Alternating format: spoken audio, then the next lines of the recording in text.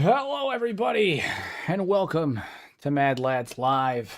Lord, what a mess we find ourselves in. So right off the bat, I'm going to tell everybody I unfortunately have not had an opportunity to edit Zeep's dialogue package. I worked on it a little bit just before the stream, but I wasn't able to get it moving just yet.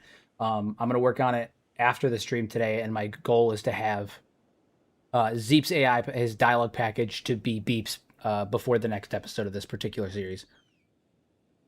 I am working on it. We're just not there yet, but it is something that I am working on. So we should have that up and running sooner rather than later. But how is everyone? Welcome to Mad Lads Live, the new Nugget Mafia. Very, very excited. Very, very excited. We left off in very poor circumstances, but thankfully our guys are still alive, sort of. A little worse for wear, but they are still alive. Some of them anyway. Some of us are currently in prison. Where is Shrike at? I know Burn is in jail. Shrike is unconscious. Burn is in prison for 11 hours, so he'll hop out at some point and he'll be fine probably. But the rest of us are still alive. Still alive. I did have to do an import. Usually during these, crucial, critical moments when things like this are happening, an import might disrupt the narrative flow of the particular run. I won't do an import when I load the save during those things. And in this case, we were, actively being attacked and enslaved and all that stuff. I did have to do an import because I finally got around to doing, to adding in a mod that I've been meaning to add in since like episode 7 or 8 of the Dwarf series, which is the Juggernaut Invasion mod.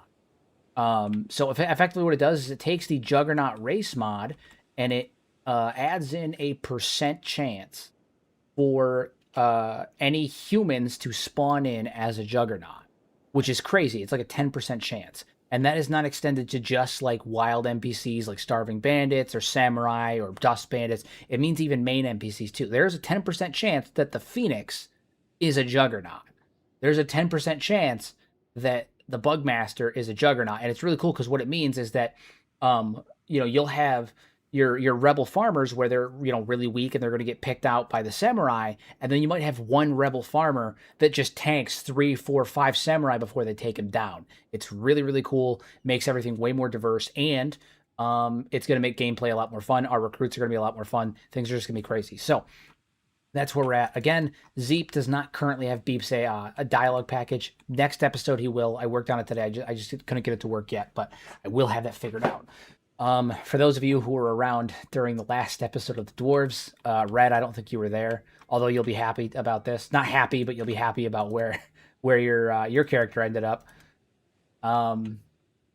Unfortunately, we went to war with the Southern Hive, and we went in with 23 dwarves, 3 golems, and 4 armored gorillas, and we left with 2 dwarves, 3 golems, and 1 armored gorilla. Sorry, we lost 21 dwarves to the Southern Hive in the last play, so that's where we are with that. The only 2 dwarves to escape the massacre at the Southern Hive were King Vishu and Lord Red. Lord Red, who managed to escape in the middle of being eaten by King. It was intense, but we'll get back to that on the next episode of the Dwarves, which should be this weekend. Right now, we are the Nugget Mafia. So, Tiny did make it out. Tiny survived. It was rough, but Tiny did make it out. All 3 of our golems made it out. Tiny made it out. Again, it was rough, but we did it. All right, so we do have a bit of a bounty right now, which means we're going to have to deal with that, which is unfortunate. I'm pretty sure the bounty that we have is due to the fact that we look like slaves. Upside is none of our relations were damaged, if I recall. So even though we had a bit of a run out, and I did have to do an import, none of our relations were damaged or anything like that. So, who's got what? Yeah, so all of these guys have bounties. But currently the bounty is grayed out, which means they're wanted, but I don't think they're gonna get caught. So what we're gonna do is we're gonna test it one person at a time.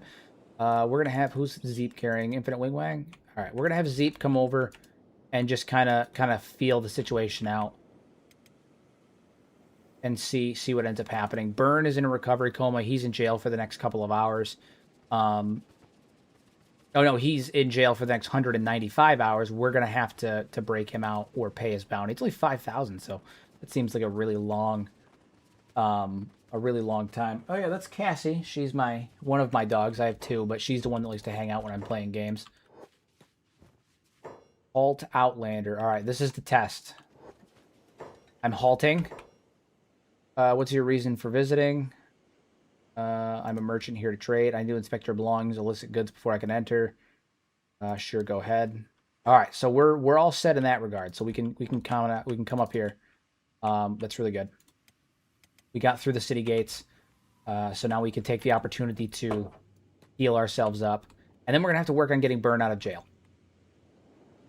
for sure. And we're also gonna see if any new recruits. Oh no, this is not. No. We don't want skimmers. We don't want no skimmers. Avoid the bounty hunters. We don't want to deal with them.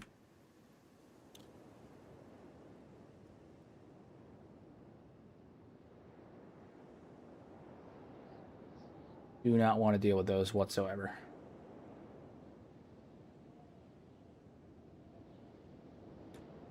All right. We're going to go ahead and get in here. We're going to rest up and try and, feel better about what just happened. And see if there's any new recruits that might pique our interest. I'm looking specifically, I really want a soldier, hive soldier. I'll take a hive soldier. Or obviously if there's a juggernaut in here, I would recruit them. But see like this is a juggernaut. You can see now. This is one of the drifters. He's a juggernaut. Pop. I'm pretty sure we may even be able to recruit him. I'm actually going to have Zeep come over and talk to him. We don't have money for it right now, but I want to see if that's someone we can recruit. Maybe how much? 6,000 cats. Okay, so yeah, we can recruit a juggernaut right here. So we're going to be using those. They're almost going to be quintessential to have a few of them. Plus, they'll make good enforcers for when we officially start our Mafia. We're going to go ahead and put Infinite Wing-Wang in this bed. And we're also going to, once he's laying down, we're going to deal with the shackles that he has on as well. Have Zeep take care of those. Crumble John's going to come in and drop off Don Tony McChicken. But we're going to have to start making money for sure. For sure.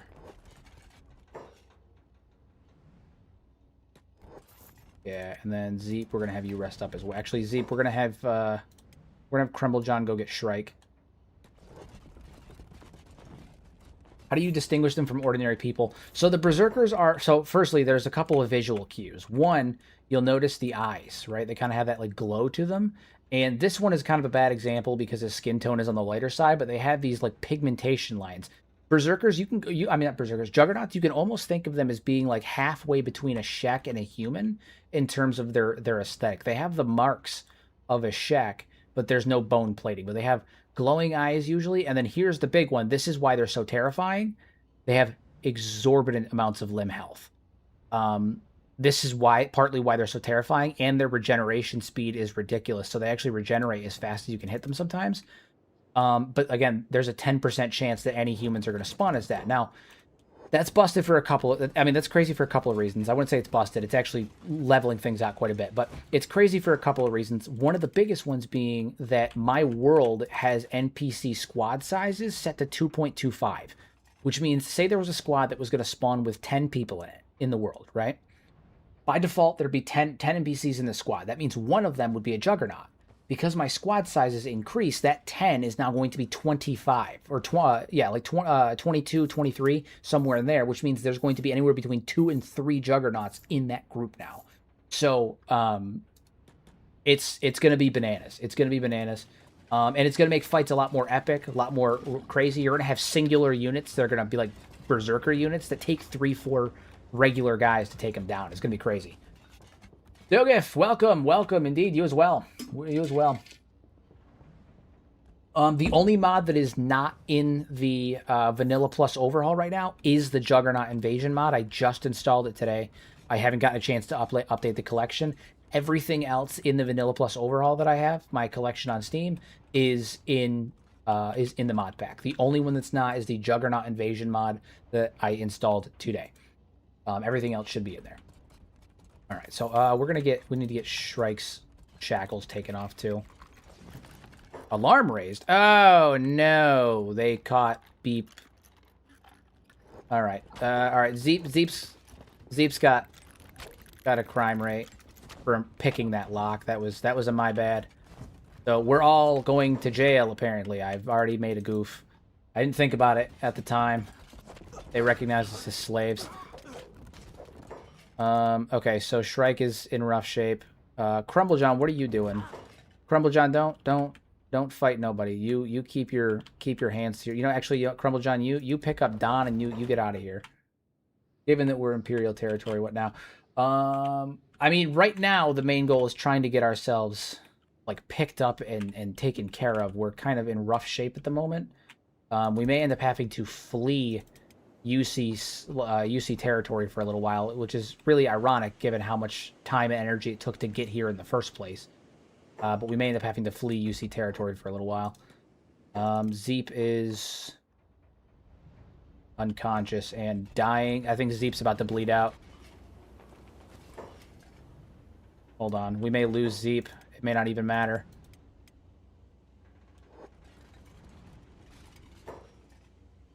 Does he have a med kit? He doesn't have a med kit. I don't even think I have a med kit on me. Shit. I think, yeah, we're gonna lose Zeep. Oh my god. He's gonna hit -50 and bleed out right there. There it is. There it is. Okay. Well, that's unfortunate. Okay, so the main point of this goal, this is really frustrating. We've lost Beep and Zeep. F in the chat, guys. We just cannot keep a Beep alive. The main goal of this playthrough is hold on, I'm sorry. I'm in mourning. All right, so the main goal of this playthrough is that we're going to be starting a mafia. All right. And the mafia, we're going to be running a mafia organization where we're going to be growing hashish and selling it illegally within the United States territories. And then in order to launder our money, we're also going to be running a restaurateur operation in order to clean that money. So, you know, we're going to have a nice stealthy mafia-style operation. What do you mean out of range? I'm right here. Talking about out of range. Okay, here's what we're going to do. Pick him up. You can't say I'm out of range if we can't pick him up. Yeah, it was not meant to be. We are unfortunately not meant to have Beep, apparently. I tried so hard. I got so far, and unfortunately it wasn't meant to be, which is really unfortunate. We lost Beep, brought him back in the form of Zeep, and he immediately bleeds out. Oy vey. On the upside, they just kicked us out. They didn't like throw us in jail or anything, which is good, I suppose. You know, take your wins where we can get them. We will. Our restaurant will be known as Zeep's Delights. I'm totally for it. I'm totally for it. That is how we will keep him alive, because it was Beep, and then we headcanoned that we brought him back as a Zeep, zombie Beep. He was a fogman, and clearly that didn't work out. So we're gonna have to keep him alive some other way. Sorry. So now let's pick this lock. Pick the lock. It just wasn't meant to be. It wasn't meant to be. Don't have a medkit. Do I have a medkit in my bag? Maybe. I don't actually. No. No, we have food, though. And then, Shrike, do you have your weapons still? No, but you do have your armor. Good. Okay, so we're going to have to go in and get supplies. Trade with you. Take the full one. Yeah, we're going to have to go get supplies. I'm going to send Don in. I think he's probably the only one he's undiscovered. He doesn't look like a slave because he's got new armor and stuff on, so he should be able to get in and out without an issue. I need to heal up my dude. I gotta wait 20 minutes for morning time. And then we're gonna have to come up with some money for both Infinite Wing Wang and... Well, now Wing Wang can get out on his own. He's only got 17 hours left on his bounty. He can cut out on his own. Burn, we're gonna have to raise 5,000 cats for, because he's gonna be in there for 188 hours. Too long. Can't do it. Can't do it. Too long. Show me your goods, please. Anything? No? Shitty medical supplies. It's fine. It'll do. Actually, I'm gonna sell something while I'm at it. Yeah. And then we're going to work up to try and get some, we got to get some recruits, specifically Juggernaut recruits. It's going to be the only feasible way that we can do this, because we're going to, especially like since there's going to be so many of them spawning around, we're going to need it for sure. All right, though. All right. All right, so Shrike's unconscious for a little while. Undiscovered. Slave undiscovered. 1 hour looking like a slave. That's fine. 93 hours. She's got a bounty for the next day or so, and then she doesn't look like a slave anymore, so she should be fine. My bounty expires in 181 hours, but I should be fine as well, as long as I lay low, keep your looks like a slave from being too high, and we should be fine. So Don should be fine as long as he's okay, but we wouldn't be a proper mob if we weren't also on the lam, you know? We weren't also running from the law. It's part of it. It's part of the experience. Part of the experience. Okay, so we have 4,689 cats. We need a little bit more in order to get our guys out of jail. And we also need we need 6,000 to start recruiting juggernauts. Or at least to recruit the one that we found so far. There may be other ones. We should... What do? Mechanical shop. I need to heal up Don's limbs too, though. His limbs are not in great shape.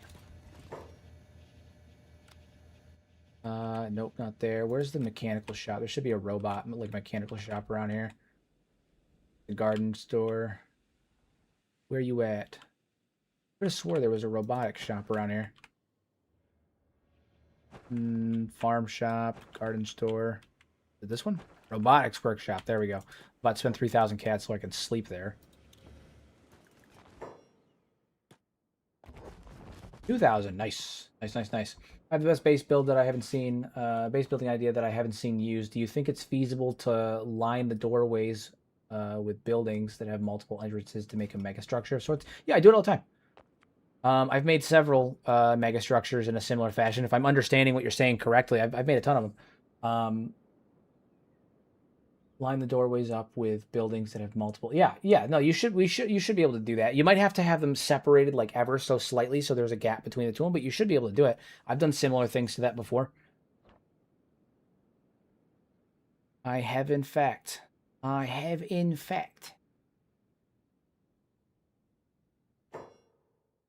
for sale? I have to buy sell some stuff on the bed. What do we got here? 327. We'll sell you.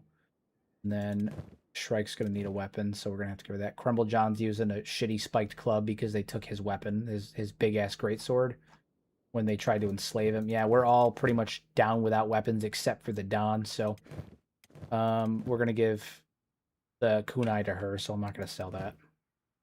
Lantern of Radiance, we can get rid of that. I don't need it. It hasn't been in any of my build guides. I can say that I haven't done it in my build guides, but I have done it before. I just haven't done it on camera yet. It hasn't been one of the things I've done on camera. But I have done it before. I can confirm that it works. I just haven't done it for any of my builds yet. I'm actually working on a very ambitious build right now that is taking some logistical, planning to get taken care of. I'm not going to spoil it too much, but your boy's making an actual tree house, like a usable tree city. And it requires a lot of work. All right, so we're going to have to kind of be schoomers for a couple of minutes. And we're going to have to... Who the hell? Who did they just pick up? A rebel farmer? Okay.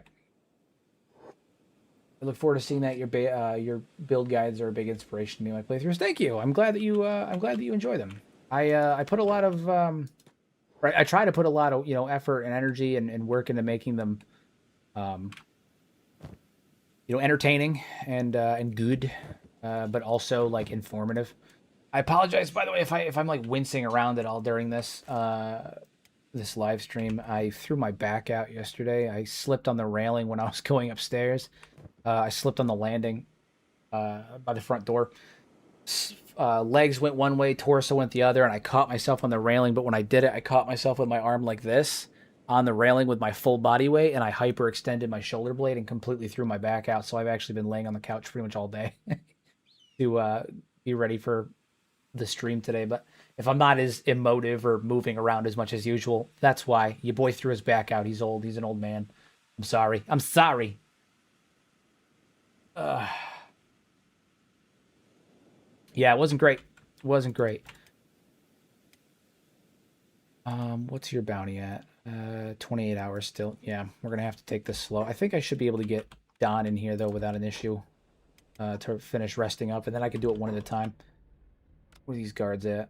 Anybody? Yeah, we should be fine. All right, Don, get up here. Yeah.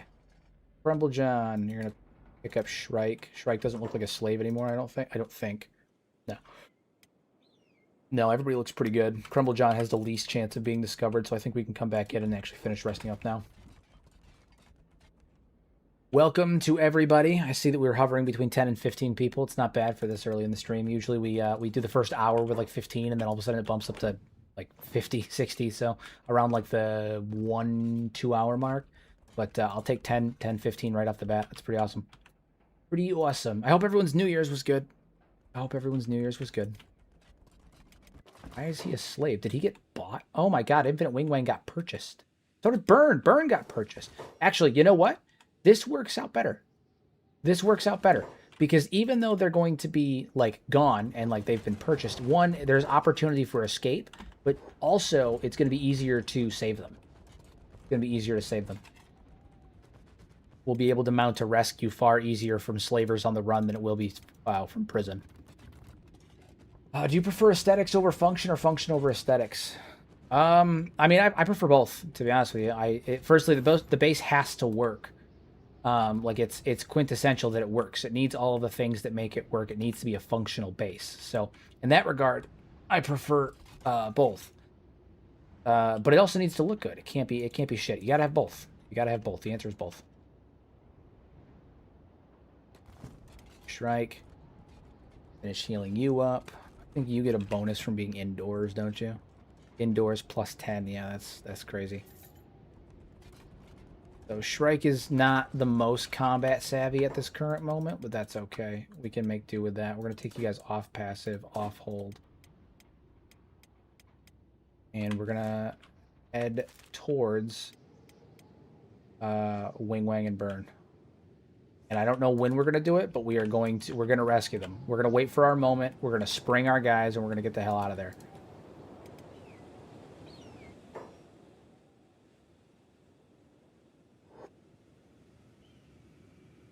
Yeah, I don't know when we're going to do it, but we will have our moment. We just got to follow and wait. Follow and wait.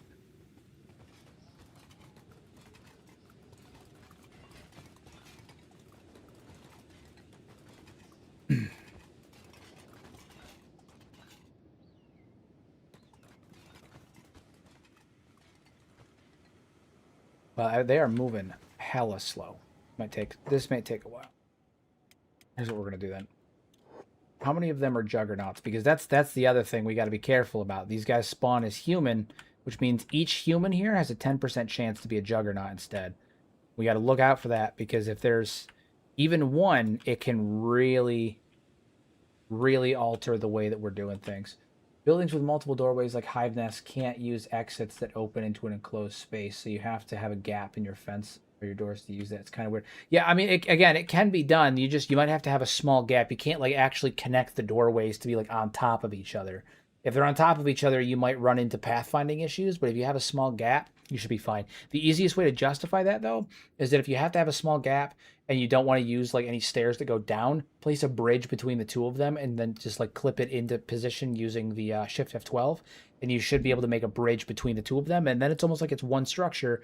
It's just separated by a brief gap, but it can be done. You just got to fiddle with it. All right, I'm just double checking to see if any of these guys are juggernauts, and it looks like we've lucked out in the sense that none of them are.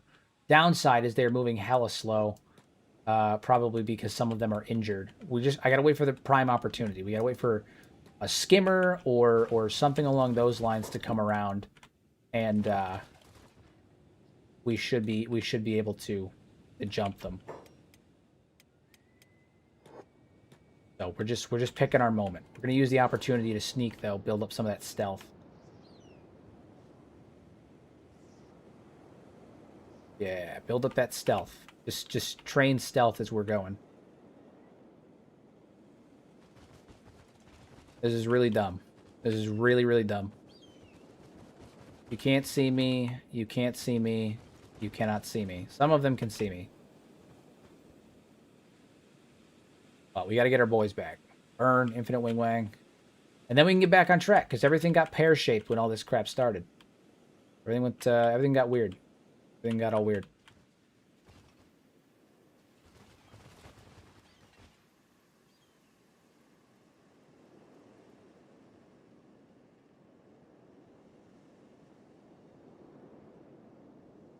We just gotta pick our moment. And while we're doing that, how was everyone's New Year's? Everybody do anything fun? Everybody have a good time? Stay out of trouble? Get in trouble? I don't know.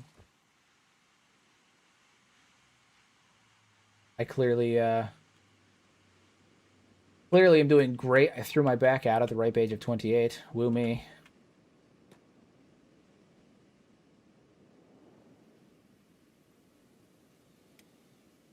I watched the potato drop in Idaho with my Japanese friends. Hell yeah. All right, there's my moment. There's my moment. All right, so what we're going to do is we're going to put our guys on hold.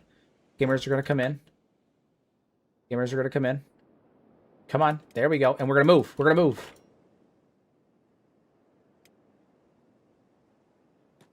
We're going to run. We're going to run. Flee. Flee.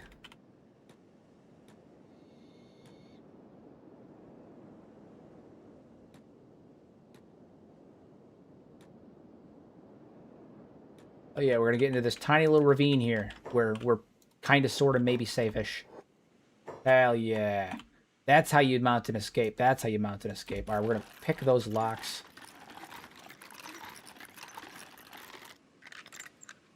Pick those shackles. Perfect. Get that crap off. All right, so you wholeheartedly look like a slave. We got to change your outfit a bit. Burn, you're going to trade outfits with Infinite Wing Wang.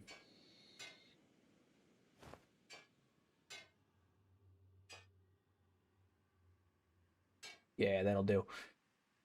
Do you think there should be any recognizable holidays in Kenshi between different cultures, like one for the Holy Nation or the United Cities? I read a few lore books, but didn't run into any. I mean, I imagine that they do have some kind of holidays in, like the Holy Nation and that kind of stuff. But in terms of what they could be, I have no fucking idea. I have no idea. I do think they should make more of a mention of things like holidays. I think that would be cool. I do, yeah. I think that would be a pretty unique thing to include. I'd like to see a better. I think the reason we don't see that in game is because they'd have to set up like some kind of reoccurring thing. Because a year in Kenshi is 100 days, right? I think they should set it up if they can, where like every like the 15th variant of like every year. So like on day 15, day 115, and then all the way through until like day 25. When 25, maybe there's like some decorative changes in some of the cities or something like that. That would be cool. But I do think holidays would be cool, but it's also kind of like like an afterthought, you know. How are we all doing? 1% chance undiscovered. Fantastic. He's good. 10% still has 72 hours remaining on that. 1% fine on that. Wing Wang, I think, is a 40%, so we got to be careful now. We're almost there. And then Burn is sitting at a 10% for 9 hours, and then a bounty of 5,000. So we're not in the best of shape right now, but it could be a hell of a lot worse. I am going to get out of this particular town, I think. I think we should head up here and go to a different town. I think that's part of it. And then hopefully by the time we get there, our bounty situation will be a little bit better. A little bit better. Because right now we're just in rough shape. We're just in rough shape. We should be fast enough to outrun most things. Most. Also, first stream of the year, guys. I didn't even think to talk about that. First stream of the year, 2026. Woo.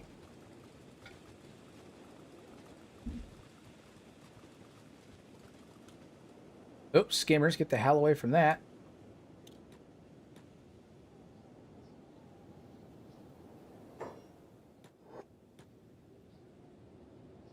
We got to watch ourselves because there's going to be a ton of random enemies that we got to look out for, like manhunters.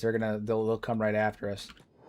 They're looking for us, and we can also use the opportunity to scavenge some of these little battlefields here to get new outfits for our characters because they're in rough shape right now. Are any of you guys juggernauts? No. You'll know because they'll be the ones that won't fucking die. But I'm going to guess by the sheer number of them that are just absolutely eviscerated right now that it's probably a no. Probably a no. We'll avoid this battle until these guys are dead. And then we're going to bop in there and take some of their clothing from the rebel swordsman. Yeah, we're going to get away from that. All right, where is that rebel swordsman at? He had both a weapon and a tire. All right, Infinite Wing Wang, get over there. Get his clothes. Take his pants! Hell yeah. All right, now Wing Wang looks 10% like a slave, and he's looking a little bit better. Burn, what are you sitting at? 10%? I think that's about as good as we're going to get. You need a weapon, too. We'll take his weapon. Where's he at? Walked right away from him. Ugh, back. Ugh, I'm an old man. Where's I gotta find one that has a decent weapon, decent quality weapon. Also, something I'm gonna do this time, this playthrough that I've never actually done before. I'm gonna do it right now. Actually, is I'm gonna start using archery. I've literally in none of my playthroughs have I ever utilized archery. Any kind of ranged like mobile character. Like obviously I've done like harpoon turrets and stuff, but I've never utilized crossbows or anything like that. And I think this is the one where I'm gonna have to. I think it fits the aesthetic, but also I'm gonna have to. I'm gonna have to. Leather, we'll take that. Food, because we're gonna need to eat here soon. Yeah, good, looking good. And then we're actually going to take this opportunity to maybe level up some of our stuff. Take him off of passive. And we're going to use this opportunity to shoot. I'm on passive and hold. Have Don hop in and kind of toe the line. Nice.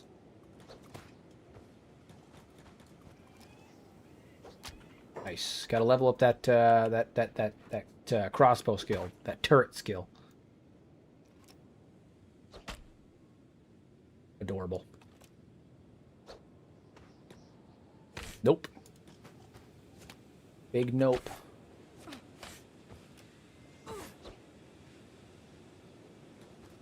All right, and at this rate, we may actually have a good chance. Are they just fighting Garu? Is that what? I wonder why they keep fighting Garu. Like, why would they do that? It's not a very smart move. I'm gonna level with you. It's not a very smart move.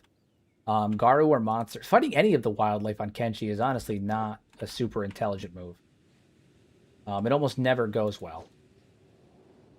Wing Wang, we make sure we gotta keep his ammo in mind. Now you come back here and you handle range and range only.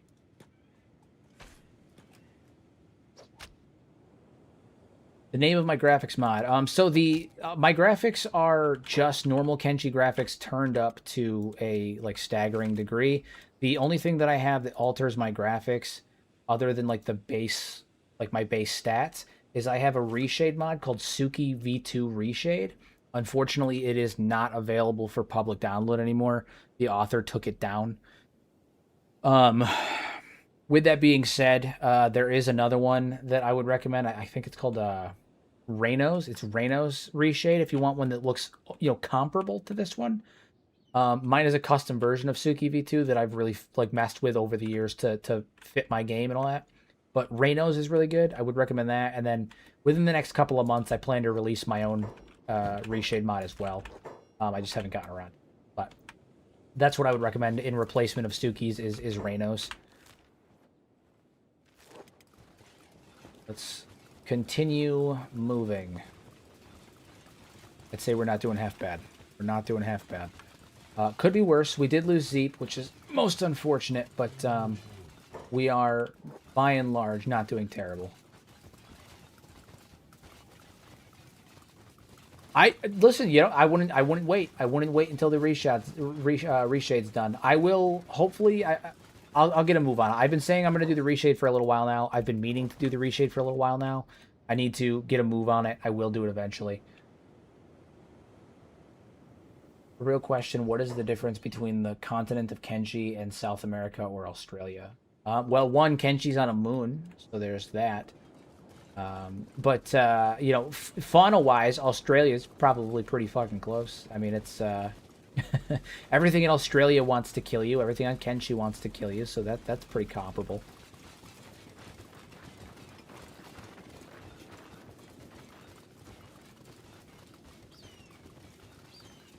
Kenshi Australia. Oy vey. Got for those skimmers. If I'm not careful, I'll walk right into their path, and that is not what I want to do. New. Although that group over there's a little group right there that's probably about to walk right into the skimmers. Lem, how are you? Glad to see ya. Been a while. It's been a while. Yeah, it's been a while. Hope the new year is treating you well. Tech hunters, hell yeah. It's nice having a playthrough where I'm not at war with the tech hunters.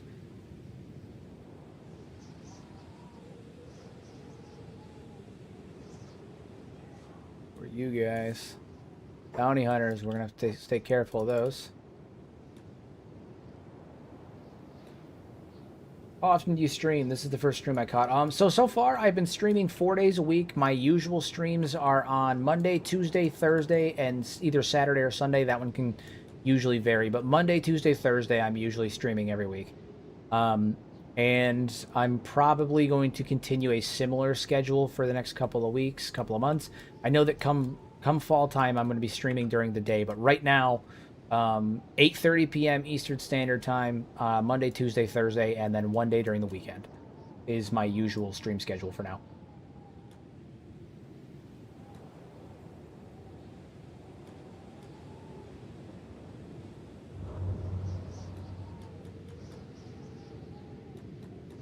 I understand. I do appreciate everybody popping in regardless of, you know, I know that for some people it's a little bit more difficult depending on where you are on this glorious world of ours. But I do appreciate everyone who stops in regardless. I love chatting with everybody. I love seeing some fresh faces in here, getting new questions, all that stuff. So I sincerely appreciate it as always. You gotta do a Holy Nation only playthrough. So here's the thing. I would do a Holy Nation only playthrough, but I have to not reinforce the misconception, the misconceived belief that I am pro Holy Nation. I don't want to give them more ammunition. There's some people out there that think that I'm like a stand for the Holy Nation.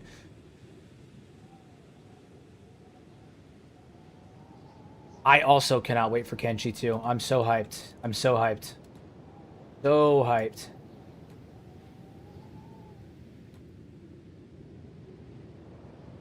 Yeah, that's the other thing. I like to make a self-insert character a lot of the times, and depending on what I'm doing, it's difficult to do that.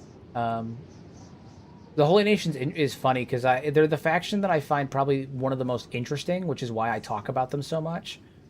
And some people have turned me talking about them frequently into, and it's funny, I say frequently, but I've made far more videos on the Shek than I have the Holy Nation. But some people have taken me talking about them frequently, but also the fact that I look at Kenshi realistically, regardless of my own opinions. Like, I don't like the Holy Nation, but that doesn't mean that they are, like, two things can be true at once. I cannot like them from a moral perspective, but also identify and understand that even though I don't like them, they are actually succeeding on the face of Kenshi. And that as a civilization, they are currently like one of the stronger civilizations, right? And those two things can be true regardless of my personal feelings on them. But for for a small portion of people, they think that in acknowledging that the Holy Nation is actually a good civilization, not a good society morally, but a good civilization, and that they are a functioning and successful civilization, that is somehow me like advocating for them, and that's simply not the case. It's unbiased. It's me trying to be objective and realistic about the situation. So yeah, no, it's crazy, dude. Some people genuinely think that I'm a Holy Nation stan. Like I've had people genuinely come after me about it. I had someone do it the other day in the Kenshi official Discord. People really think that. It's wild. I don't know how many times I have to correct it. Crazy. It's crazy. But to each their own. Some people believe what they want, I suppose. Some people just want me to be a Holy Nation stan so they can justify whatever their wild thoughts are. The United Cities is also bad. Like my favorite, this barkeep spawn is the Juggernaut. That's funny. My favorite faction, hands down, is the Shet Kingdom. Like in terms of the major three, the big three, Shet Kingdom is my favorite. But I also have to be realistic about the Shet Kingdom, and so like even though they are hands down my favorite, they're doomed. They're in the worst position, and the Shet Kingdom as a faction is doomed. No matter what happens, they're doomed. And those two things can be true. They can be my favorite. I can love them as a faction. I can find them interesting and awesome. And I can also acknowledge intellectually that they are doomed. And that's okay. What would it take for the Shet Kingdom to stabilize? They would need to completely remove they need to basically completely rewrite their warrior culture. They need to get rid of this notion of might makes right, and they need to embrace some form of intellectualism. They need to get rid of this raiding mentality. It's not functional.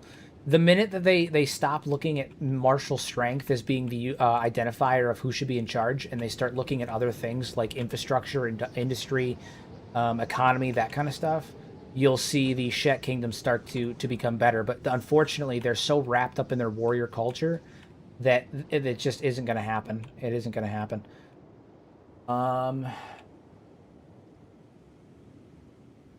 I disagree. I think Shet culture is very, very fleshed out. I think the problem isn't that it's fleshed out; it's that it's just antithetical to a long-term civilization. Is all. I do think it's very well fleshed out.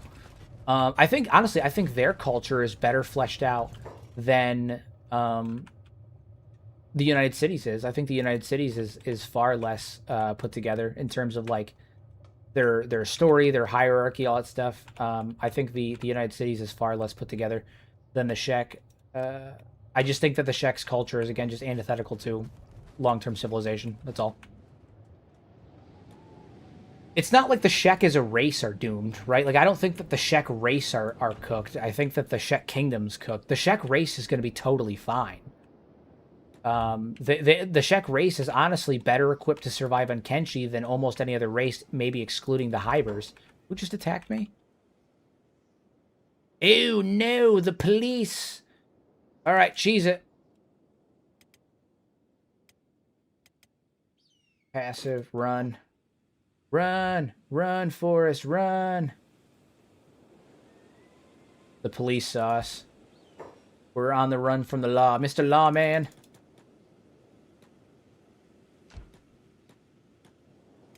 We're being shot at.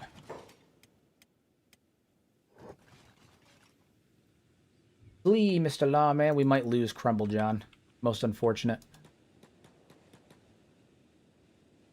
I don't think we're going to lose him like he's going to die, but he may get thrown in jail. Pony's fine. Wing Wang's fine. Shrike is rougher shape. We're just scattering in the desert like roaches because the UC found out about us. Oy vey, it's always something. And that just added more time onto our bounty because they realized we're... oh, no, I mean, no, it didn't add more time, but it is rough. Oy vey. Okay, we may have to figure out a new plan of action here temporarily until we are able to deal with our bounty problem. Gotta run, just gotta run. Yeah, use the sand skimmers to kite them away. Hold on. Sand skimmer. Come on. This is so funny. I feel like we should be playing what is it? Fuck. What's the name of the? It's a really old like comedy sketch where they run around. That fuck. What is it? Benny Hill? Benny Hill. We need to be playing the Benny Hill music. That's what it is.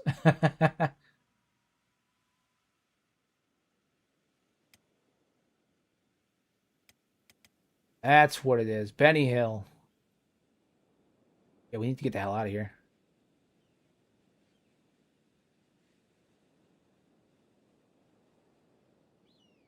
And I mean, we're moving, but I'm trying to avoid getting thrown in jail if we can. Shrike, burn. I'd like to spare at least some of us. Shrike might get thrown in jail again. Some of you may go to jail, but that's okay. All right, so it looks like the only one that got knocked out is Shrike. It doesn't even look like they're gonna take her to jail. Let me just, yeah, they just left her there. They just beat her ass and left her there. That's kind of rude. Let Don go get her, bring her back over here. All right, so I mean, we're kind of banned from the UC at the moment, unfortunately, because every time we go in there, we get chased out by who the hell's attacking? Oh my god, these fucking guys. These fucking guys.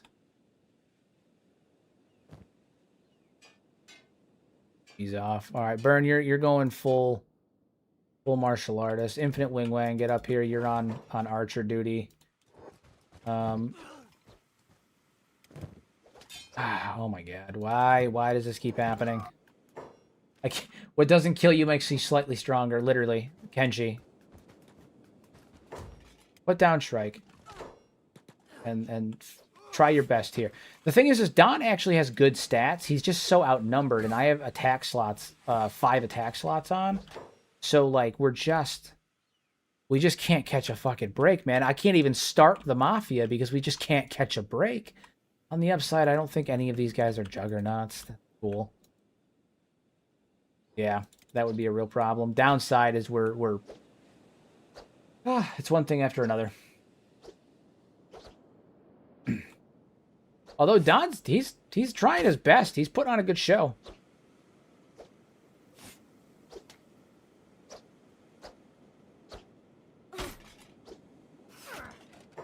Yeah, I mean he's trying his best.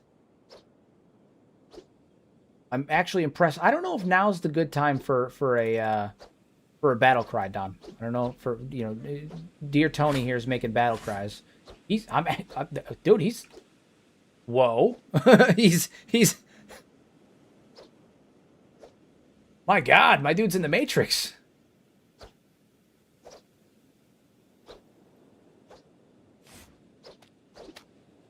Okay, we're starting to take a beating, but my god, dude, he's moving. Donnie's moving. He's starting to, there it is. Okay. He tried his best. He did. Take his food. We're gonna worry about that. Did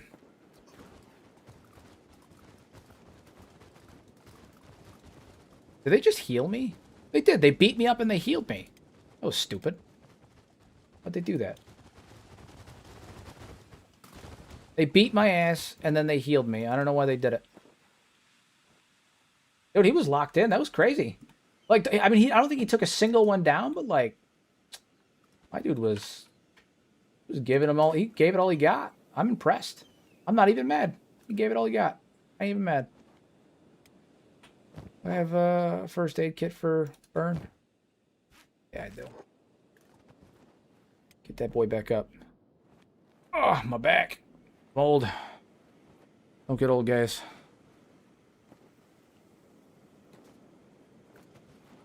All right.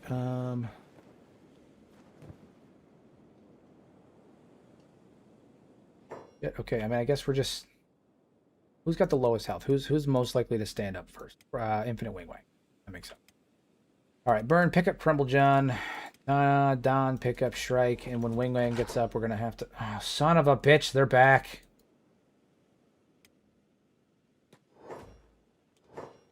All right, round 2. Okay, there's multiple forces fighting here. What is happening? What is this? Ew, starving slave hunters. That's awesome. I think, guys, I think we might be getting enslaved again. Woo. Are we going to be attacked by slave hunters? Because that'd be really fucking annoying.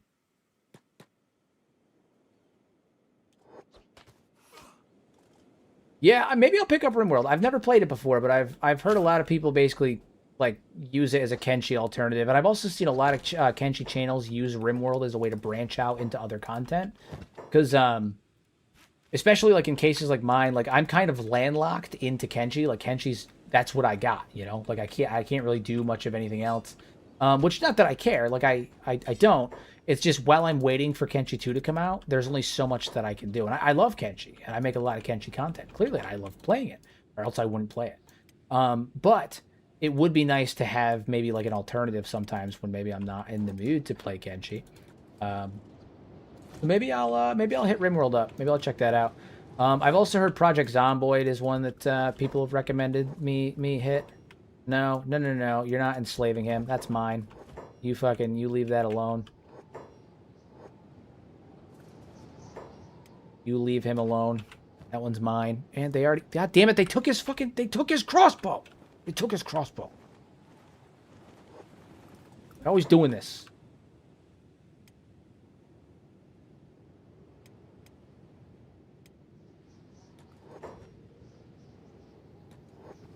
Nope, that's mine. Seriously, am I going to have to, like, pick between these two? That's mine.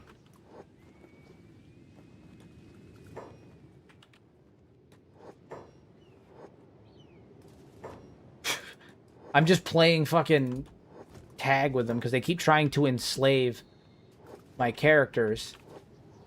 There we go. Not God. Don't.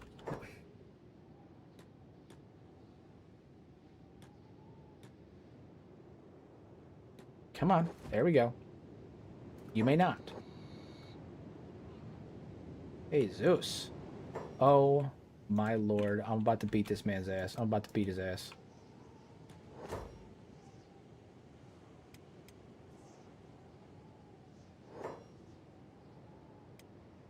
I'm about to beat this dude's ass. Oh, and they just figured out that I was once a slave. Okay, well, it looks like we might be slaves after all.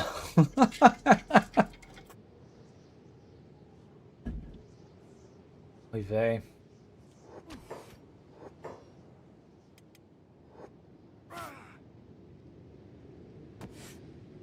Beat his ass, Tony. Beat his ass. You've messed with the Don.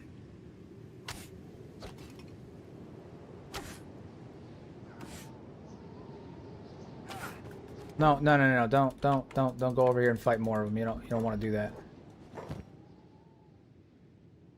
This is ridiculous.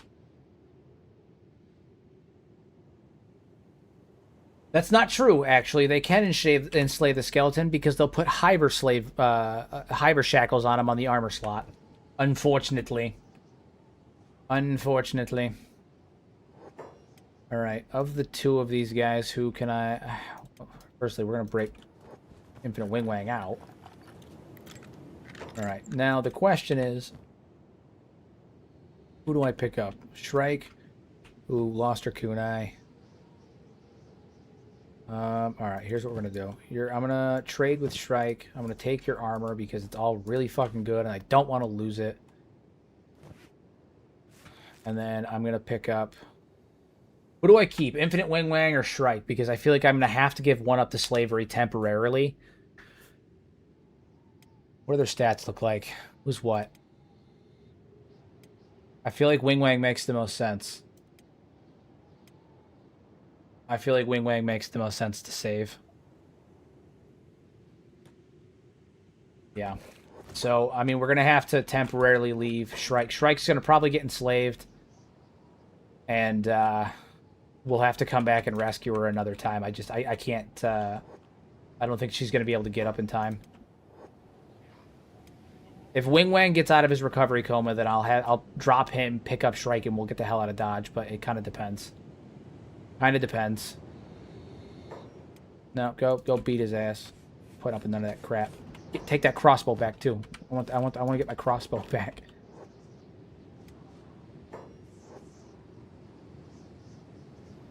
All right, Wing Wang's actually going to get up soon, so I might... All right, pick up you. All right, let's get the hell out of here. Okay, so we're going to have to head somewhere. I don't know where we're going to head yet, but we're going to have to head somewhere temporarily to get out of this mess, because we're just getting beat up regularly and not even in like a way that's going to be beneficial to us. I think there's a way station down here in the Gray Desert that I can go to. Yeah, we'll go down to the Gray Desert and we'll go from there.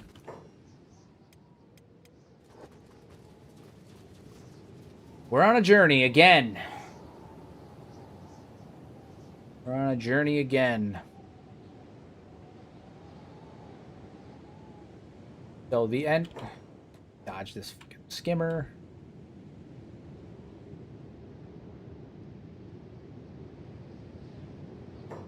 A bone dog? Who is this? Oh, that's a big bone dog, too. One of the bounty hunter ones. You. Alright, so we're going down to... So the goal right now is we're going to...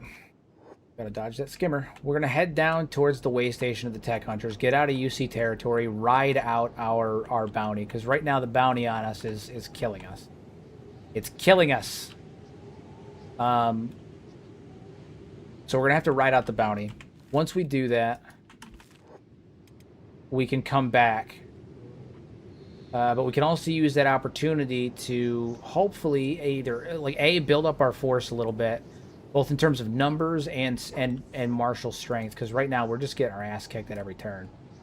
But also, we need to, like, fully heal up and get armored out again, because we were doing fine, and then now we're not. Which faction died a little while ago? Which one? What do you mean? Which faction died a little while ago? Like which faction was I fighting off a little while ago? Because that was the adventurers. I mean the UC heroes or whatever it was. But I'm not sure what you mean.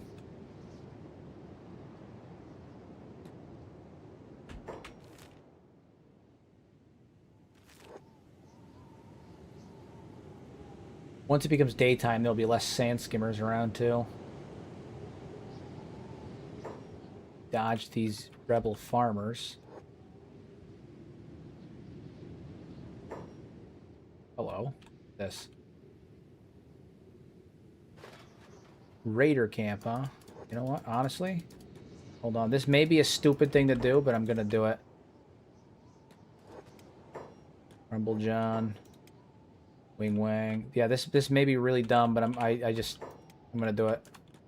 Even if we can get a couple of minutes of respite, I'll take it, and I'll just zoom out and watch. Hopefully nothing comes our way, but it gives us a couple of minutes to heal up a little bit. Oh, I received a message that a faction died. Didn't see who it was. I have no idea. I have no idea. Wasn't paying attention. In full transparency, I didn't notice it. I was too busy trying not to get my shit pushed in.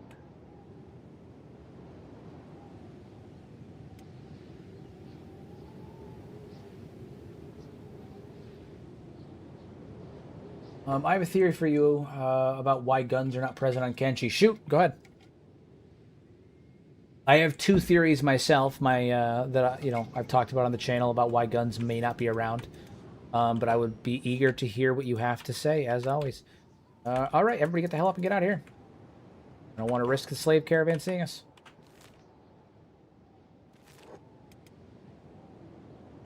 Nope. We're gonna dodge that place. Dodge that way. Oh my god, there's enemies all around us.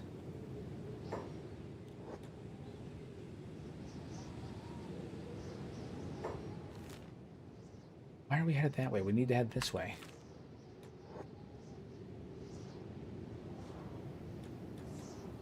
Enemies all around us.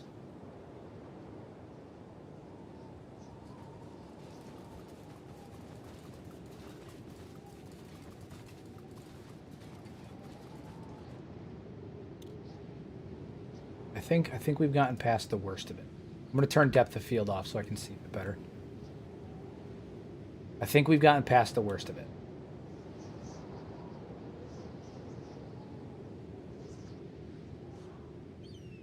Fingers crossed. There's skimmers right there underground.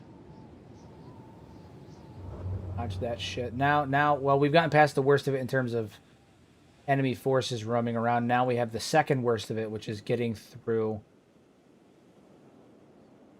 here. That's true. Guns don't fit the samurai ninja post-apocalyptic vibe. The problem is that we have to think about it in terms of the in-game lore, because the out-of-game explanation is that Chris didn't think that it would fit the vibe, right? Like, Chris was like, no, it doesn't fit the vibe that I want for the game, so he doesn't put him in, which is out of the game. That's the explanation. But when something is not present in game, we have to come up with the in-game explanation as to what that would be. There's got to be an in-lore explanation to justify it. You know, for example, if Chris was like, hey, there's going to be no water on Kenshi, right? Okay, well, the answer is there's no water on Kenshi. But now we have to ask ourselves, well, how do people survive without water? And so we would have to come up with an in-lore explanation as to how they're able to survive without the water. So, again, I have a couple of theories myself. I've come up with two probable answers for the guns. That's true. That's one of the that is a possible answer, that the elements for like gunpowder and stuff like that are not present on the gun. It could be something as simple as that. I'm more partial to either the one of the proposed ideas I had was that there was a technological break where they never developed that kind of tech due to not needing it. The more likely of the two options, though, is that the colony that came to Kenshi to colonize it in the first place just was not a military colony. They weren't a colony that was equipped for military purposes.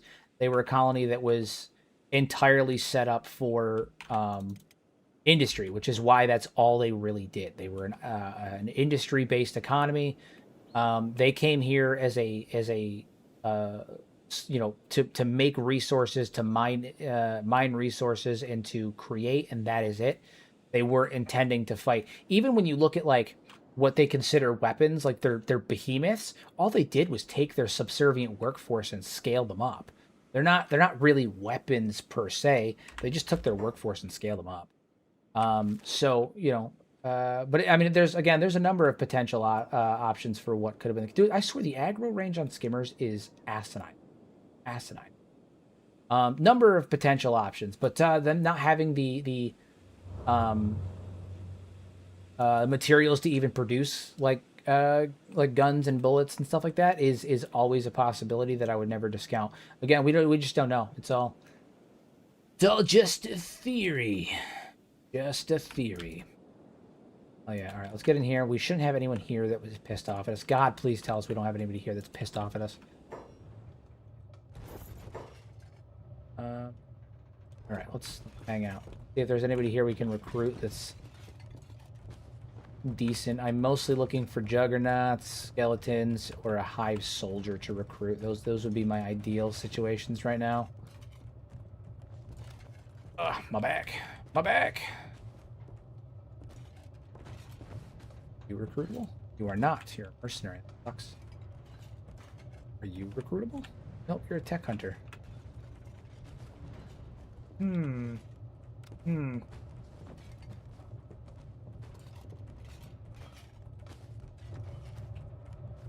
think I'm gonna have anybody that I can recruit here that's worth recruiting. World State Checker, new. Tech Hunters, new. Yeah, maybe SOL on that front, except for this rando here. Ziffraff? That's funny. Funny name. You have a funny name, person. Funny name. That's fine. That's fine. It's not the end of the world. I'm mostly here for... yeah, we need beds. Alright, so let's get everybody rested up. Get them repaired. That's step one. And then we need to start working on getting, like, built back up. Because we just been getting our asses beat left and right. Right now, the only person that is even really capable of decent combat is Don. And that's just because Don can't get his weapon taken whenever they get enslaved.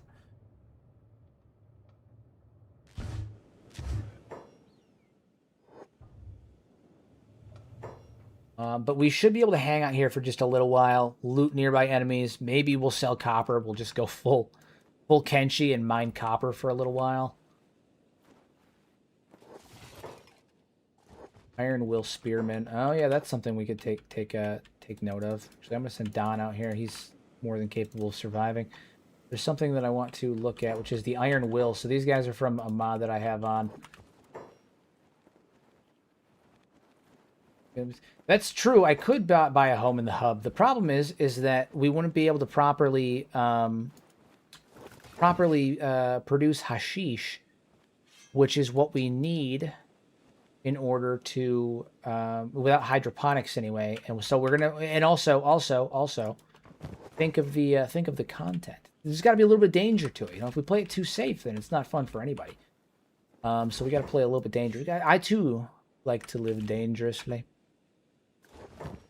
But we gotta make sure that the content is entertaining.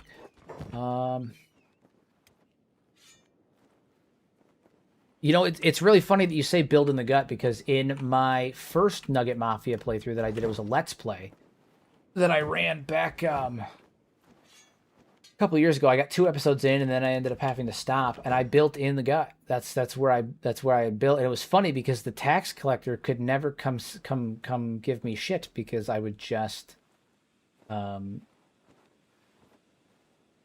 they would get eaten by big things. They could never give me crap. This is actually, hold on, I've got an idea for making not solid money, but money. It's not great, but it's enough, which is that we're gonna loot some of these bodies around here and sell off what we can get from them. It should be enough to make a little bit of cash. Once we get set up, once we're established, things will be fine. It's always just that initial setup that's a pain, right? It's getting set up. But once we're there, we're fine. Everything just starts out tough, but it doesn't stay tough for very long. Unless, of course, you're looking at my dwarves playthrough, and then it's they've got a whole different thing going on, unfortunately, right now. But yeah, no, that's for sure. Kenshi has a way of ramping up once you get set up.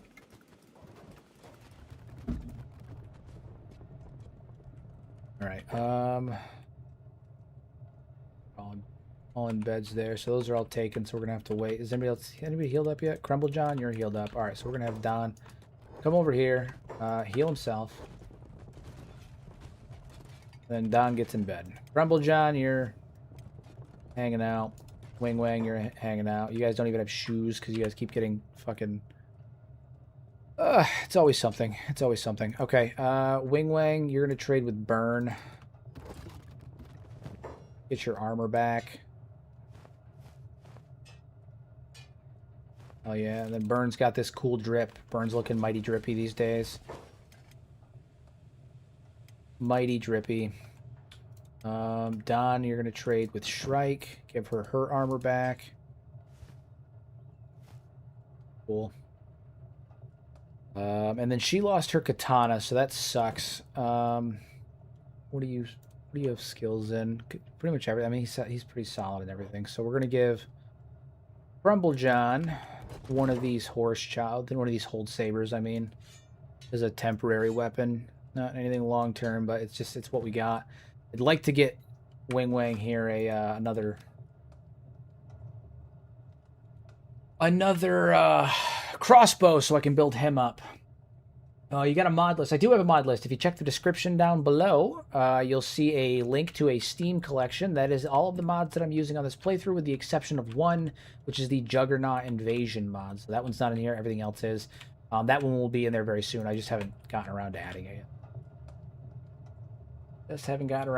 it yet. Do you think they'll introduce hybrid races at some point, considering every race came from humans? No, I don't think so.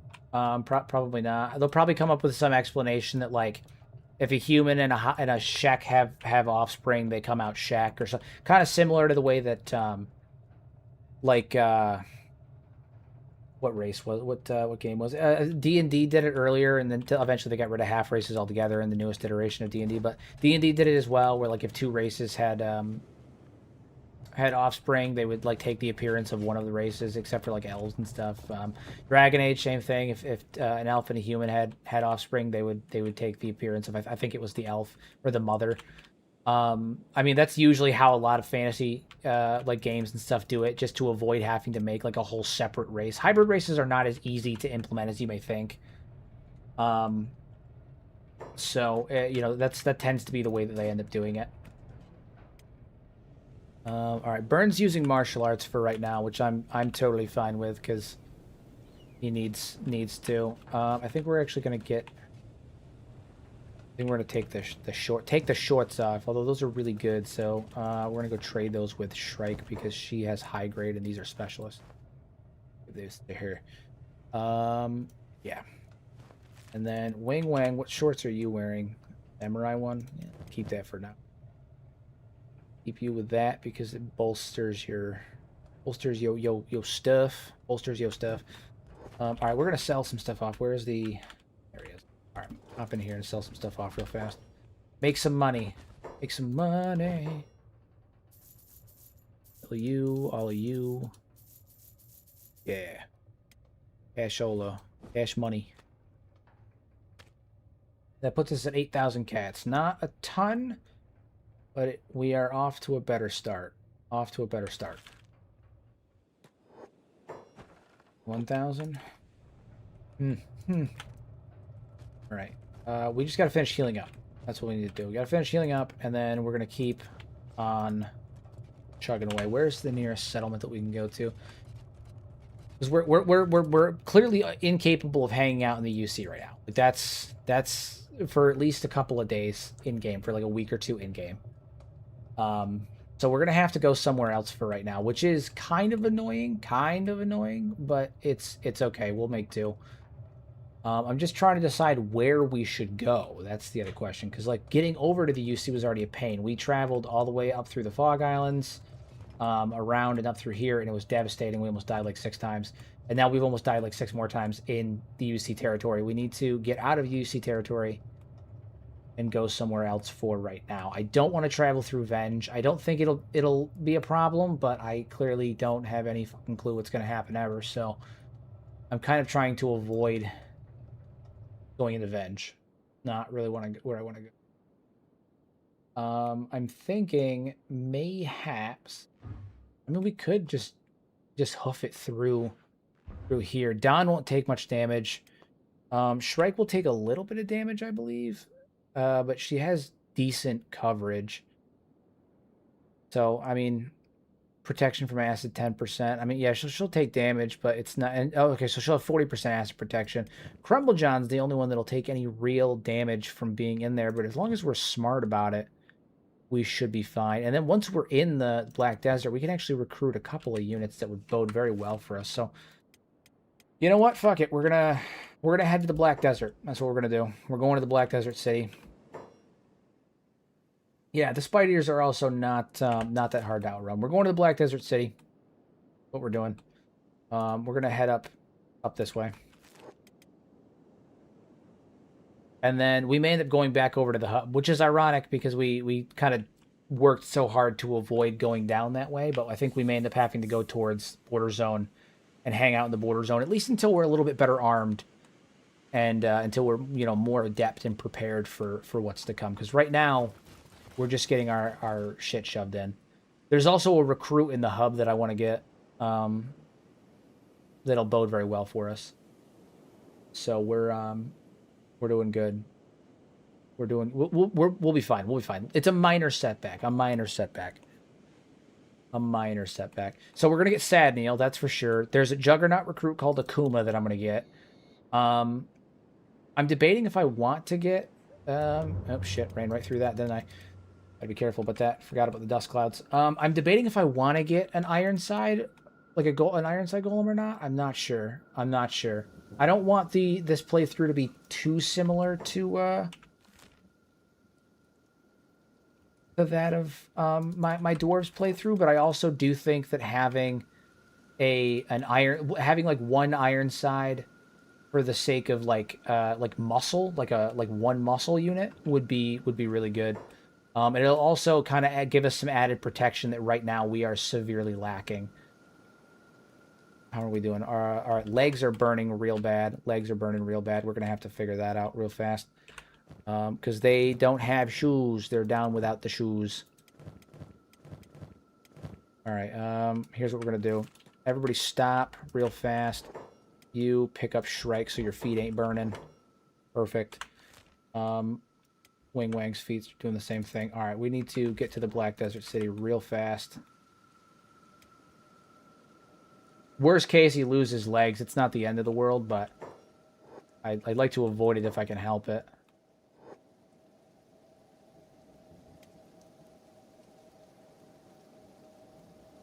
I am going to avoid the airbots simply because I'm going to the Black Desert City right now, and they will try to attack everyone in the city, and I don't want to risk it at the moment. Not that it'll affect my relations with the skeletons of the Black Desert City, but I'd rather avoid picking an unnecessary fight right now when I'm trying to come here to recruit, you know? Where's the bar at? Where's the bar at? There's the bar. Hell yeah. So we're going to come out of this with a couple of units. Calm down, Wing Wang. It's going to be fine. Whoa, safety. Wing Wang, go rest your toes. Go kick your dogs up for a minute. You two, Crumble John, Shrike. No, Burn's fine. Yeah. All right, so we're going to recruit a couple of people here. We've got a Kuma, Sadneil. So there's a Kuma. We should have enough to recruit him without an issue. Woo. 7,500. Boom. That's great.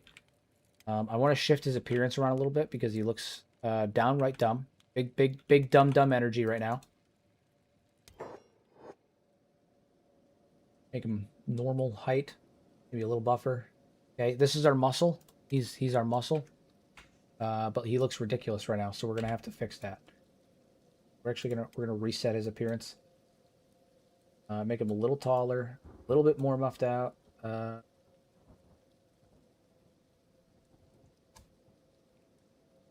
And I do want him to look intimidating. Again, this is our muscle. He's our village muscle, our group muscle. So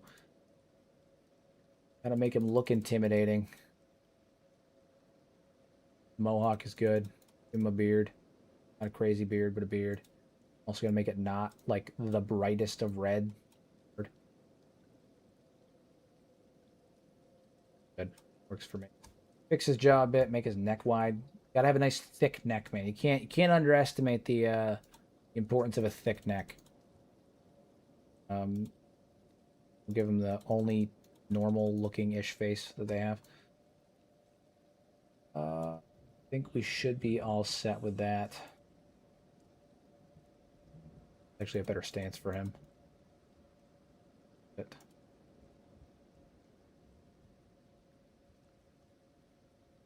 no.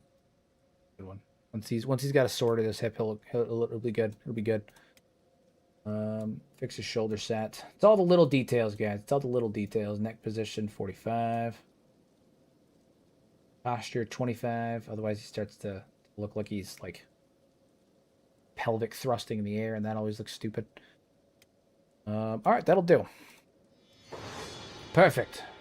Perfect. Now we gotta get Sadneil. Where you at, Sadneil? I think he's actually upstairs.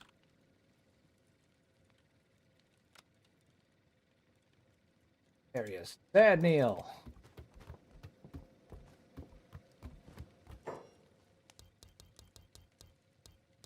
Perfect. Sadneil's with us.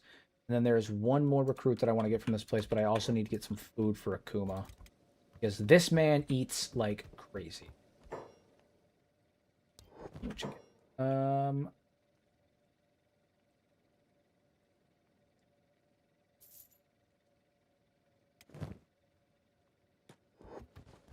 Anything that we can sell on do. I will just sell whatever I can to reasonably. Yeah. Get him a little bit of food. That'll do. I think, yeah, Burn has that. So we're going to trade those pants with him. Get him out of those rags. Forget about that shit. All right, so once these guys are healed, while these guys are healing up, I mean, I'm going to take this opportunity to go and have Akuma here recruit Kenshi as well. Where is he? Wandering around here somewhere. You can't miss him. Dude's a fucking he's an absolute gargantuan giant. He's a full-on behemoth. Where is he? Is that him?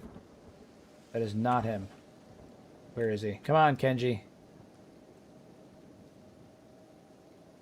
that him? There he is, Kenshi. Nice. I mean, the dwarves are still around. I'm running 2 separate playthroughs. Now, if you're asking about how the dwarves went during the last episode of the dwarf playthrough, it didn't go very well. No, 23 dwarves went in, 2 came out. The rest of them were all... The lucky ones bled out. The rest of them were eaten by King. So we're currently on the dwarven side of things. On the dwarf playthrough, we're in the rebuilding arc. We're going to build an army that's going to be stronger, faster, better, and we're going to go back to the Southern Hive for round 2, far more prepared than we were last time. Little bastards will rule the day. Rue the day. Yeah, it was really bad. It was really bad. Thank you for your kind words, Dustin, reminding me of the tragedy of that event. It was a slaughter, he says. Okay, so what makes you different than those things? Player in Destiny, place like this, horns, yada yada. Hell yeah. All right, so we got Kenshi. Yeah, Kenshi is our muscle. So this is going to be our iron side. We'll use him as our muscle. All right, so Shrike. How's Crumble John doing? He's healed up. Shrike, you finish up. John's healing up, and then we should be fine. I'm going to have Crumble John carry Wing. Actually, I'm going to have Akuma carry Shrike. I'm going to have Burn carry Wing Wang. And then I'm going to have Don carry Crumble John.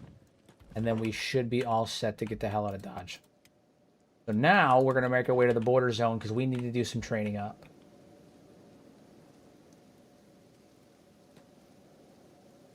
Kenshi here with us? Yeah, Kenshi's there. Okay, so now we are headed back to the border zone.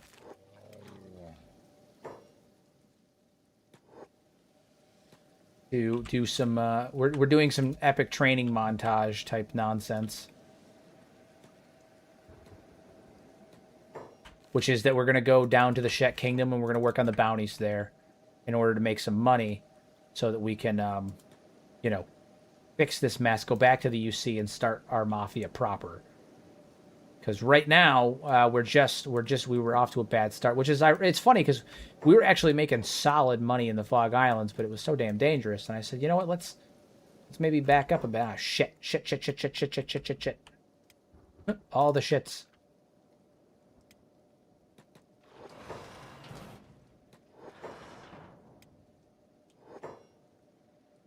Oh, this guy's gonna get his ass beat. Kenshi's gonna mess him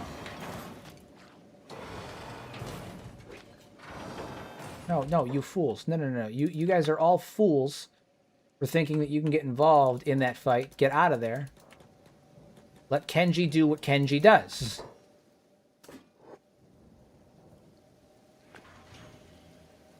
Yeah, see, there we go. All right, let's loot the body. That'd be worth something. Yeah, 600, that's fine. All right, let's go. Yep, Kenshi is now damaged. Gotta heal him up a bit. How's everybody doing? They're taking some damage, but be fine. Why is Wing Wang... Wing Wang's not wearing boots, so like I get why he's taking a little bit extra damage, but it's not like he's walking. Ridiculous. Fine. It's fine. It's fine. Don't worry about it. It's fine. Yeah, King and Lord Red were the only ones that didn't die. It was a mess. Holy shit. Yes. All right, you know what? Fuck this. You guys head up out of here. Get out of here. Get out of here.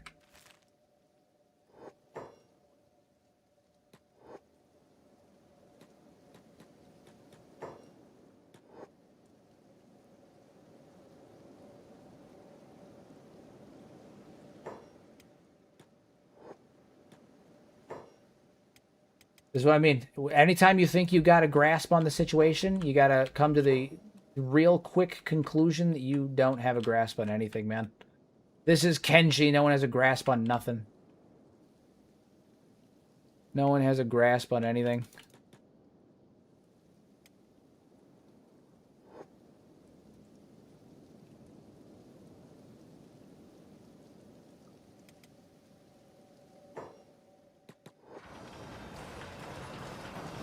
Useless fucking robot over here. Not Kenshi, this little one. Absolute useless. Beat his ass.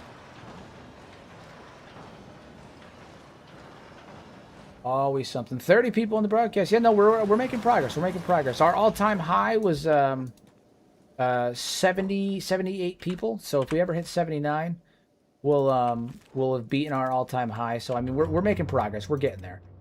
One day soon we'll be there. One day soon. We'll pick up Kenshi, since Don's the only one probably fast enough to do it. Don moves, man. Don moves like the wind. Between his legs and everything else, I mean, he's moving at 35 miles an hour. He's a beast. He's an animal. Absolute unit. Even slowed down. Carrying Kenshi still moves at 28 miles an hour. The man's a beast. A unit. They say he moves like the wind. Alright. Heal him up. Hopefully we don't burn through all of our repair kits, but I have a feeling we probably will. Yeah. That seems like that's going to be the way that goes. Yeah, Burn's healing him up. Good. So we'll heal this up, then we're headed over to the border zone. We're going to go fight some Band of Bones and use that as an opportunity to build up some levels. So we can get our fighting force ready to go. We just need to be strong enough to put down roots over in the UC territory where we can start growing hashish properly.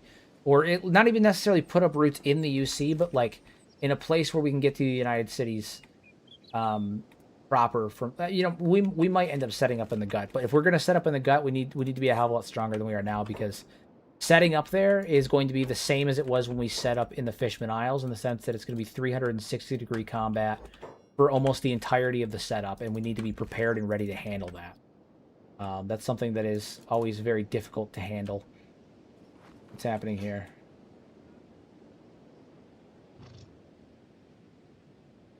The tear on your map is so strange. What are you talking about? What are you talking about? The tear on my map? I don't know what you mean.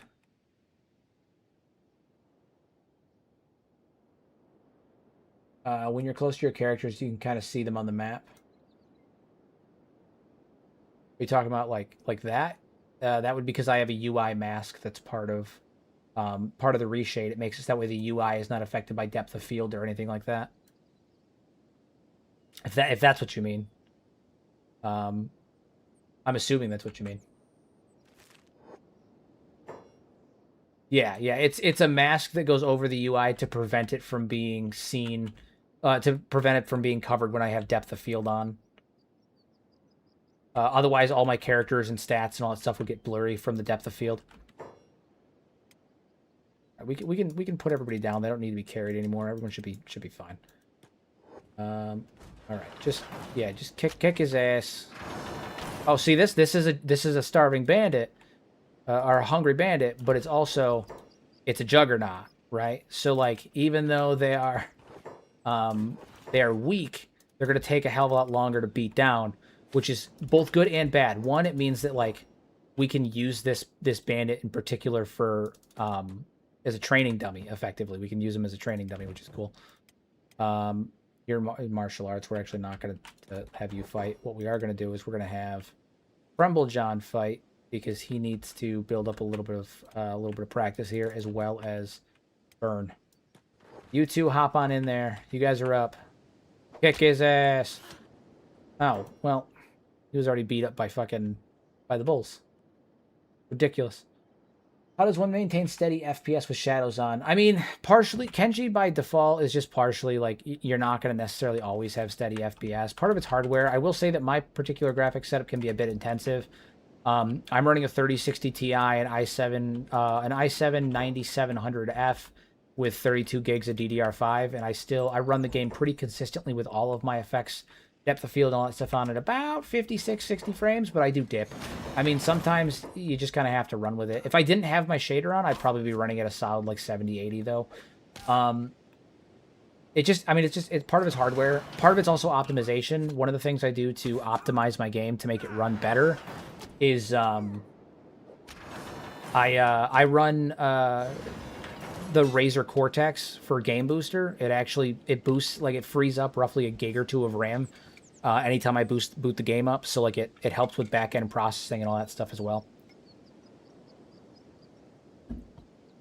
I also find that if you are if you've had your computer on like all day, and then you go to play Kenshi, you're more likely to experience crashing. You're better off doing a reset before you like hop into Kenshi, just because you get like processing bloat from the computer being on all day, and or like, you know, being on for extended periods of time. I would recommend doing a reset before you sit down to do a long session of Kenshi, especially if you have a graphically intensive setup.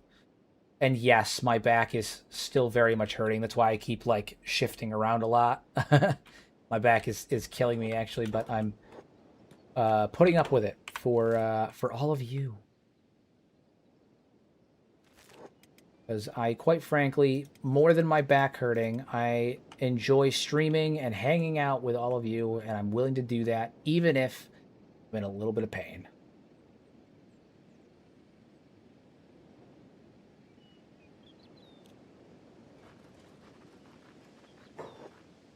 Moving. I'm glad you guys feel honored. We still got two and a half hours. We're roughly 2.5 to 3 hours left to stream. So I mean, we got plenty of time too. I am gonna save it.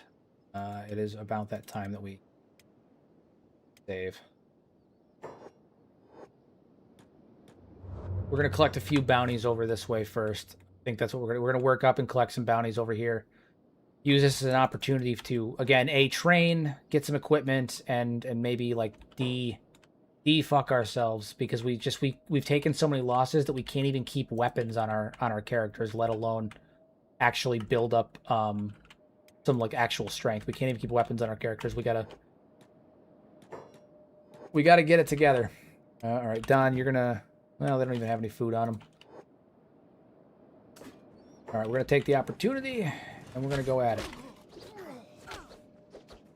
Follow our Don, our main man. Look at this guy.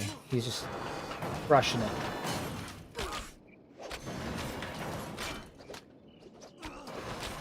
Can't see me. Can't touch me. Can't do nothing. Oh my God. Dude, Don locks in. His dodge skill isn't even that good. It's only 26, and I feel like he's just, like, crazy fast. My lord.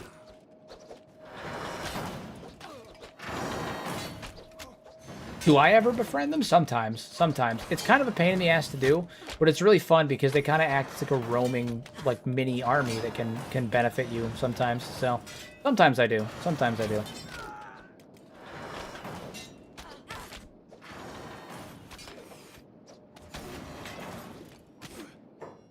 Drake, you're gonna pick up the stick. It's not much, but it's a stick. Same thing with you, Wing Wang. You're gonna pick up a stick because, again, we can't even keep weapons right now. That's like one of our biggest issues. We can't even keep weapons.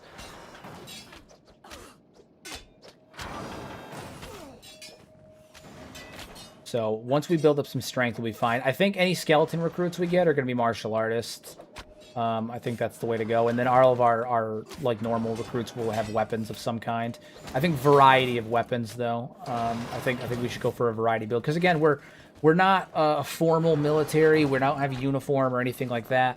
We're running for like a Mafia look. So everything will kind of have like a similar vibe. We'll look like a unit, but everyone will be kind of unique in the same sense as well. So but I think our skeleton recruits are going to be martial artists. I think it makes the most sense given what they are.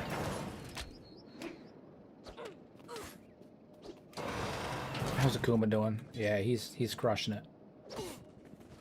And then Don just beating ass, man. He does not play games. 32 people in the stream. Welcome everybody. I appreciate you guys popping on in. Keep it going. Do remember to like the stream, guys. It helps feed the algorithm, get some more people in here.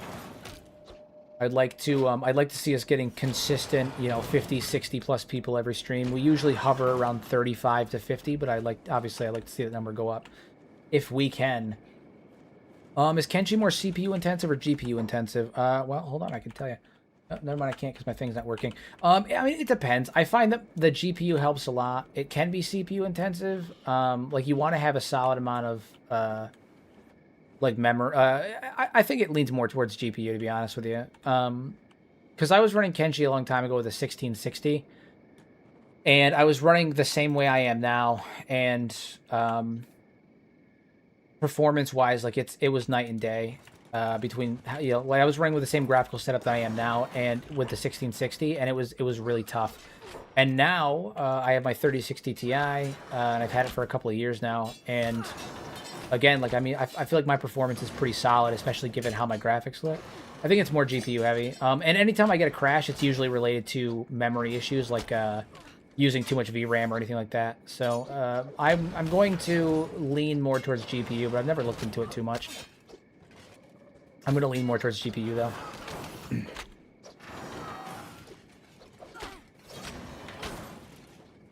Although I'm sure both help. I'm sure both help quite a bit. Yeah, dude, Don Tony McChicken's a beast, man. He's a beast. There's a reason that he runs the Mafia.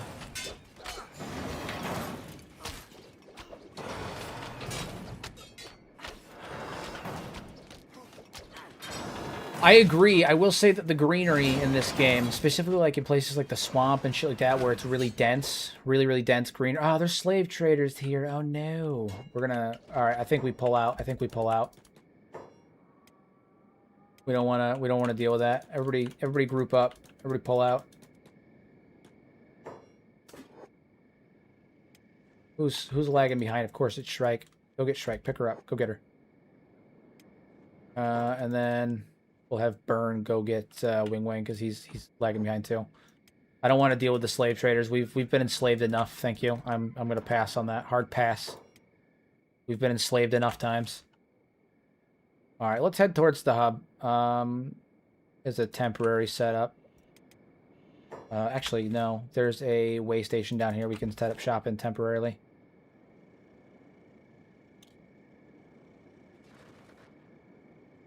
At least to heal up, and then we'll head to the hub and go into Shek territory, and we'll hang out in the Shek Kingdom for a bit.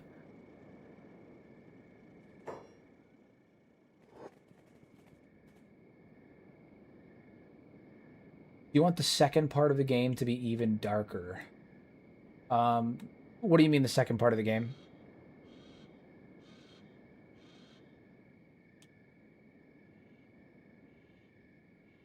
Oh, God, my back.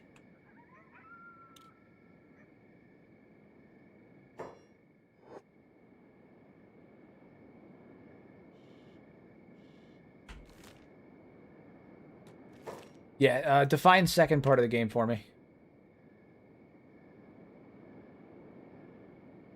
Oh, Kenshi 2. Yeah, Kenshi 2. Yeah, no, I want Kenshi 2 to be I want it to be grim. I mean, it's at the tail end of the Second Empire.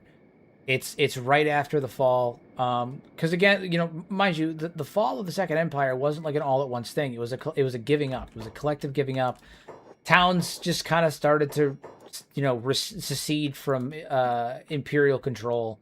Catlan, you know, just kind of lost control of his empire. They stopped listening to him, all that stuff. So, like, when I say it's at the fall of the Second Empire, it's not like they just finished having like a massive calamity, a world-ending or civilization-ending like rebellion. It was just like a lot of people are just like, nah, fuck Catlan. I'm not gonna listen to him anymore. We're not part of that empire anymore, you know. And so the next game's taking place right around the time that happened. And so I think that we're going to see an empire that is, like, in many ways in shambles. In many ways in shambles. And I think it's going to be really dark from that perspective because it's also very freshly post, like the enthralling of many of these, you know, Second Empire skeletons. The skeletons that tried to help free some of the humans that were imprisoned and all that stuff. I mean, like it's just a very tumultuous, very sad, scary time. Not only because of all that, but also when you consider like the mental state of like the skeletons who viewed the Second Empire as their way of atonement for what they did during the First, and then their hero Catlon, the one that was supposed to bring them like like like repentance for what they had done and justice for what they had done and fix the mistakes of the past, ended up perpetuating all of the same mistakes. So all of the skeletons are just so depressed and sad and guilty and all of that stuff. And I think that's going to really shine through in the game as well. You're going to see the skeletons at probably their saddest, or one of their, amongst their saddest. You're going to see a civilization that's reeling over the fact that the one that was supposed to be their savior effectively perpetuated the cycle of violence that is worse than almost anything they've ever seen before, or at least that they can remember in recent memory. I think it's gonna be intense. It's gonna be sad. It's gonna be a story. It's gonna be a thing, a vibe. It's gonna be a vibe. So I do think it's gonna be darker, and I hope that it's darker. I do. I hope that it's darker. I love a good dark story. I mean, they've been developing it for 8 years now. They're going on 8 years. So I'd say they've been taking their time. We're probably not going to get it until, I think, the earliest with that I can say with like absolute hopium is Q4 of this year. I think more realistically, we might get it Q2, 3, maybe next year. But even that's just pure hopium. I have no idea. I have no idea. Shit, they could shadow drop it tomorrow. I have no idea. But I think we're probably not going to get it for at least another year, which is sad because I'm not just me. We're all starved. We're starving for Kenshi too. Starving for it. We are all starved.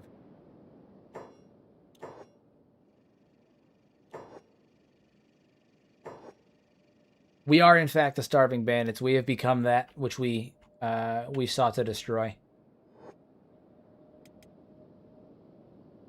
We have become the face of that we have sought to destroy, the starving bandits.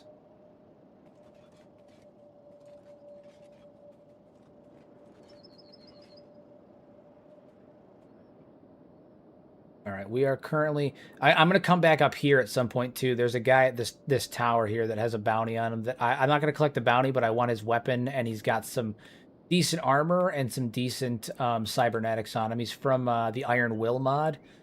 It's, I think it's Barker the Armless is up there. Yeah, you can use his head to get in with the Iron Will faction.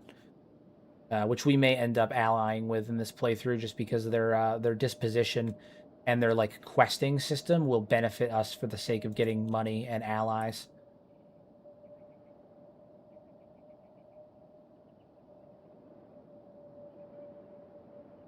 And we're moving. We're going to be headed towards Squin here in just a second. Get up into Squin. We're going to go down. We're going to fight the Band of Bones. It's a great opportunity for training with them. Because I think the only one that can stand a decent chance against them is obviously Kenshi, Akuma, and Tony. Everybody else is going to have a bit of a hard time. But we can use that as an opportunity to train up our guys and get them like equipped with actual weapons. They're called the Iron Will. The mod is called the Iron Will. It's sad, but this game has so much in it gameplay-wise, and if it means we get something even bigger and better polished, it's easier to wait. No, I agree. I'm not so, like, obsessed with getting Kenshi 2 that I want them to rush it, or that I want it, like, sooner rather than later. I would like it sooner rather than later, but if it's not done, it's not done. I'm not going to press the issue. I'm not going to, like, get mad about it. I've seen some people online get genuinely vitriolic about it. On like Reddit and stuff like that, and they get genuinely angry about it. Granted, one of the common complaints I see is one that I think is completely unfounded. It's the idea that like Kenshi 1 isn't even finished, so like why would they be taking so much time on Kenshi 2? Which is I'm not usually one to land-based people this way, but I'm gonna come right out and say if you think that Kenshi 1 is not a finished game because it has bugs in it, you are effectively brain dead. I'm sorry. I hate to tell you, because it's been gone over time and time again about why that's the case. It's not that the game is unfinished. It's that the game is on an outdated engine, and fixing the bugs in the game would ultimately result in creating more bugs that it would fix. The game is as finished and polished as is feasibly possible on the engine that we have. There's no fixing it, right? It's not the developers releasing an unfinished game. It's the developers not being able to fix what is not really fixable. Um, yeah, and that's the other thing. Some people think that even having any bugs in a game whatsoever means the game must just be unfinished, and that's stupid. That's stupid. Um, there's always bugs in a game. It doesn't mean it's unfinished. When will the story of the drunken orc be broadcasted? Soon. Soon. I'll have the drunken orc back soon. Are these dust bandits still fighting? They are. They are. Okay. Well, we're gonna have to. We'll let the Shek show them what's up with that. I'm not gonna bother with them. Drunken orc will be soon. Baldur's Gate will be back soon. Yeah, no, I mean, some people freak out, though, and they say that, like, Kenshi's is an unfinished game, and that Lo-Fi hasn't even finished Kenshi, so why is it taking so long in Kenshi 2, and all this stuff, and I'm like, personally, it's kind of defeatist. The answer to that question, like, to that statement, has already been said 100 times over as to why that's the case, and, it doesn't make any sense. The statement doesn't make any sense. What about Kenshi's unfinished? Like, it has bugs, but, like, I've never had a game-breaking bug. I have 2,500 hours in Kenshi. I've never had a game-breaking bug happen before. I've had minor stupid things happen, but I've never had a game-breaking bug. I don't know. Maybe it's just me, but I don't know. And for the sheer amount of content and freedom that you get in Kenshi, like, I don't think it's that bad, guys. I think it's fine. I think it's fine. Yeah. But nothing that's wrong with Kenshi 1 can be it just fixed. It's not the case. Like, it's an engine issue. It's limitations of the engine. It's not laziness or anything like that. Like some people like to imply, wrongfully so, mind you. I need to like, it's not correct. It's not correct. There's no justification or basis to state that on. And so, but I don't think that they're gonna, I think that when we get Kenshi 2, there's gonna be some bugs in it. I'm fine with it. I think there's probably gonna be an early access. I don't think they're gonna do like an alpha beta, an alpha test or anything like that. But I think they are gonna do an early access. Chris has talked about it before. He said a long time ago that he wasn't gonna do an alpha or anything like that because they don't need crowdfunding. But please do more of your Trump impersonation. It's so funny. Okay. All right, I'll do it. I'll do it for you. For you, Red. I'll do it for you. We have to build a wall. We gotta build a really big wall, okay? Between the Holy Nation and the Fog Islands, because the Fogmen, they're coming. They're coming for us. They're gonna eat our feet. They're gonna eat all of our feet. They're not great people. Build a wall. They're not great people. The Fogmen, they're terrible people. And the people at the Holy Nation, there's people of the Shack. The Shack, they're a brutish people, but they're great people. Wonderful people. Terrible, great people. And we're gonna build a wall, and we're gonna make the Fogmen pay for it. That's what we're gonna do, yeah. And it's gonna be the best wall that you've ever seen. And we're gonna do it to protect. Holy Nation infrastructure. We're gonna do it, and we're gonna call it Operation Tiny Hands, to protect the lives of the Holy Nation citizens, to keep them protected from the scourge that is those on the other side of the wall.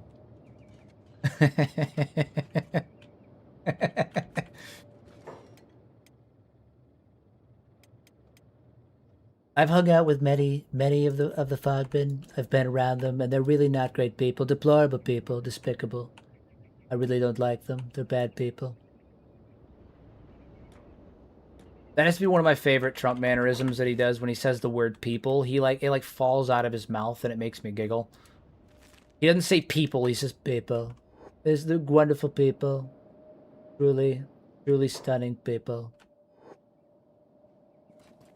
It falls out of his mouth. It's so funny. Too funny.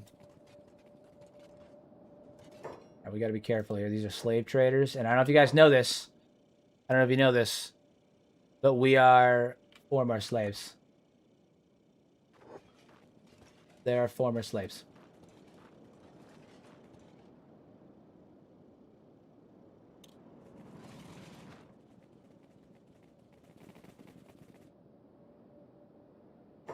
Triangle bandits or starving bandits? My God, man, starving bandits really want to chase me down.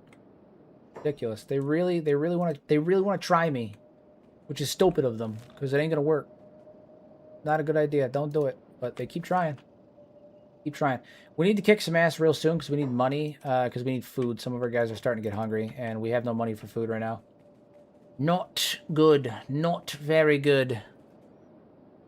Well, we're traveling down to the way station. I do get a lot of people in here. I'll let you guys know. We do have a channel membership on the channel. It's only $2.99 a month, and it comes with a whole host of benefits, ranging from a special badge in chat to indicate that you are a channel member, a shout-out at the beginning of all my long-form videos, and access to a community-only Discord that has not just myself, but several other YouTubers in there, such as... Pedastrophia, Muffin Top, Frankie was here, all that stuff. You also get early access, not early access, but like sneak peeks of my some of my content, and it's also just a great place to chat with me and everything. So, I do recommend. It's $2.99 a month. It's worth it. It's worth it. I promise you, it's worth it. It's filled with great, wonderful people, fantastic people. Kill this dude. Sick of him chasing me. Sick of him chasing me. I'm sick of being chased. Beat all of they asses. Oh yeah. Cosmic, welcome to the party, my friend. How are you? How was your New Year's?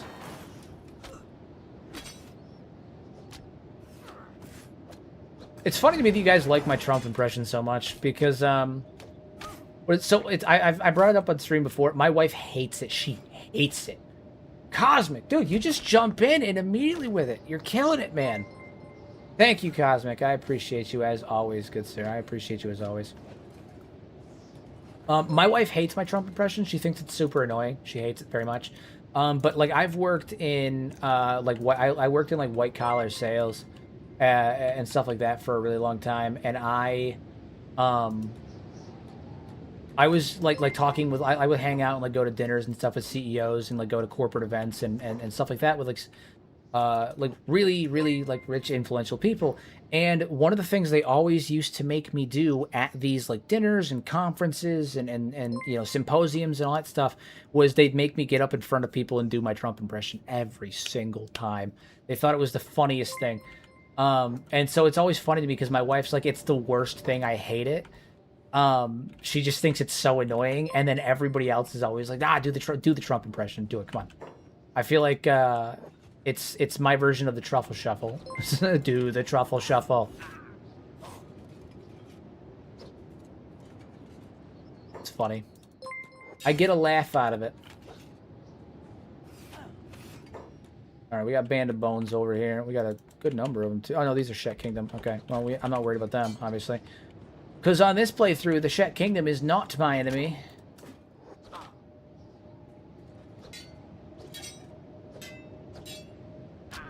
This Band of Bones is actually doing pretty good, though. Like, he's... Why are none of my guys, like moving towards them? It's not cool. Alright, Crumble John, you're going to take that big-ass sword, because I originally wanted you using heavy weapons anyway. No, you take the big-ass sword. Thank you. And then Crumble John, you're going to give Shrike this saber, because this iron club ain't gonna fucking cut it. And then what is it? Infinite Wing Wang. What are you using for pants? Do you have pants? No, Sad Neil. No, Sad Neil's going martial artist. So Infinite Wing Wang, get down here. What are you wearing for pants right now? Samurai cloth. This is better, but you need boots. Get some bootsies, my friend. Get some bootsies. I will get a channel member if you can say Happy New Year's correctly in Japanese. If not, I will have to be a member next week. Oh, shit. I don't even know. Hold on. Let's see. I got to figure out how to say it. Hold on. Happy New Year's in Japanese. This is not going to be good. This is not going to be good.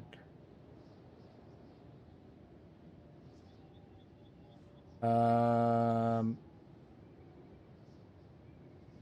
feel like I'm being baited right now. I feel like I'm being baited. Hold on. We're going to see if Google Translate says it properly. Happy New Year. Well, that's not I right. feel like I'm being baited. Hold on, we're gonna see if Stop it. 明けましておめでとう。 How close is that? Is it good? Is it there? Because I don't think it sounded right. It's funny. I don't know if I'm going to be able to say that. I lack the skills.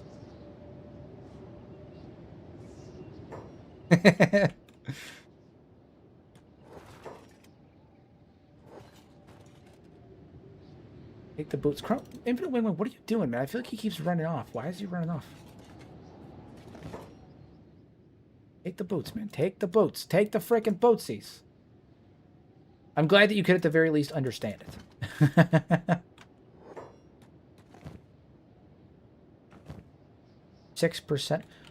Who can see me right now? I mean, like you know, I'm gonna head down there. The plan was to practice on these guys, but the Shet Kingdom is about to like push their shit in, so I'm just gonna have to jump in and fight the good fight. Where is Tora? Because I'm gonna go beat her ass and turn her in for tons of shekels. Get it? Shekels. It's funny. I'm sure someone thinks it's funny. I think it's funny. Call them shekels. They should have made a currency in the game called shekels for the Shet Kingdom, because I would have pissed myself. That would have been so funny. That would have been hilarious.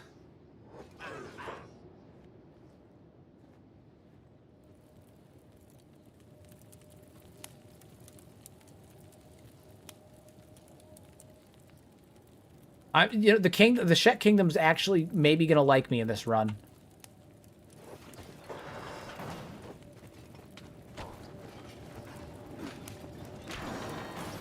Gotta figure out where Tora is so I can bring her back and collect the money.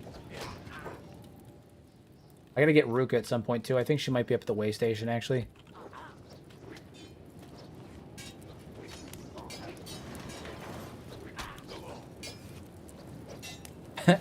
That joke was Meshuggah. It's funny. Meshuggah. Okay, where is Tora? She's gotta be around here somewhere. Take these axes. These things sell for decent money.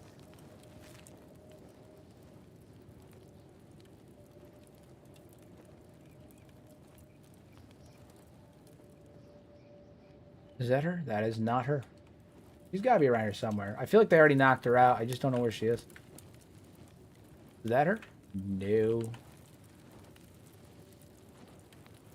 The thing is, I can't even reliably check and see if maybe she just doesn't have her horns, because sometimes the Band of Bones, Tora, will actually spawn with her horns fully intact. They'll be super long and whatnot. Imagine allying with the Shet Kingdom and then becoming a hashish dealer with Asada's daughter in your party. Hell yeah.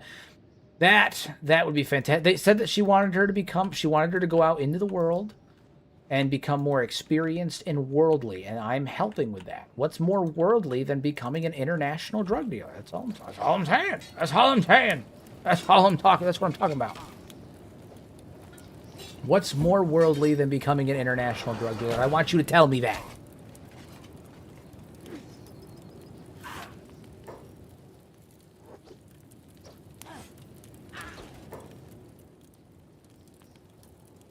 Can't be done. She's got to be around here somewhere. They couldn't have... I don't think they ran off with her. If they did, I'm going to be pissed. That's my bounty.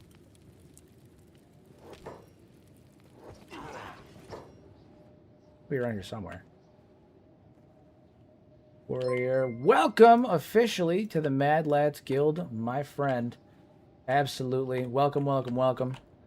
I appreciate your patronage. I'm glad that you enjoy hanging out with us enough to commit yourself to the Guild of Mad Lads. We're a barista at one of your legal restaurants. Yeah, I mean, worst case, listen, worst case, if you don't want to be a part of the whole, like, the back-end operation, right? Like, when we're, you know, shipping out totally legal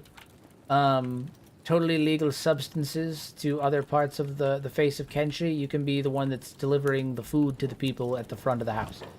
So, I mean, we got a little something for everybody, you know? A little something for everybody. Where the hell is Tora? Where did she go?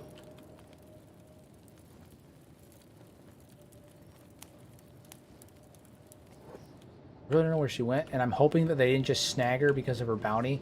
Because sometimes they'll do that and they'll throw her in jail and all that stuff, but I don't think they did.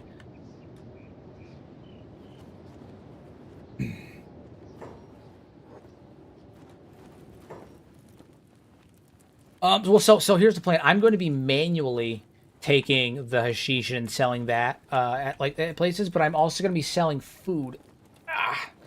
Food at these restaurants, because one of the things that they will buy at store counters, granted I have a mod that fixes the economy problem, because one of the issues is that NPCs only have a finite amount of money in their system, like in their individual inventories, and after a while the economy dries up in town and you're not really able to buy anything. So this increases the amount they have, and it increases how often it refreshes, so that NPCs will actually like buy stuff from shop counters. It's not a complete fix for the economy, but it is a like a partial fix. And so that's what that does. So I'm going to be selling food out of the shop counters, and I'm going to be selling hashish on the back end. I need to figure out where the hell Tora went, because I want to turn her bounty in and get that, you know, that sweet 10,000 cats.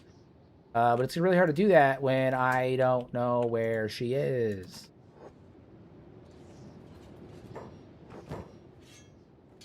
Gather up these axes, though, because they sell for decent money. Cosmic, thank you for the super chat, as always, my friend. Thank you, thank you. Happy New Year's to you.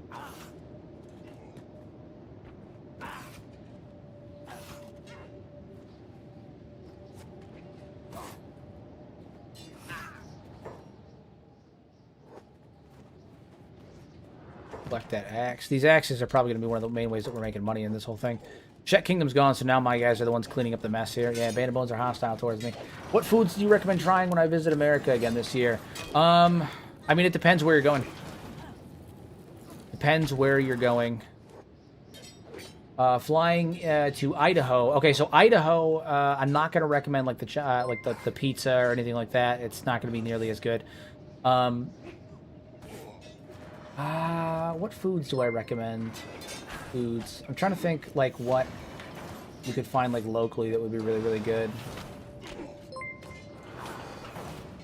I mean, honestly, there really isn't like any bad answer per se. I feel like most of the foods you're gonna get are gonna be pretty tops. Pretty tops. What have you had before? Check, I don't know if Idaho's going to have them, just because it's kind of a, like, so I live in the state of New York, and it's kind of a specific thing to the state of New York, but if you can get your hands on some salt potatoes, get some salt potatoes. Get some salt potatoes. I don't know if any of you guys have ever had any salt potatoes, but if you can get your hands on some salt potatoes, do it. If you want to make salt potatoes, you guys have never had them, never heard of it, listen, here's what you do. Take those little like yellow potatoes, the small ones, right? The small circular ones. Throw them whole into a vat of boiling water, Put in a disgusting amount of salt, ludicrous amount of salt. Salt the hell out of that water, okay? If you think you've put too much in, you're wrong. Tons, okay? Put like a full cup and change of salt in that fucking water. I'm serious. Boil them until they're soft, and then eat them with like butter. And then, like, eat them, slather them, like, take them out, slather them in butter, and eat them like that. Oh, my God. It's a staple of New York. Listen, hey, if you hop into the Kenshi, if you hop into the community Discord and go down to the food cube section of the Discord, you'll see the foods that I make. Listen, dude, I'm a foodie. I make some serious food. You know, shit, yep, hold on. You know what? Hold on. I'm going to show you, I'm going to give you guys a sneak preview of some of the foods that I make. Hold on. Give me a sec. I am a huge foodie. Give me like 30 seconds. I am a huge foodie. Pulling up the Discord, guys. Hold on.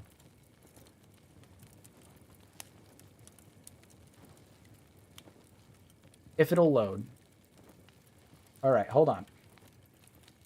Mad Lads Guild. Food Cube. All right, so these are my, so I do all the cooking in my house, okay? I do all the cooking in my house. My wife doesn't really like cooking. She doesn't find it fun. I find it incredibly relaxing. So I do all the cooking in my house, right? And so these are some of my dishes that I have made in the last couple of months. I am a huge foodie. I care a lot about both presentation and design. Everything is made from scratch, purely homemade. I'm a huge foodie. Homemade fries, I cut, season, bread them all myself. That sauce right there, that's my homemade sriracha mayo sauce. Like I make all my own food. If you want to talk some food, hop into the Discord, guys. I'll talk food with you guys all day, every day. I love making food so much. Cooking is one of my favorite things to do. One of my favorite things to do. Keep on smiling through. So huge on cooking. Huge on. Oh, hold on. I missed some. Hold on. My homemade stir fry with Hokkien noodles, teriyaki stir fry with Hokkien noodles, and then those are my Caesar wraps. So huge on cooking. You want to talk more food? Listen, Discord's the place to do it. I will talk food all day, every day. I love cooking. I love talking about cooking. I love sharing recipes. One of my favorite things to do. I find cooking so relaxing. It's just such a great hobby. Such a great hobby. Is it true about the giant rodents in New York? In New York City, yeah. I don't live in New York City. I live in, like, the other 98% of the state.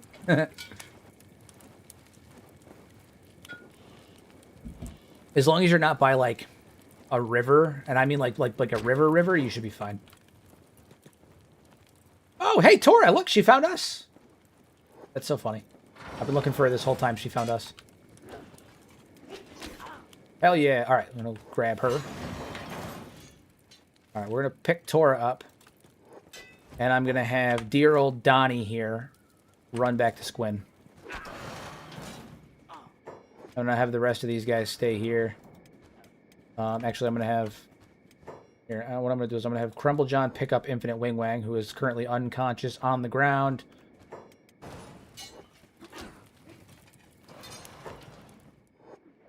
And then I'm going to have... No, you know what? They'll be fine. I think they'll be fine. I think they'll be fine. They should be fine. It's character building is what it is. Worst case, they lose a limb or two. They're going to end up losing limbs anyway. Like, I'm going to end up chopping their limbs off anyway, so it's really not the end of the world if they lose a limb. Sorry, I went off on a food tangent there. I didn't mean to. You got me all excited. I love any opportunity to show off my food, my cookings.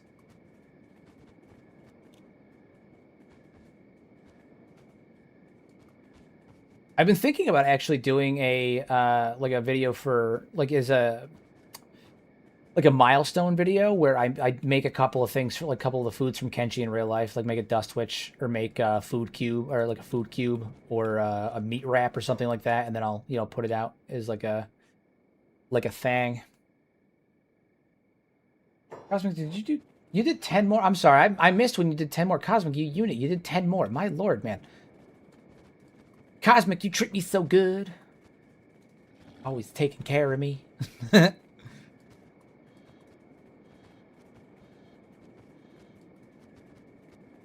Yeah, I think once I hit my next milestone, I'll put together a cooking video. I'll make like food cubes and meat wraps and that kind of stuff on the channel. I'll put together like a milestone cooking video just for shits and giggles.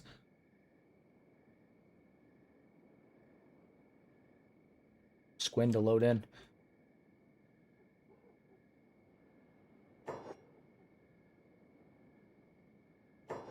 There we go. Oh my god. This only ever happens when I'm on stream because I have part of my CPU is diverted towards like the actual process of streaming. So I only ever have loading issues when I'm on stream. It's funny. I wouldn't say loading issues. I only ever have to like take a minute to load when I'm on stream is what it is. Usually I load in pretty quick, but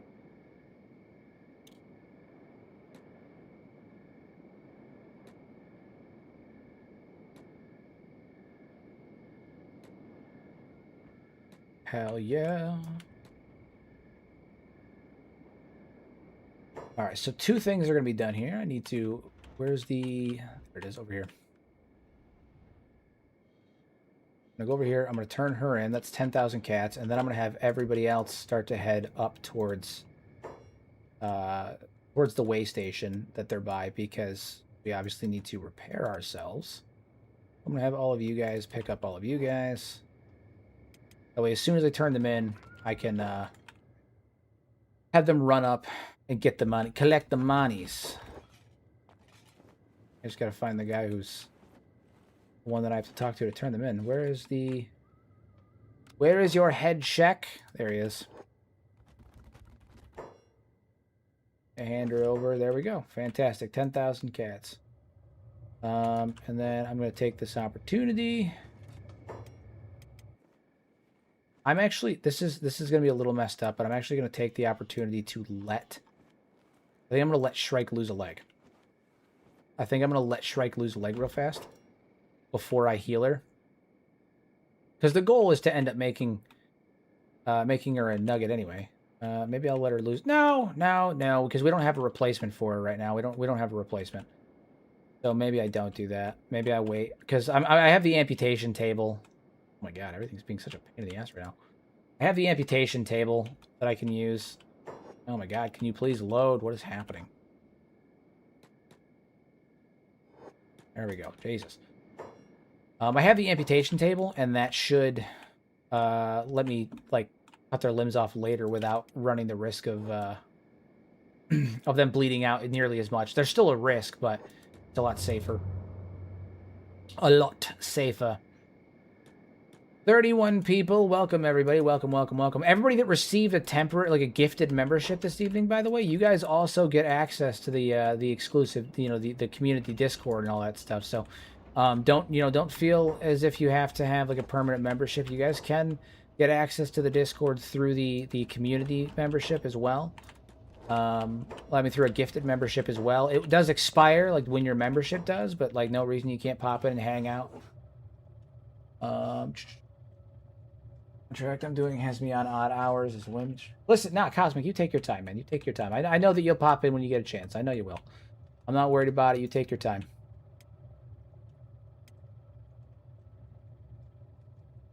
Do business. I need a couple of things. First one that I need is food. We're going to put that food on Kenshi. Kenji's going to carry that food. And then I also need... we're going to get the big ones. The good ones. The good stuff. Mostly we're here for food. Alright, everybody eat up. Fantastic. We're going to have Akuma take one of those medical supplies, and we're going to have Burn take the other one. That should be cool. And then I kind of goofed. I should have grabbed one of these, but I didn't when I had the money for it. So instead, we're going to have to grab these shitey antique ones, but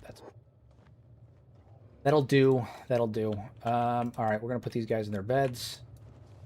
At least two of them. Nice. Crumble John, you go up there as well. Burn, Sad Nail, Woo. And Kura, we're going to have to wait for Infinite Wing Rank.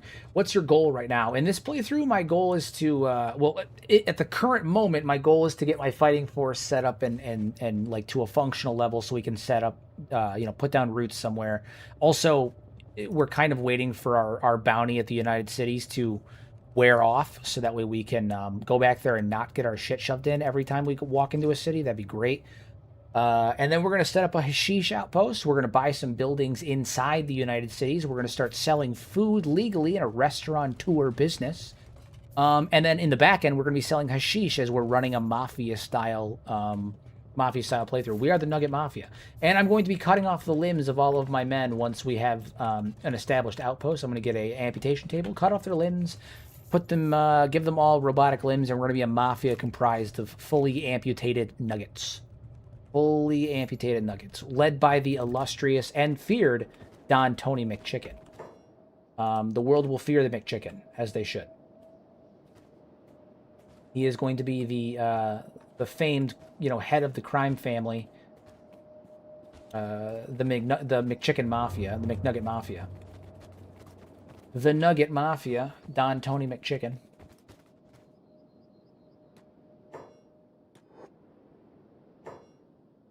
They're coming out to heal him. I need them to come in here. And then we're going to go down and we're going to beat up on the Band of Bones again a little bit. Is there anybody in here that we can recruit? I don't think I checked in here. Is Ruka in here?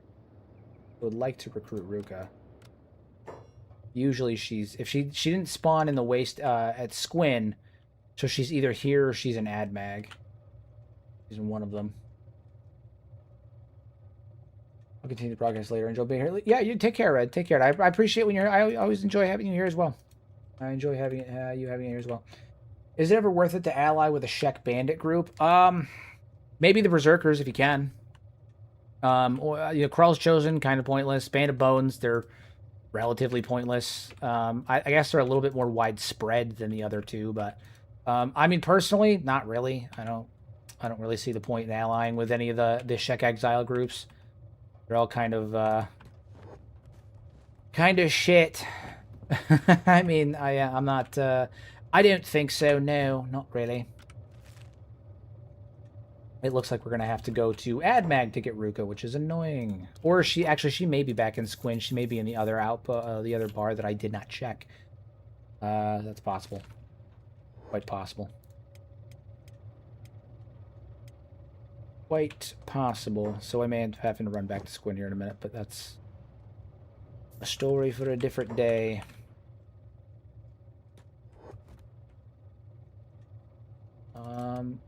Why are you staying close to Shrike? Don't do that. On robotics. And also, why aren't you healing? You should be healing up our... Oh, no, they're actually fully healed. They just are damaged. Call your group the Chicken Coop. We're gonna name the restaurant once we start. It's gonna be Zeep's Delights in honor of Beep, who became Zeep, who became dog food.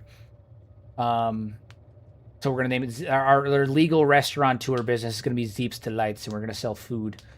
And then at the back, we're gonna be selling copious amounts of hashish. Copious amounts of hashish.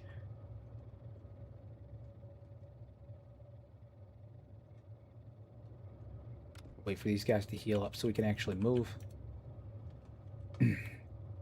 Yeah, they got really messed up. Shrike's leg is basically totaled. Basically totaled. But the Akuma's doing well. He's in good shape. Don Tony McChicken, he needs to rest up as well. We're actually going to send Akuma, Sadneil, and Burn back down there, and we're going to go for round 2 with Kenji. We're going to go for round 2 against some of these guys, build up some more of their stats. There's no reason that we have to wait. Hashish brownies when? Very soon. Very soon.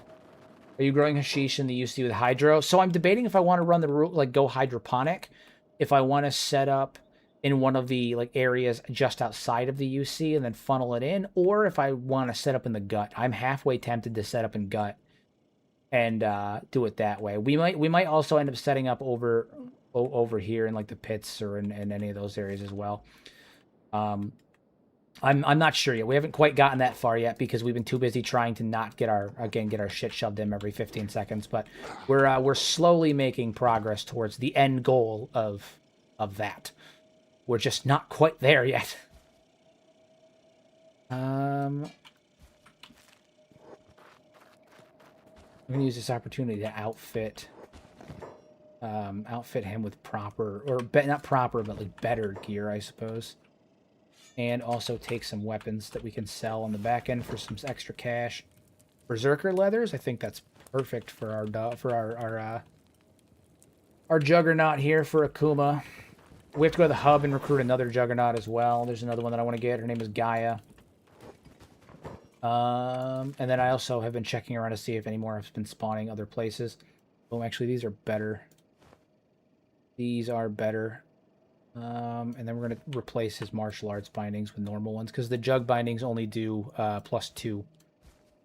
And that's not good enough. Not that it actually matters. He's not using martial arts. But in the event that both of his limbs get, messed up, I'd like him to have a fighting chance, so that increase. Because what is it? These Berserker leathers will give him a +8 to martial arts, and then he's got a +4 from the bindings, and that'll offset the -4. So he'll have a +4 in martial arts. Ah, yeah. Ears from these headphones. So that should offset the damage difference. I'm gonna use this opportunity to increase the stats of some of these guys here. Dude, Sadneil, you're just getting your ass kicked, man. You need to work on your block first. Sadneil's issue is that he's not even really building martial arts because he just keeps getting beat up. I need him to work on his block.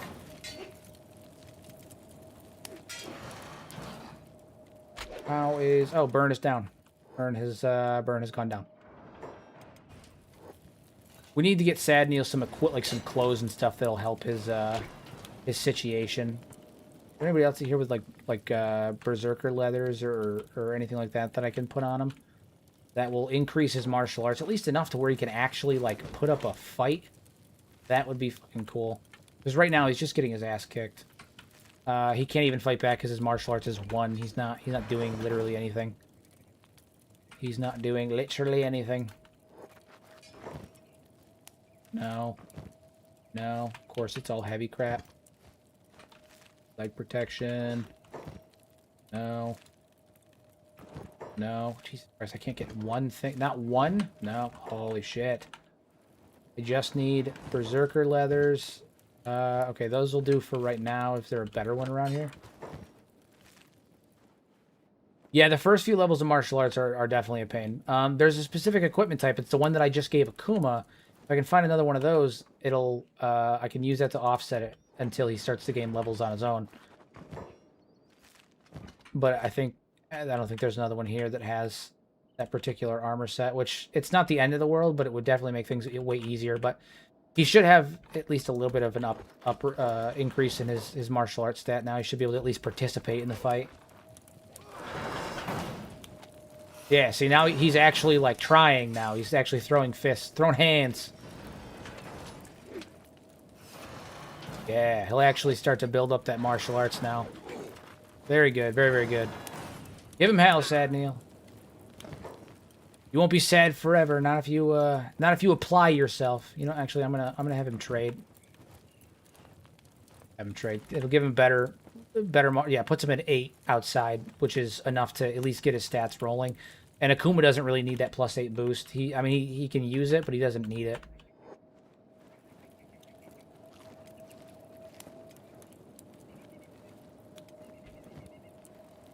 Not absolutely required. And now we're going to take this opportunity to run around and raid the bodies of these Band of Bones. Try to get any of the combat cleavers that have decent stats on them and just build those up. Oh, my back. Oh, my back. Mold. Decent one, actually. More. Nope. Trying to get the ones that don't look like rusty shit. Nope. Well, I think I may have already collected all of the non... Oh, nope, nope. There it is. Look at that. Woo. Bad. Maybe. No, I think that's it. Cool. Not bad. Not bad. Alright, so we have taken care of that. How are they doing health-wise? Are they, like, any of them healed up, or are they all just bleeding out and dying? Nah, a lot of them are in recovery comas. Some of them are bleeding out. Some of them lost... Jesus Christ, this one lost both of his legs. Both of his legs. Most unfortunate. A lot of them are in recovery comas, which is actually kind of good, because it means that we can come back later and beat on them some more for some early levels. Again, right now, before we really get into the meat and potatoes of this run, the actual, like, building of the Mafia itself, we need to get those affiliated with the Mafia up and running.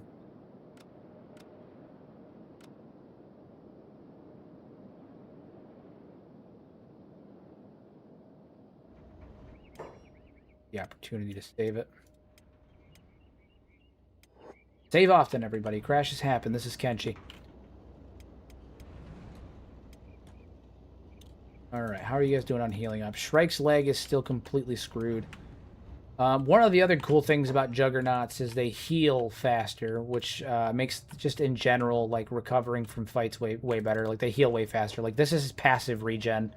It's basically as fast as the bed is. And then you stick him in a bed and he heals ludicrously fast. Alright, Akuma, you go over here and sell those weapons that you grabbed. Nice, nice, nice. Alright, we've got 11,000 right now. It's not terrible. Shrike's leg is still completely screwed. We can't go anywhere until Shrike's leg is done. Done healing. Burn and Sad Neil are working on martial arts. Sad Neil's at least able to actually level his martial arts now. Before, he wasn't even actually doing anything. He was just getting beat up. He was just getting beat up. We also have to prepare, depending on where we set up for the bread weebs. We got to prepare for them, because I'm still not totally sold on where we set up. Because in the Dwarfs playthrough, we set up in the Fog Islands. I'm leaning more towards Gut right now, but I want to, I don't know, I want to do something unique. The Gut, to me, almost feels similar to when we set up in the Fishman Isles. 360 combat, set up a base, you know, the whole nine. I'm trying to avoid maybe doing something too similar, since the premise of the playthroughs are a bit different. So, kind of up in the air on that. Working on how we want to do this. I gotta get Crumble John, Wing Wang, and Shrike some actual fucking equipment though, because I need Wing Wang to get another bow. Like I need him to get a bow. That's what we gotta do. We gotta get him a bow, hands down. Necessary bow is required. For sure. All right, let's go. Now that we're done with that portion of everything, we've got food. What do we have left, actually? They've probably been, yeah, they're chewing right through it. Go through a lot of food. All right, we're going to go back to Squin. We're going to grab Ruka, because we need more peoples. We need more peoples. We need wonderful people. So we're going to get, grab Ruka. And then we're going to head and start collecting some bounties and training. We got to build up some strength. We're going to train in the border zone against starving bandits, triangle bandits, all that stuff. Maybe kill some dust bandits, and use this as an opportunity to train, build some smaller wealth, and go from there. Once we have some of our... Oh, and we also have to go to the hub and recruit another Juggernaut. So we have 2 more recruits coming our way. In the form of Ruka and Gaia, who is another Juggernaut. Stormgap Coast. What do? I'm also trying to think about the logistics of moving product, right? Because in order to sell, like, the best place to sell is the United Cities, right? One, because they'll actually buy it there, but also, like, even just the food, they'll actually buy it there. The economy in a lot of the other cities, they're not gonna buy it. So I have to think about the local economy. They're not gonna buy food. They're not gonna buy hashish, all that stuff. And you also think about what the local, like, feeling on the drug and stuff like that is, right? They're not going to buy hashish in the Shek. They're not going to buy it in the Holy Nation. I'm pretty much stuck selling it to the United Cities or the tech hunters, which is fine if I want to do it effectively. So that really, like, pushes me to either the south or the right side of the map. Now, I'm trying to avoid a bit of the south of the map, but also I have to think about food, and in terms of where they'll buy food, they're not going to buy them on the southern part of the map. They're more likely to buy it on the right side of the map, in, like, the capital towns and stuff like that. How are we doing on our thing? We've only got a couple hours left of our shit. Right now, show them gear. I have nothing, I promise I have nothing. I'm clean. I'm clean. I'm not carrying illicit substances. I'm clean. For now.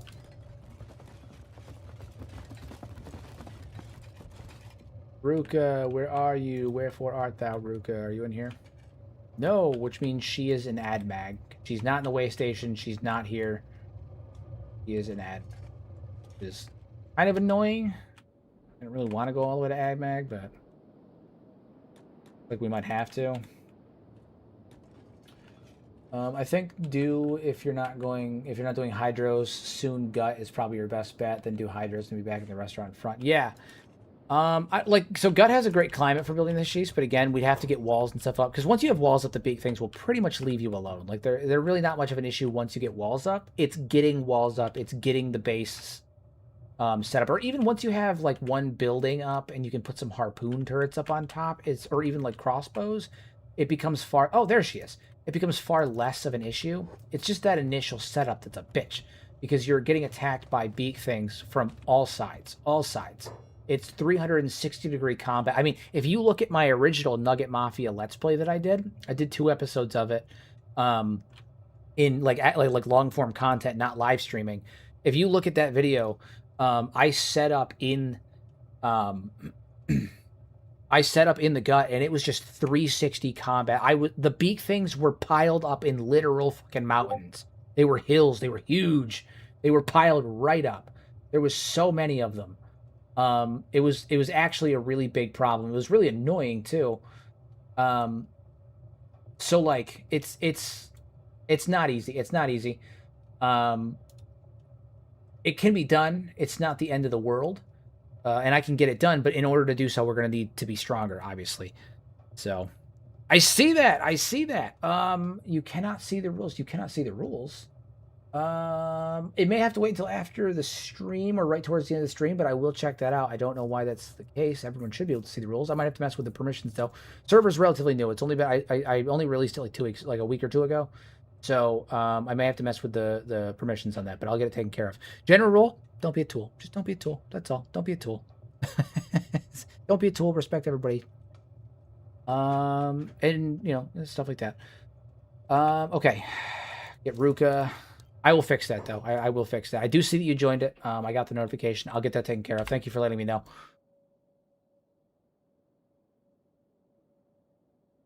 What does that mean? Don't be a tool. Oh, just don't be rude. Be nice to people. Treat people the way you would want to be treated. Be appropriate. You know, the whole nine. The usual stuff. The things that you would expect in any community. I want to foster a positivity. So, all right, hold on. Posture. You gotta fix her posture because for some reason her base posture makes her look like she's again like gyrating. I'm not gonna mess with her face. So she's got a unique face map in this one of my. I have a unique recruits mod that make a lot of the NPCs have unique face maps. Rukus is badass. It really shows that she's a Shek that has seen battle before. She just got messed up. She just got messed up. All right, let's get some of our guys outfitted with weapons. We have a little bit of cash on us. We can get us outfitted with probably some better weapons. Maybe get Infinite Wingman some boots. I think he still doesn't have boots.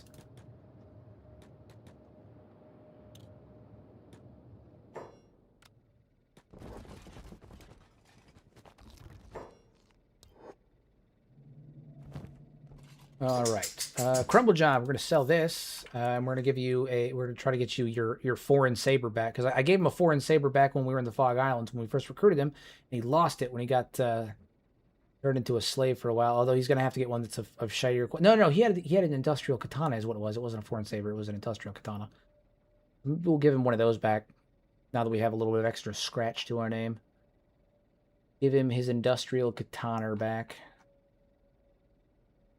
If I can find one that is within my price point, which is not very high. I've only got 12,000 cats. So hopefully we can find one that's within our price point. That one's in our price point. Fair enough. That'll do. Infinite Wing Wang. I don't want to get anything from here for you because I'm getting you a bow. Shrike, you're using this. I'd prefer to give you a katana of some kind. Because that's what you were proficient in. We got to find it again, a cheap one, because I'm just trying to get you guys weapons that we're proficient with first, and then we'll worry about getting you guys like really good variants of it later. Plus, the higher quality weapons require higher stats to wield properly, so it's probably better off to start with ones that maybe are not so splendid. Although this may not be a good spot for the katana portion, which is fine. That's fine. That's fine. Ruka, you're currently using heavy weapons, and to be honest, she kind of sucks at heavy weapons. She doesn't have the strength for it, but I think I'm just gonna leave it with her. I'm just gonna leave it. It's fine. Yeah, we can't get any of this crap right now. Too expensive. It's too much. Too much money. Too much money. That's fine. We got Crumble John his big katana back, which is important. He's got that like old soldier vibe. He was old samurai. Used to be samurai, no longer samurai. Now he's a Ronin. Now he's helping out the drug mules. Okay, so we don't have to go to AdMag, which I'm stoked about. We still have 6,500 cats, which is cool because that's the exact amount we need to recruit our second juggernaut. Very important stuff. Very important stuff. We're making progress. We're making good progress. I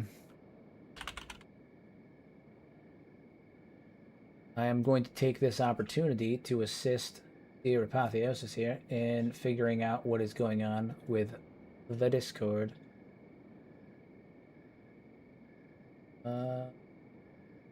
Oh, you know what it is? I think I know what it is. I need to add... Okay, I'm gonna have to mess with the perms. I'll get that fixed for you. Don't you worry about that, good buddy. I will get that fixed for you. It might take a day for it to kick in. So what ends up happening is when you join the Discord, I have it linked to my channel's membership tab, but the memberships sometimes don't show until the following day. So it might take a day for it to kick in before it can before it recognizes that you're a channel member. That's all. In which case I think I can manually add you in, but that's probably what it is. It just hasn't picked up your status as a channel member yet because the channel takes a day to recognize new members is all. So once the stream is over and then it's tomorrow, it should work. It should work. And if it doesn't, then I will manually add it in, but it should work soon. I apologize for that. I gotta get a what is it? I gotta do a temporary thing where if you join it, gives you like 1 day where it lets you do stuff without without causing that to happen. Good to know. Good to know. Good to know. We're learning things. We're learning. Oh my god, the loading.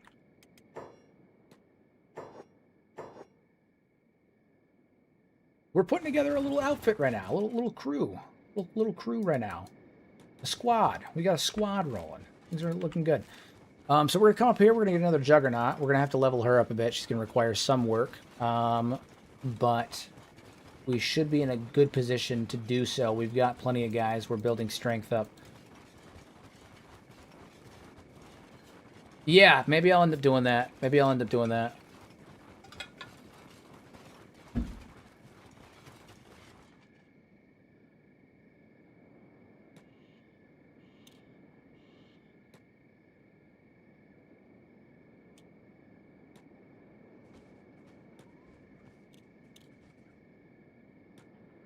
Get up into the hub. And then once we're up there, we're going to recruit Gaia. And I'm also... No, I'm going to recruit Gaia first. I'd rather have the other Juggernaut before I worry about getting Infinite Wing Wang a bow. I have to let my dog out of my office. Give me half a second.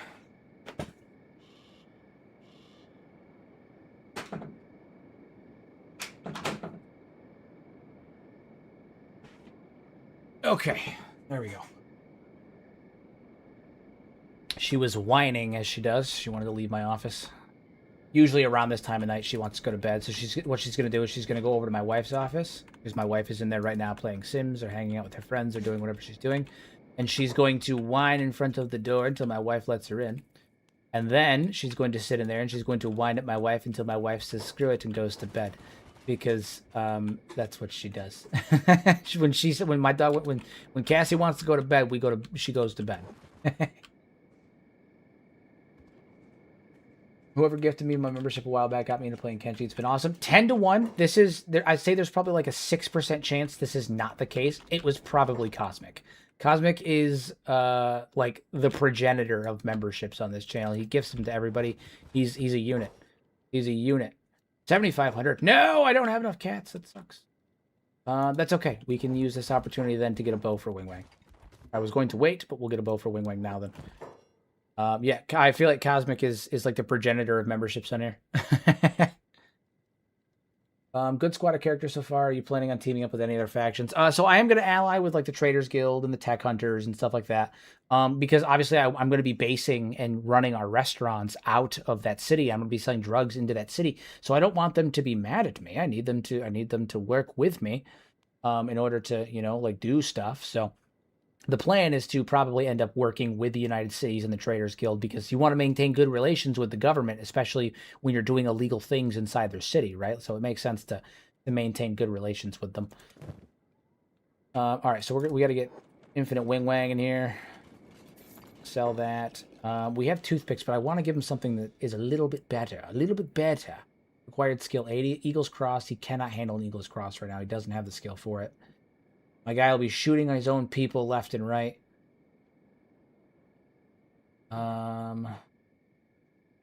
Bring back crossbow. Yeah, I mean he just doesn't have the skill for a lot of the stuff. But that's it's fine. It's fine. He's got to build it up somehow. We'll go with something that he can get build up skill faster on, though. I'm thinking probably the Ranger. What is it, a 3-shot? Bolts, regular?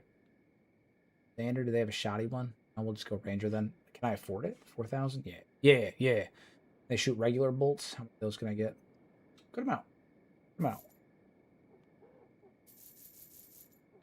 It is 4,406. Okay, so we'll just load up on bolts. We'll just load up on bolts then.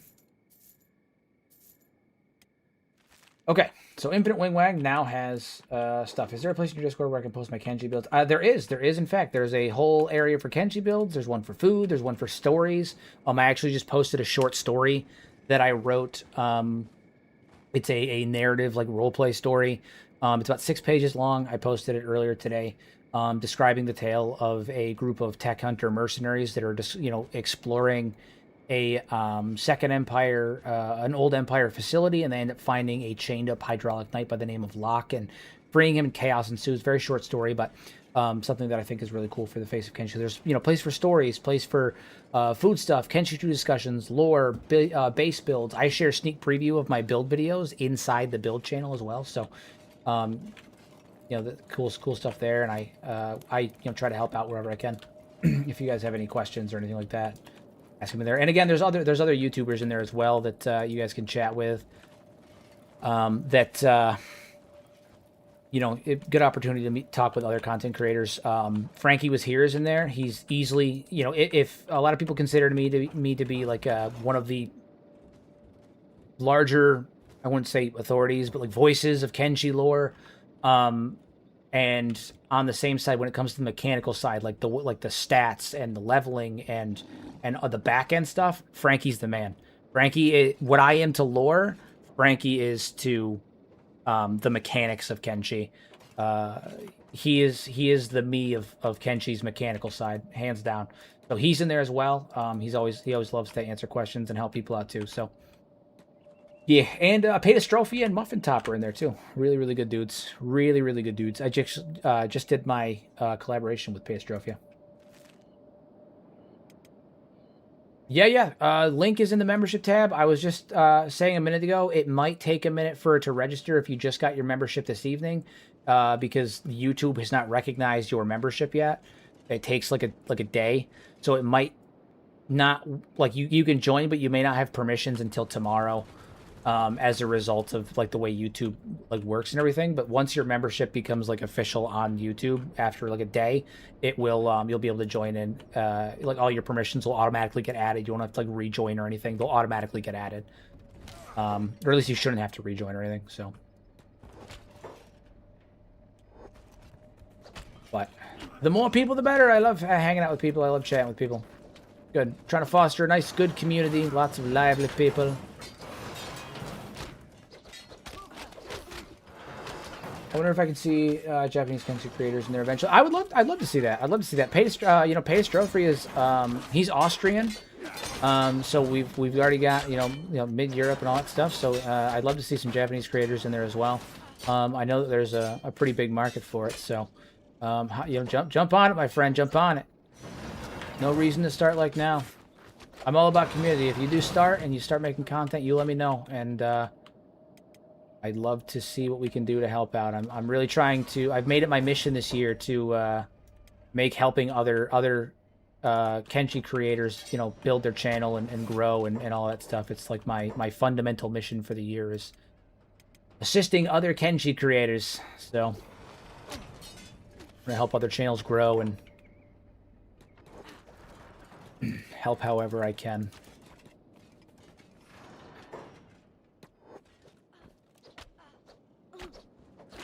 Ah, shit. It was an accident, I swear.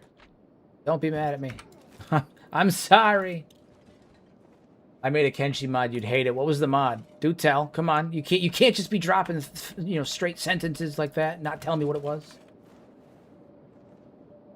What was it?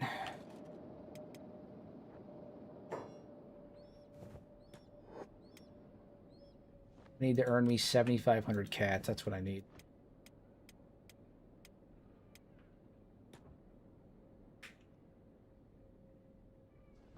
Yeah, I'm really curious. What was your mod? Do tell. Do tell. Still fighting down here? Yeah, they still fighting down here. A couple of these guys were juggernauts. I knew there was at least one of them. At least one of these guys was a juggernaut. Yeah, there they were. Playing dead because they're healing up. Ridiculous. It makes you invincible. So fun fact, I actually have an invincibility mod in here, but I don't use it during gameplay. I use it for getting footage. I use one of two mods. I either use the God, I have a God invincibility start that I use to get footage. And then, excuse me, I have another mod that is Sekiro Shadows Die Twice. It adds the character Sekiro into the game. And I use that one a lot for getting footage and build and like doing build videos and stuff. I originally did it because it was just convenient, and now I keep doing it because it's borderline become a meme at this point that people like finding Sekiro in the background of my videos sometimes. I think it's funny. It is kind of funny. It is kind of funny.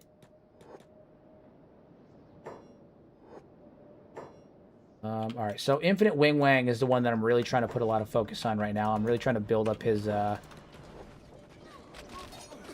archery stat because I've never had a I don't think I've ever actually had a character that was like a proficient ranger. Like range is just something that I tend to avoid pretty much entirely in Kenshi, just because I find it to be a bit of a pain in the ass. Both to navigate dealing with ammunition and also to avoid hitting my own fucking people, which is a pretty sizable problem that I run into, especially early on.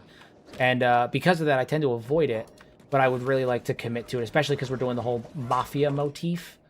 So I'm really trying to work on his ranged attack because his crossbows and precision shooting to avoid friendly fire.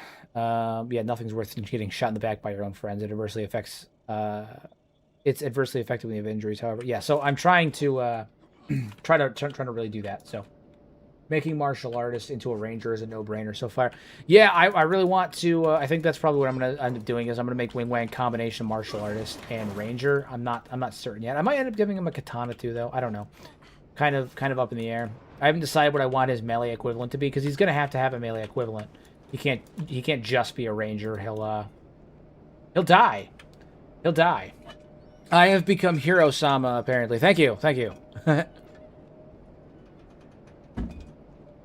I sincerely appreciate your continued faith in me. You're in rest. Crumble John's looking good. Akuma will rest on his own. Watch this. This is how fast Juggernaut's healing better. You ready for this? Watch his health. This is on 3 times speed, so it's sped up, obviously, but like, it's fucking ludicrous. It's ludicrous. But there's a bunch of them running around, so it's not broken at all. Because again, there's a bunch of them that run around.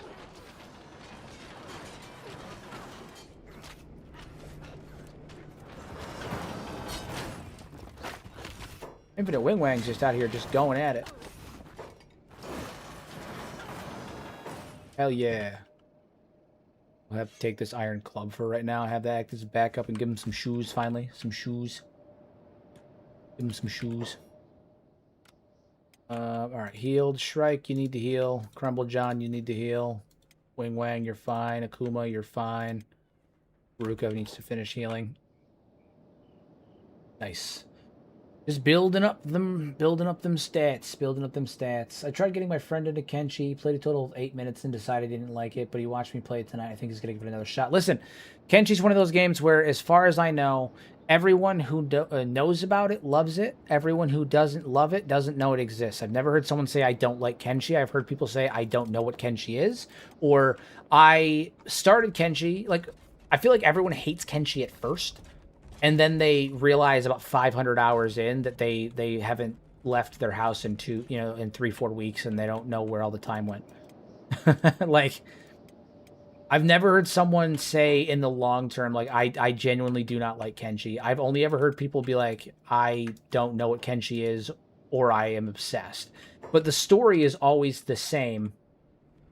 The story that I've gotten was always the same, which was, I started playing Kenshi. I hated it because I did really bad. I played it. I tried again, and then next thing I knew, I'm 55 hours in, and it's only been 2 days. Like, it's one of those games where you either are obsessed with it or you don't even really know what it is or that it exists. You just got to give it like a little bit of time, and not in the way that like MMOs try to tell you, where they're like, oh, you've got the game doesn't start until you get 100 hours in. Like, that's bullshit. That's shit, right? No game should take 100 hours to get good. Not in that way, but in the sense that like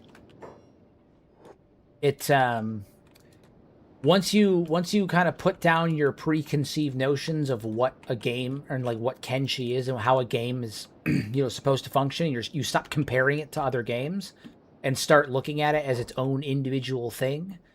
You suddenly realize that, like, oh my god,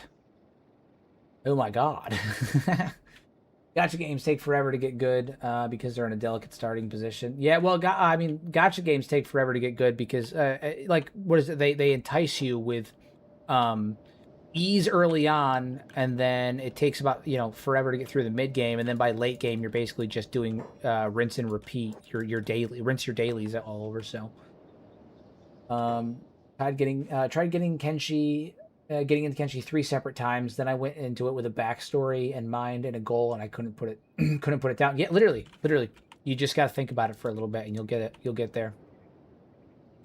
You'll get there. They entice you with the women's personality, with all the plot. Gacha games entice you with the copious amounts of plot. It's all plot. You know what I'm saying? It's all plot.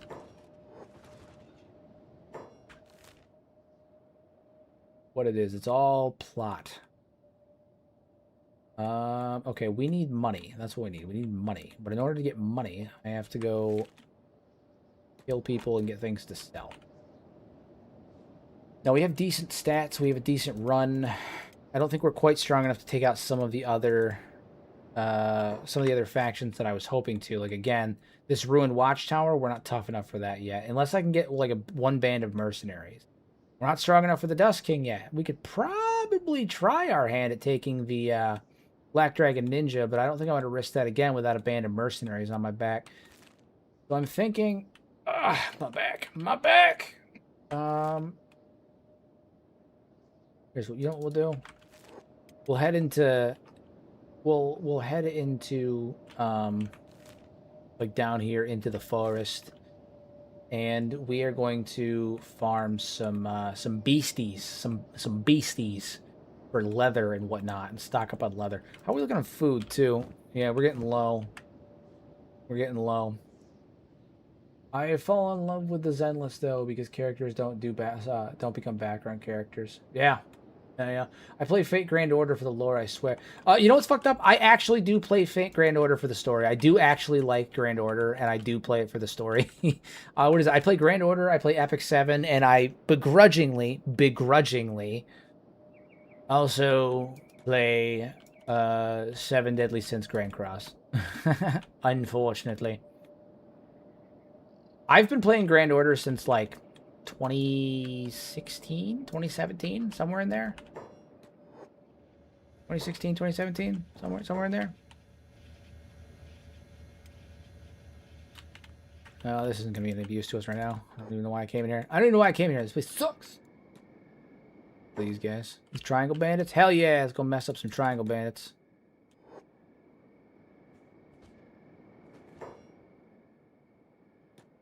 Again, the only one that I really have to micromanage is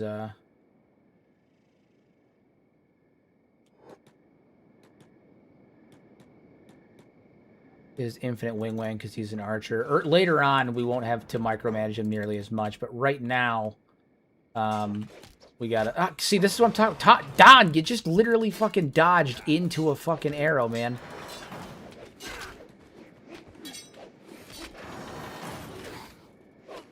He was like, I'm gonna matrix out of the way. Nope, never mind. I got a fucking arrow in the chest, and now he's knocked out. God damn it. Wing Wang, you shot the Don.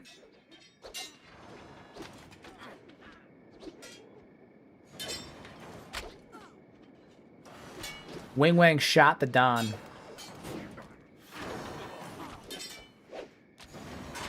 Break needs shoes. Remind me to, hold on. We're gonna give me your shoes. me your shoes. I just need shoes. Fixes the forever arrow bug. I'm unfamiliar. Do tell me. I'm unfamiliar. Again, I really in my own personal like Kenshi experience, I really haven't run into that many bugs. So do inform me. Thank you. They're part of one of my extended animation mods. I have a lot of mods that add in new animations and whatnot. Especially as you level up your weapons and get to later stuff, like the sabers and stuff like that. They get some really fucking cool animations as you level. I halfway considered adding a martial arts mod earlier today that adds in an additional attack when you get up to like 75 or 80 on martial arts. It adds in Dio's fucking and I chose not to do it. I chose not to do it. It would have been too much. It would have been overkill. I chose not to do it.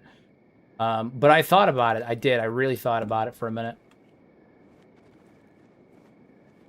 I thought it would have been funny, is what it was. And it would have been funny. It would have been absolutely hilarious, but I chose not to do it. All right, let's go heal up.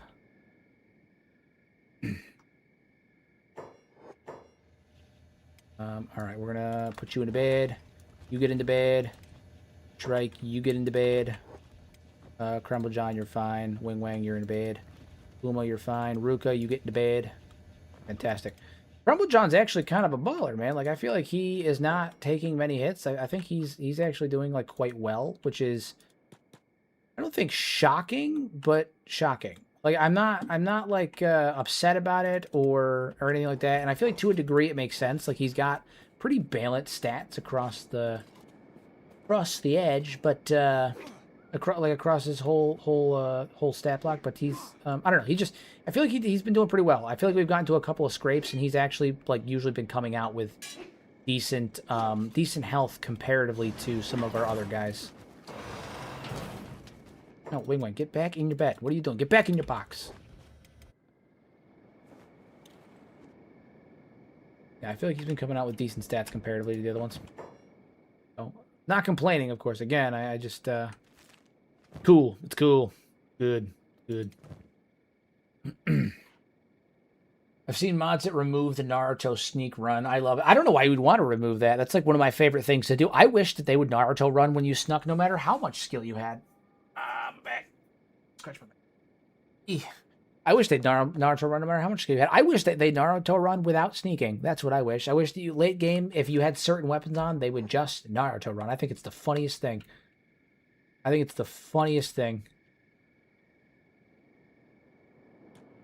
Peak. That's what it is. It's peak comedy. Absolute peak comedy.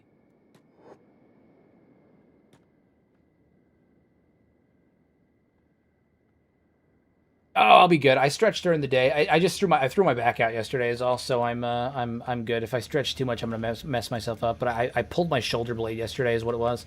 I was going up the stairs, and I live in a split level, so you go up the stairs, you have the landing where the front door is, and then you go up the stairs again, and that's where the second level of the house is. And when I was going up the stairs, we had a snowstorm. It's been snowing for days, and so the landing was a little wet, and my slipper hit the floor and slid, and my legs went one way and my torso went the other, and I caught myself on the landing, like on the railing. But when I did, I caught myself like this, and it was with my full body weight while I was almost horizontal. And so I like yoinked my shoulder up, and I didn't hit the floor, like I caught myself, but I pulled a muscle in my shoulder blade and pulled I yoinked it. So I'm just a little stiff today. And then in addition to that, I spent 4 hours shoveling yesterday too. So I'm just sore and a little stiff because I pulled my back. That's all. I'm good. But I appreciate the concern. But I'm good. I'll be fine. I'm actually generally in pretty decent shape. I stretch and lift and all that stuff. So, and I run like 8 miles a day. So I'm usually in much better shape. I'm just a little sore right now from all the shoveling and messing my back up. I swear to the chat.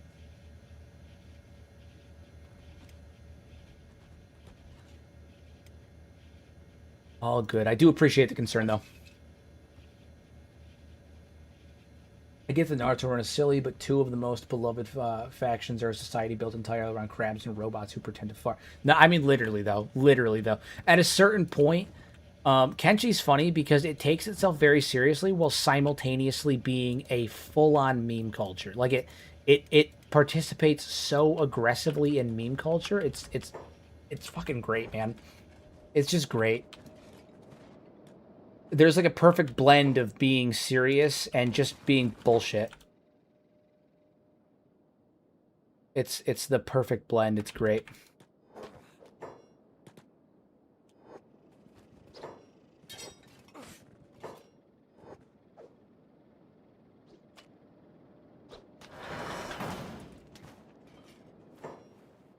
Ruka, I think I'm actually going to replace your, I think I'm going to replace, I don't think I want her to be heavy weapons. I know that, like, heavy weapons is what she usually is, but I do think I'm going to end up replacing, I think I'm going to make her a make her pole arm. I think I'm going to make her use pole arms. Infinite wing wang, I mean, literally, infinite wing wang. So then, how you doing? Welcome, welcome. Happy to have you here. Welcome, welcome, my friend. What do you know of Tau from 40K? I don't know a lot about 40K, to be honest with you. I don't know a lot about 40K lore. I know Warhammer Fantasy lore a lot better. I know the bits and pieces. I know the bits and bobs about 40K lore because my buddy John is really into it, and he's kind of giving me the overview, the rundown. But I know a lot more about Warhammer Fantasy than I do 40K.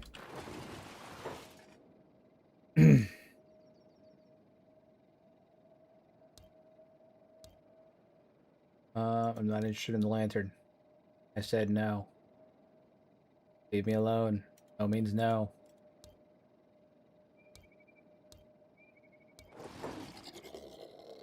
Can you just like leave me alone, please?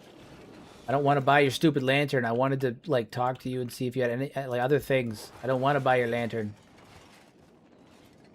Ah, leave me alone. Whatever. Whatever.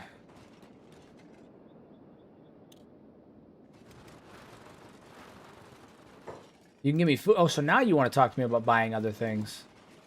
That bastard. Yeah, the lore for 40K does sound really cool. Again, it's not something that I've ever had the time to get into. It's not even like a lack of desire. It's just not something that I've ever really had the time to get into. I know the most about Warhammer Fantasy lore primarily due to a fascination that was born from playing Total Warhammer. And so I started looking up and like looking at the lore for Warhammer Fantasy, but that was again purely born from my like my playing of Warhammer Total Warhammer 3. Well, Total Warhammer 1, 2, and 3. And it just kind of transcribed into learning about some of the lore of that. And even then I don't know it that well. There are other games and like fantasy universes that I know the lore on way better. If you're trying to build at night, take a speed penalty from lack of light, but if you have a lantern on your belt, you don't get the penalty. No, for sure. The lantern actually does have a solid use if you're trying to... I usually, if I can get a couple of them, I like to put them on my miners and stuff like that, who are like out mining, so I don't have to place a torch by everything. It can be beneficial from that regard, for sure. I'm trying to see if I can buy from any of these nomads here. Sometimes you can buy from them. Oh yeah, they can help your rangers so they don't take a light penalty bonus when they're aiming their weapons at the enemy. I'm here hunting beasts, and I have yet to see a beast. Hunting like gorillas and stuff. I'm really trying to challenge my guys a little bit. I need to build up their attack and defense, but also their toughness. So like I want them to kind of get beat up a little bit, you know. Not a lot. I don't want them to get, absolutely wrecked, but I do want to build them up a bit. Hold on, actually, I'm going to switch Ruka to polearm. I'm going to take her off heavy weapons and switch her to polearm. I think it'll benefit her better. I think she'll be better suited for it.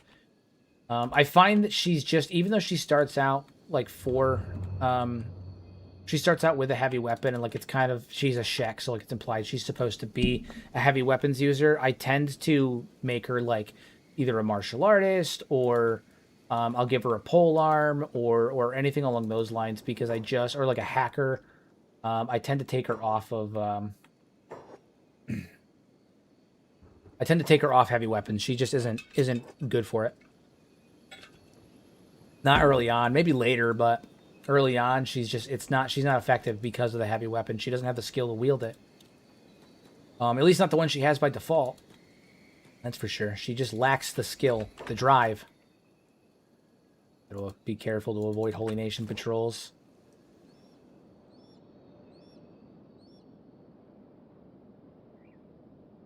That's true. You can technically build a mounted crossbow anywhere. That is true. I think that's an underrated form of gameplay. I think that if you're really careful, if you're smart about it, you can, I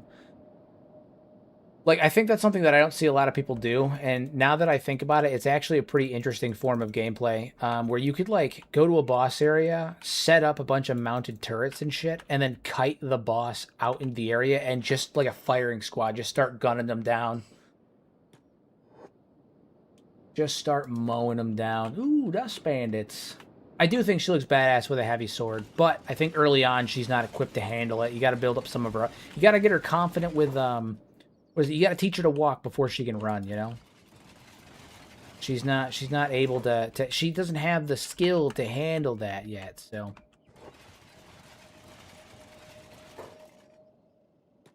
Back these goddamn dust bandits. Get Wing Wang up here. Get him out of the way. And have him just start unload. No, Wing Wang, what are you doing? Back up, back up, back up, back up. Yeah, there we go. Where's Don down? Jesus, man, they wrecked him. What happened? That's weird. My man's usually like an absolute unit. Wonder if recruits start with heavy weapons and no strength or intend to teach players about combat speed penalties. I mean, maybe. I think it's also just, like, I think Ruka is more of a roleplay thing because, like, the Shek are ingrained to prefer heavier weapons and to, like, because it makes you strong, right? And so, like, it's the idea that she's using a weapon that she's not proficient in because of her dedication to a culture that glorifies strength over, like, anything else. So, like, she's trying to be something she's not. She's a survivor. Ruka's a survivor. She's not a normal Shek. She fought in battle. She may have gone down, but she survived when others didn't, and she was shunned for it. And now she wants to reclaim her honor. And I think that it's kind of like more of a testament to the fact that, like, she is trying to be something she's not, which is a normal Shek warrior. And truthfully, like, she's more than that. You know, she's a survivor. She's a fighter. She's kind of gone. She goes beyond that standardized belief of what Shek are, simply by nature of the fact that she survived and is still fighting to have that honor, and she's doing it in a way that's not dishonorable, like becoming a bandit, like say the Band of Bones or anything like that. She didn't join an exile faction. She's doing it in her own way. And so I think taking her off heavy weapons is almost imperative to her evolution as a character from a roleplay perspective too, because she's graduating to something beyond like what the Shek would teach her, and instead she's becoming something more, you know. This guy Juggernaut, is that why he's being such a bitch to go down? Oh no, he's down now, isn't he? Yeah, okay. Yeah. Wing Wang's actually doing pretty good. He's doing pretty good. What is dropping him? His crossbow effect. Okay, so he is actually taking negative effects from his equipment. So I might end up switching his equipment with somebody. Maybe a Kuma. Yeah, I don't know. I'm gonna end up switching his equipment. What is negative crossbow? Yeah. Okay, we got to figure out better equipment for Wing Wang because what he has right now, it's protecting him, but it's causing negative penalties to his crossbow skill. That I want to fix that. Maybe I'll just take his chest plate off. Maybe I'll just do that. Have him run without the chest plate, and maybe that'll help. Yeah. Her lines for when she gets knocked out are so great. She really hopes that I don't. Yeah, and that's the thing. Like she's not just like a normal warrior. She really is like the embodiment of perseverance, and I think that is both admirable and, again, I think removing the heavy weapons from her inventory and like making her use something that she's more like suited for is just better for her overall character development. You know, she kind of puts down that preconceived notion that she has of like, oh, I'm a Shek, so I have to wield this big unwieldy sword. Well, no, you don't, because you're actually like, you're actually more than that, you know, and you can be more than that. You're stronger than that. You're better than that. Which one is Ruka's again? Yeah, so she's that Shek. She's currently fucking unconscious here, but she's the Shek that doesn't have horns that you can get at a Shek town, and she'll just join you. So she was dishonored in battle. She lost in battle, and when a Shek loses in battle, they are considered to be failures as warriors, and they have their horns ritualistically removed, and they're removed from the warrior class of the Shek, and they are instead put into the servant caste, which is like the greatest dishonor that you can have as a Shek. And Ruka refuses to do that. So she joins your party as a way to try and effectively earn her like prove herself as a warrior, even though she lost. She didn't even lose in battle. What happened was she was in a fight, all of her comrades died, and she just survived. That's all it was. But she didn't achieve the honorable death in battle that the Shek want in order to pass on to their warrior afterlife and follow in the image of Krull. And so they consider her to be a dishonorable warrior for not dying in battle the way that they wanted her to. So, you know. I still want to know how they can get their toughness so high with that policy. I mean, yeah. Always the question, isn't it? Well, it's funny. The Shek toughness thing makes me giggle because they fight opponents, they get beat up on, but they win. But you notice that certain Shek end up having higher like what is it? I did my video on the Reavers. I talked about how I think that Valamon is a former member of the 100 Guardians who he's a former member of the 100 Guardians who was smart but not quite as efficient and was better suited for more dexterous weapons, but he ended up using heavy weapons that made him fight slower than he was able to, and that would explain why his strength is lower, his dex is a little bit higher, and his toughness is astronomically higher than other 100 Guardians, even though most of his stats line up pretty well. His toughness is really high, and his toughness is higher because he's taken more hits than other Shek have, you know? Yeah, she was unconscious, and she got knocked unconscious during the fight, and then woke up and found all of her comrades dead. Is what it was. They just, you know, they'd all died. They'd all died.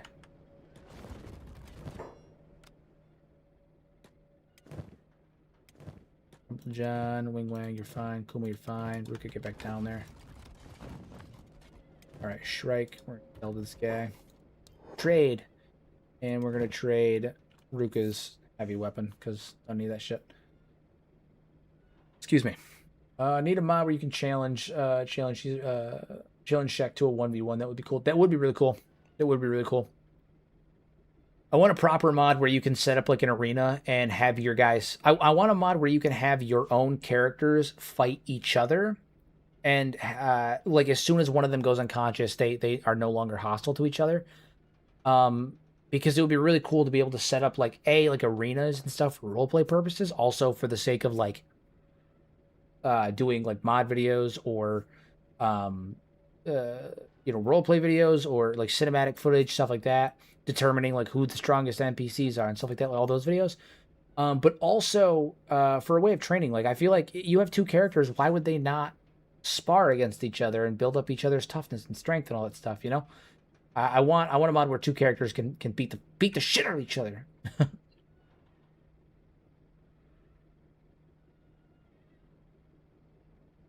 I think it makes sense too. Like it makes the most sense. So, but I have yet to see it.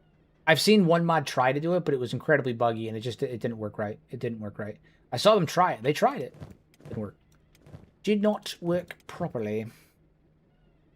Is there anybody else that can actually use that armor? I don't think so, because Sadneel and Burn are going to martial artists, so I don't want to give them heavy armor. I guess Ruka could probably use that armor, so I think maybe I'll give that to her. Yeah, we'll give Ruka that armor, so I'm not going to get rid of that. Crumblejohn can keep his eye patch. Strike can keep her mask. Oh, we have one of these. Cool. Then I need Don here to get up and fix the other guys.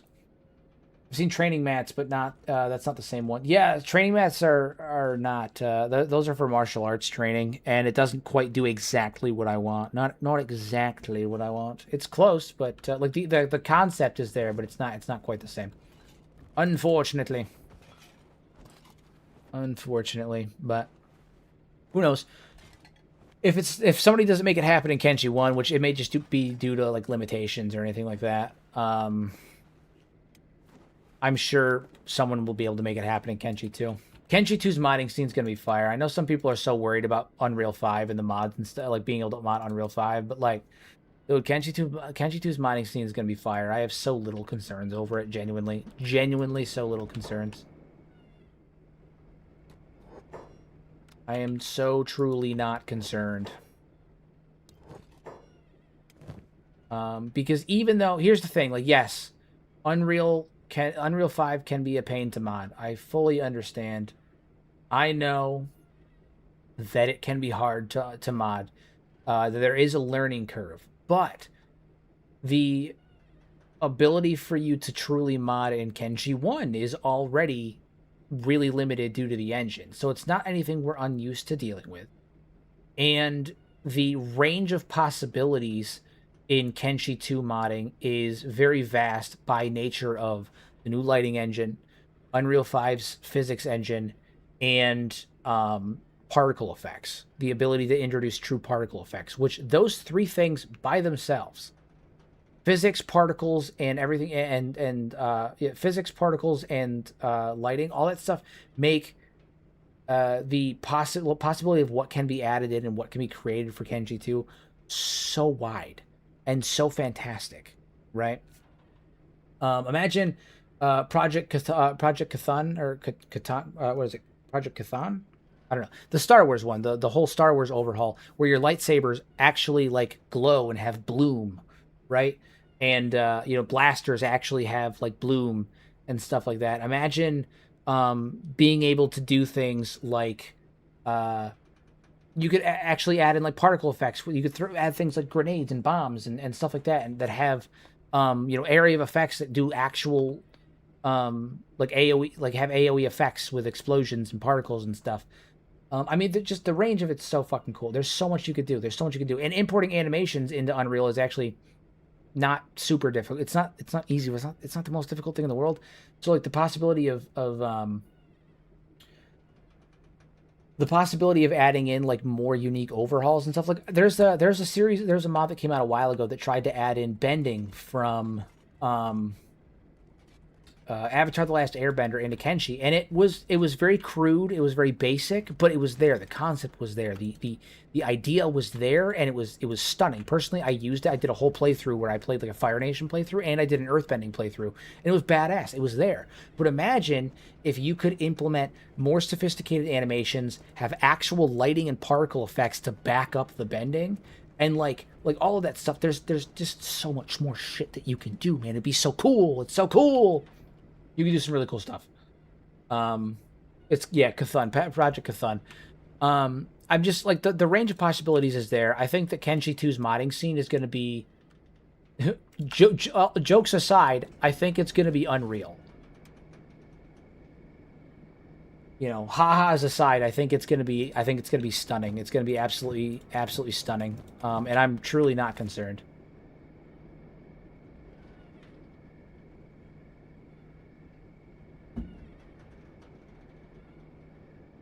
So Unity does do a lot, like some things better. Unreal 5 has access to a superior lighting and physics engine, although I will say that Lumen has its ups and downs. It can be a bit like intensive on your hardware.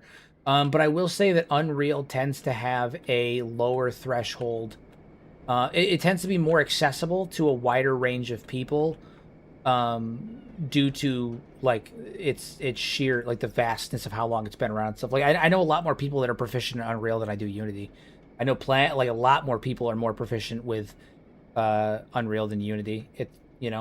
Unity also suffers from serious memory bloat issues. That is also very true. But in the same sense, Unreal suffers from massive like higher hardware requirements. So it's a trade-off. I don't think there's any perfect engine. I don't think there's going to be a world in which we get an engine where it's like, yeah, this is the best possible choice ever. You know, I think both are fine. I think both are fine. I think that the community will figure out how to make it work, and I trust Lo-Fi to make a game that's like, I don't think they're going to put out something on Unreal 5 that's unplayable or buggy or shitty. I have faith in them. They're one of the only games companies I do have faith in these days. You know, so. Oh man. I'm sure it'll be fine. It's fine. Fine. All right, let's head back down and keep on keeping on. We got to make even more money. I need 7,500 cats so I can get another juggernaut, but I also need. No, I'm pretty sure it was dice. I'm pretty sure you're thinking about dice.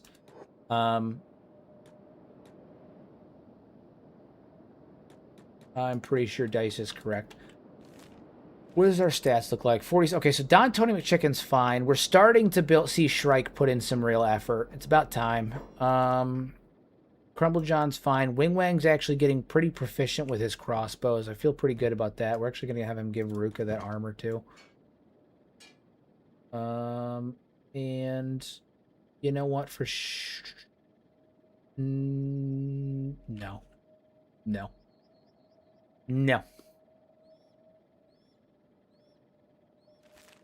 Keep it what it is. Okay, cool. Oh, maybe Cole knows what he's talking. Cole knows what he's talking about. I have no idea. What features would you want for Kenshi 2? I have a couple features that I want for Kenshi 2. One of them is the ability to scale walls. I want ropes. I want ladders. I want proper siege equipment. Yeah, I want ropes, ladders, and proper siege equipment. That's fucking start. That's what I want to start for sure. Ropes, ladders, proper siege equipment. I want more ways to get into a city than just running through the gate. I want enemies to be using ladders. I want enemies to be using, ropes to scale your walls. I want a cover system for range, so that way NPCs can, hop into, take cover, and I want NPCs to be able to take cover outside of your walls, so you're kind of forced to, leave your city walls and engage in melee outside your walls, right? Like, I don't want you to be able to pop your harpoon turret and just handle every single threat that comes your way with an army of harpoons. I think it'd be a lot cooler if there was a cover system where enemies could come in, drop down barricades, and, get behind cover and use that to protect themselves against harpoon turrets, against that kind of stuff, and force you to leave your base and engage in melee. I want to see things like siege engines and more ways to damage buildings. Don't get me wrong, I'm not excited about the prospect of enemies coming in and damaging my shit, but I do think it'd be cool to see enemies come in with cannons or ladders and stuff like that to climb your walls and scale your walls. And it also opens up more options for stealth characters, where you can have characters that are stealthy come in and, maybe they're wanted in the city, but they can't cross the gate and they don't want to risk sneaking into the city through the gate. So they're going to use a rope or a ladder to climb over the gate, get up on the wall, and sneak into the cities that way. I think there's a lot of potential for things like that. On request, but can you make a base on a boat or a barge one of these days? I would, but there's no barge large enough for me to do it. I can make a base floating on the water at some point, though. I'm more than happy to do that. Wouldn't be the first time I've done something like that, off camera. I did a lagoon platform base a while ago, but I can do I could probably do something like a barge or a boat-esque base. I'm working on a particularly ambitious build right now. I'm trying to do a treehouse build.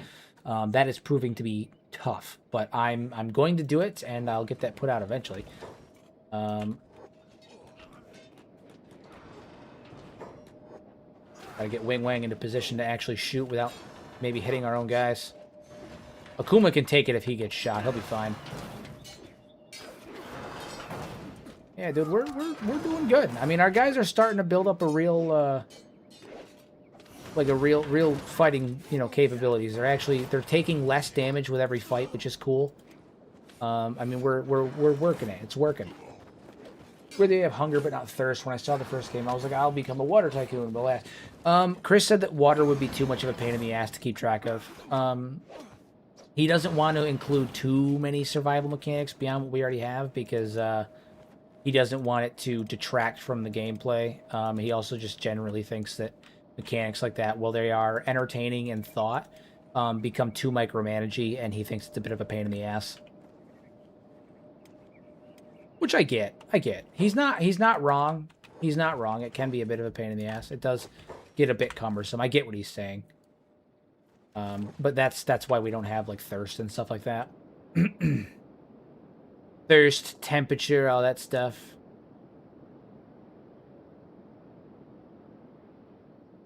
Yeah, I think I don't know. He talked about it in the Reddit anime he did a few years ago.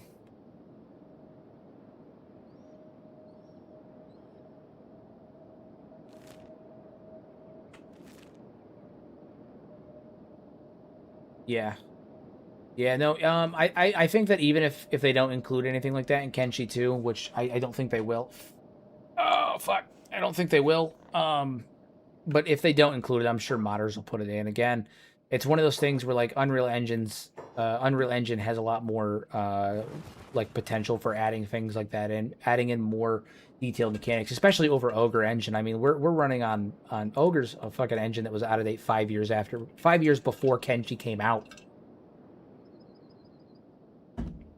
Originally, they were going to make Kenshi 2 on Ogre 2 because they could just port over everything that was existing.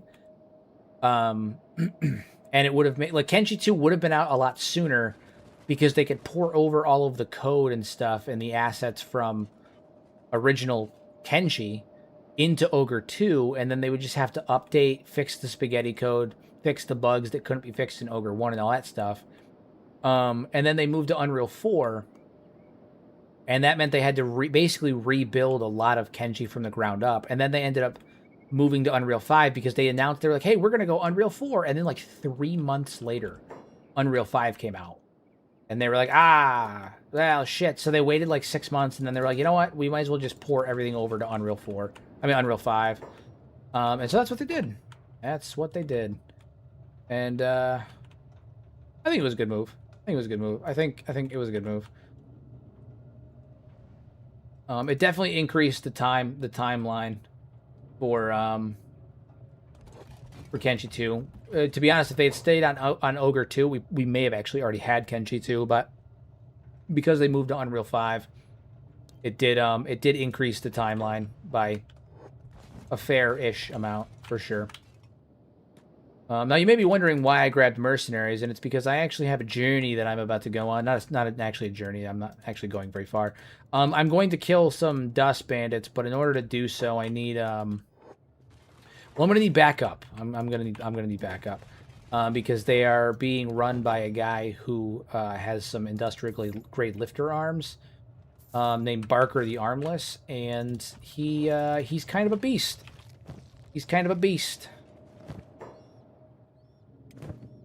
Yeah, there we go. Yeah, he's kind of a beast, and I'm gonna need help because he's got dust bandits that have decent stats. I'm gonna need help dealing with him, which he's over here, and I'm not going after him for necessarily the money in the sense of a reward, because you do have a reward from the Iron Will, but I don't feel like dragging him all the way over there, because the Iron Will's back over by the Gray Desert, like by the Gray Sands and all that stuff, the Grave Layers. But instead, I want his industrial lifting arms and his weapons and armor and all that stuff. I mostly want his armor. But he's just generally a good fight, good character to kill early. And I can take his head and hang on to it later and bring his head to the Iron Will later on to getting good with them.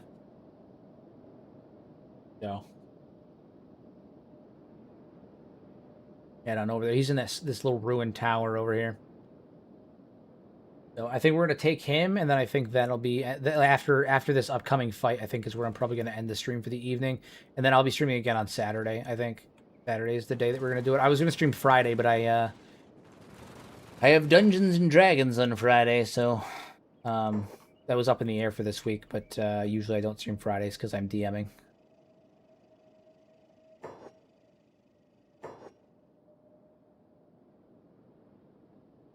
So I'll be streaming this weekend. This weekend we'll be doing the dwarves. Back to the dwarves. I always send skeletons to buy from the back rooms. Like the city, they're amazing, good weapons. Yeah. I do both. So what is it? I ran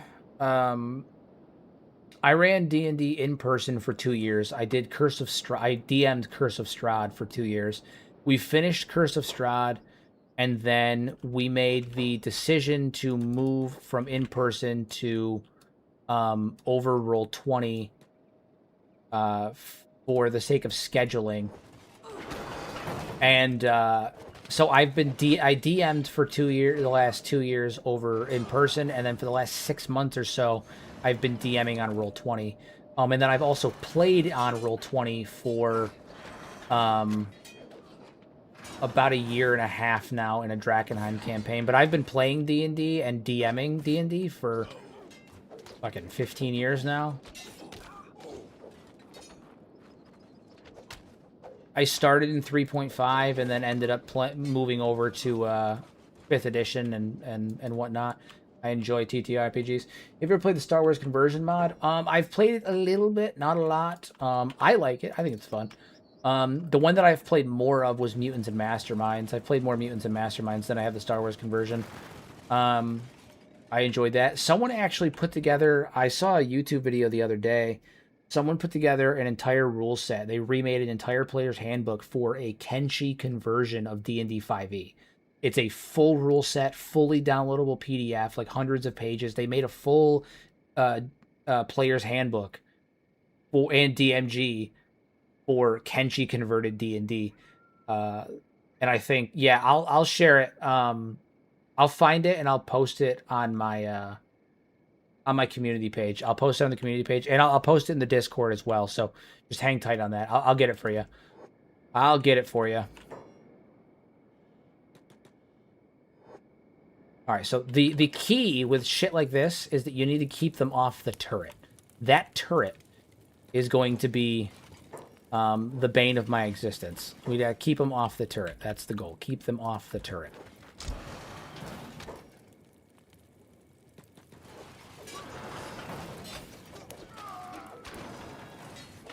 All right, we're gonna have my guys back up. Let some of the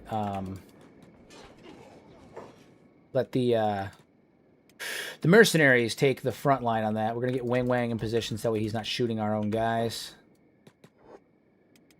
And where's Barker at? There he is. Okay, so this is the guy we're here for. This is Barker. No, this is not the guy. Where the hell's Barker at? He out here? I look for him. He's got a unique chest plate. You can't really miss him. I don't think he's out here yet, which is good because he is kind of a beast, so we got to be careful about that. Once he comes out here, we're going to have to be careful about that. Oh, no, he is there. Is that him? No, not.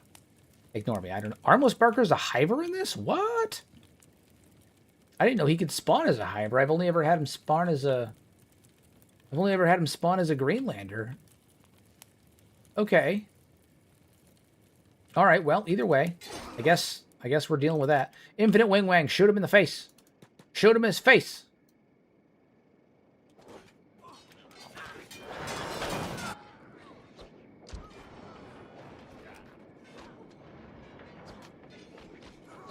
Shit, no, you need to flee. You need to flee. You are not equipped for that.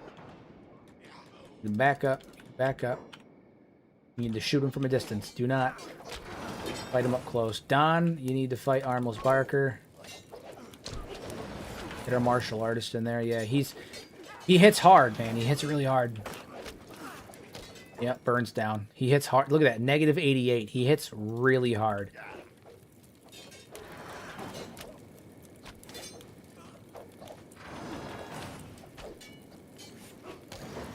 Hopefully Wing Wang can you know, nope. Shoot him, shoot him, shoot him. Ah, shit, move.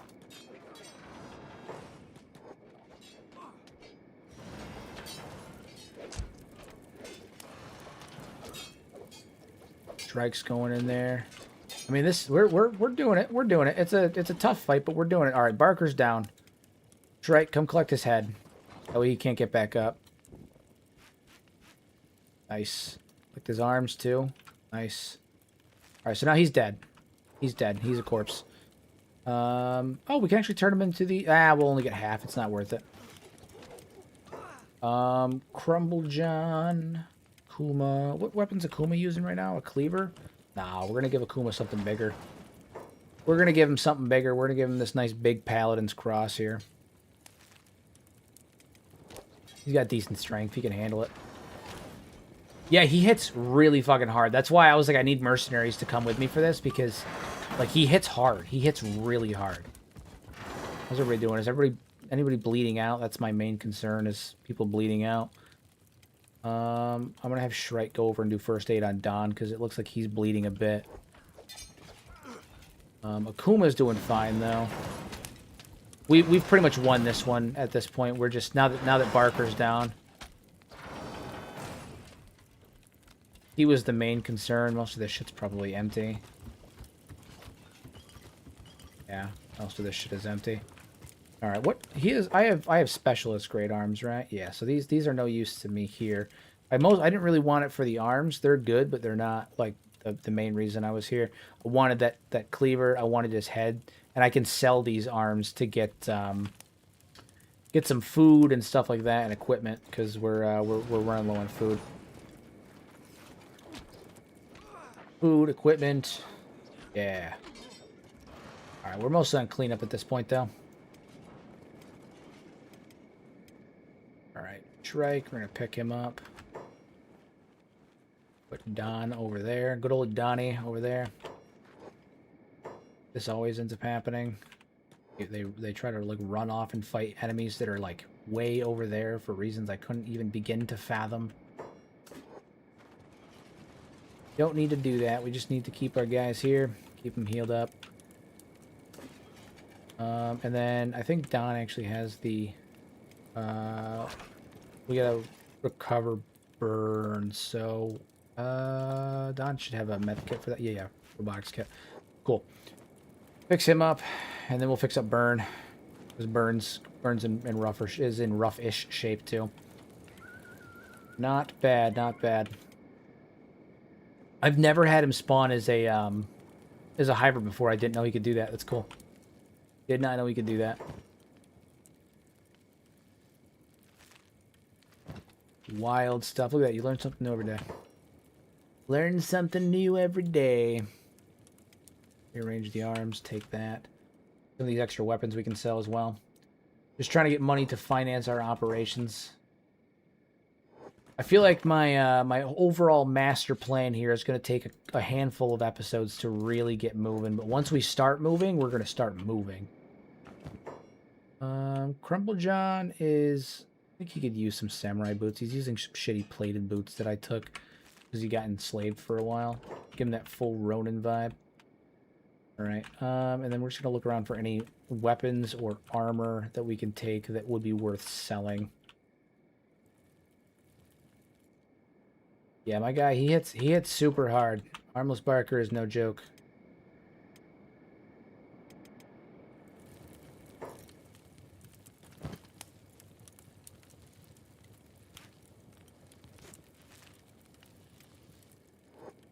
Don should be up. Yeah, alright, so Don's up now. He'll fix burn up. Nice, nice, nice. Kenshi came out pretty fine. Akuma's a beast.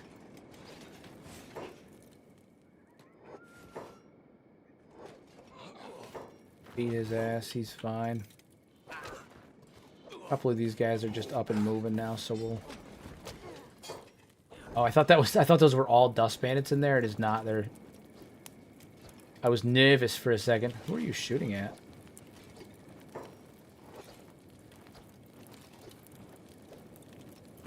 Who's he shooting at? Hold on, hold on. What is this?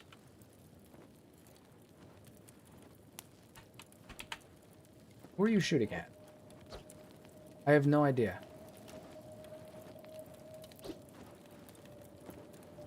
Everybody's dead or dying. I have no idea who he's shooting at. He's shooting at somebody. And I'm fine with it. Like, I'm good with it. Is it you? Was it you? Is it you? Oh, it's this guy here.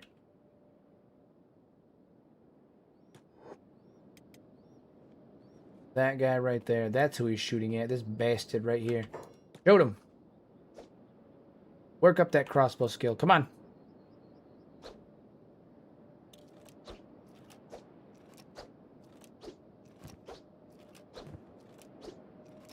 Hit him once. Hit him again. Hell yeah. Building up that skill. That's what we're doing. We're building up that skill.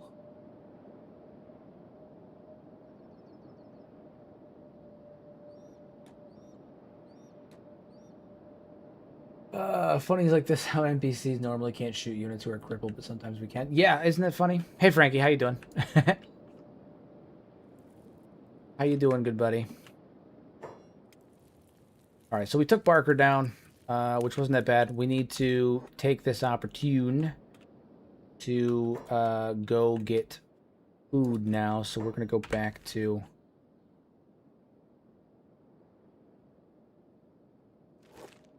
Nugget Mafia is doing okay. We ended up having to flee the United States temporarily because our status as slaves was causing us to basically get beat up everywhere we went. So we decided to take the opportunity to return to the border zone, build up our skills, build up some numbers, recruit some more people, get equipped, and then go back to the United States to really start the run in earnest. But we needed to take the opportunity to build up some skills and also get some equipment because we kept getting our ass kicked and enslaved. We got enslaved like 3 or 4 times. Broke out, but every time they do, they take your boots, they take your weapons. So we had to kind of flee for a little bit to strategically regroup and outfit ourselves before we go over and really start our operations in full. Frankie, you're a celebrity.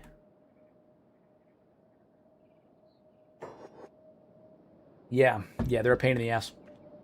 So, unfortunately, it is my deepest regret to inform you that I think literally like 5 minutes into this episode, Zeep got killed. He got beat up in a bar. They tossed him outside and he bled to death. So frustrating.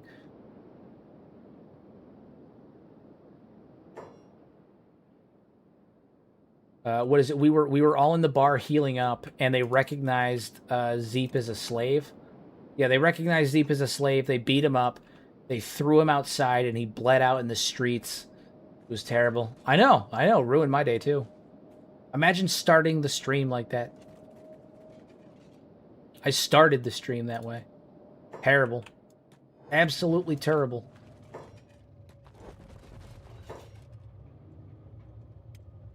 Alright, let's sell some of this stuff off that we got. Alright, 12,000, that's good. Now we can load up on some food. Which was the main goal, was to load up on food. Humble John. That. Good. Good. Alright. Okay. Yeah, I think that we are. I mean, we're not in the best spot, but we're not in a terrible spot either. We're making do. We're making do. We're building up. We're in a better spot than we were when we started. That's for sure. When we started, I think 3 of us were enslaved. I was pretty sure we weren't going to make it out of the UC as a group. We lost Zeep, obviously, but I was almost positive that we were at least going to have one of us stuck in slavery for an extended period of time while we were trying to outfit ourselves. So the fact that we managed to get through this is not too terrible. The UC is the ultimate manifestation of human obsession while trying to live in pieces that humans were clearly not meant to. I mean, yeah. I don't know. The United City is based on feudal Japan, where they were all independent cities, or like independent city-states that answered to the emperor, but the lands were individually controlled by the daimyos. But the emperor was a figurehead, and the shogunate had all the real power. Come back and found I was dead by beak things. It was 30 minutes in and the game never auto-saved. Oh my god, Frankie, that's awful. I'd be so furious, my lord. That's terrible. Goddamn. Terrible, terrible.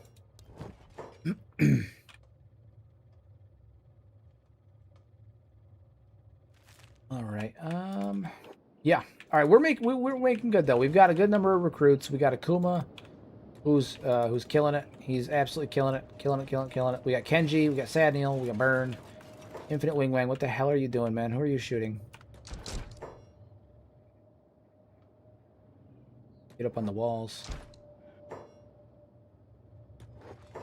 Who's he shooting? Oh, they're triangle bandits. That's what it is. No, you guys, leave that shit alone. Not your fight, guys. Not your fight. Yeah, not only is so streams always kill me too, because like I have a rule that like when any playthrough I'm doing, regardless of what it is or how difficult it is or how bad things go, I don't think I'll ever do a stream where I allow myself to save scum, because I think it damages the authenticity of the story that's being presented. And but it hurts my feelings sometimes when bad things happen, like Beep gets eaten or Zeep gets beaten. It hurts my feelings sometimes.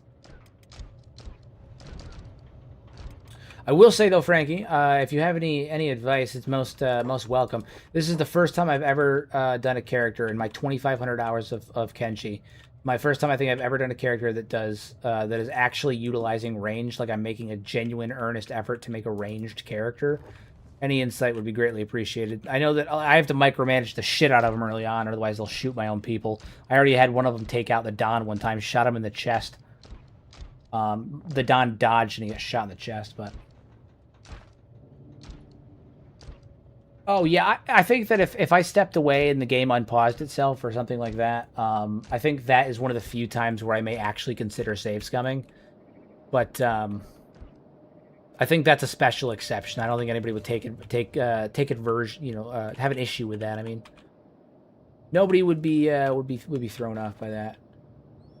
Ranged weapons all have a 2.0 blood loss no matter what they say. Oh, fantastic. Fantastic. That's cool, because bleed out is one of my favorite things. Unless, of course, it's being used against me, and then it's not my favorite thing.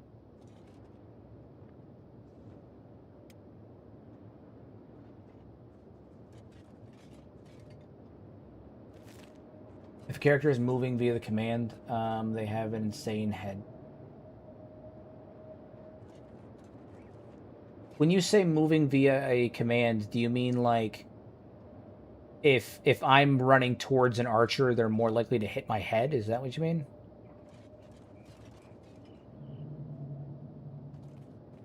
Or if they're like if they're headed towards a character on like an attack standpoint, like if an NPC is okay. Oh, I see what you're saying. So if they are moving on an active goal, like towards something, if they're fleeing or anything like that, okay, I got you.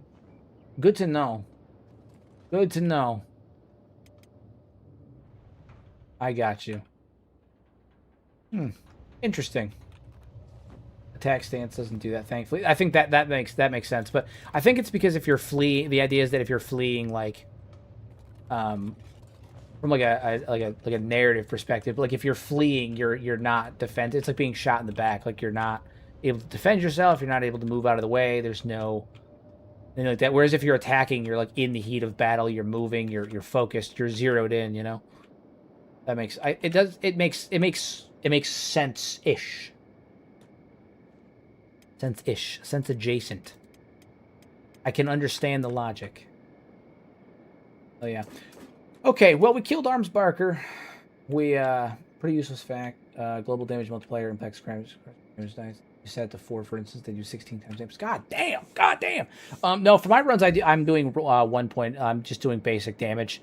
I thought about upping it, but I thought about upping it and the blood loss rate, because sometimes when I'm playing by myself, I'll do that. I'll set the bleed out rate and the damage rate super high, just because I like the challenge. But on stream, I have to take certain measures to make sure that the runs survive, but also like they survive within reason, you know. So Cosmic again, dude. Cosmic, Absolute goat. He's the goat. This is why he's the goat. Right here. Cosmic's the goat.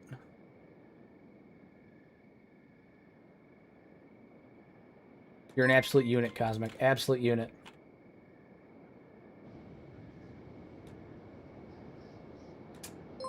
Frankie, this is that's the third batch of 10 this man has done tonight. Cosmic is an absolute unit. Absolute unit.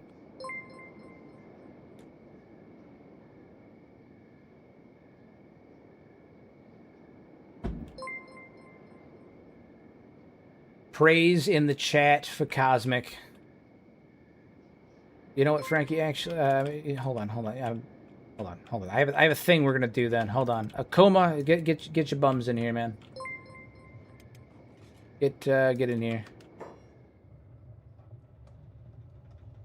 Where is the original? On my dwarf playthrough, we had an unfortunate scenario that took place one time. I'm wondering if I can fix that here. There it is. On my dwarf playthrough, we had made Cosmic a character, and then he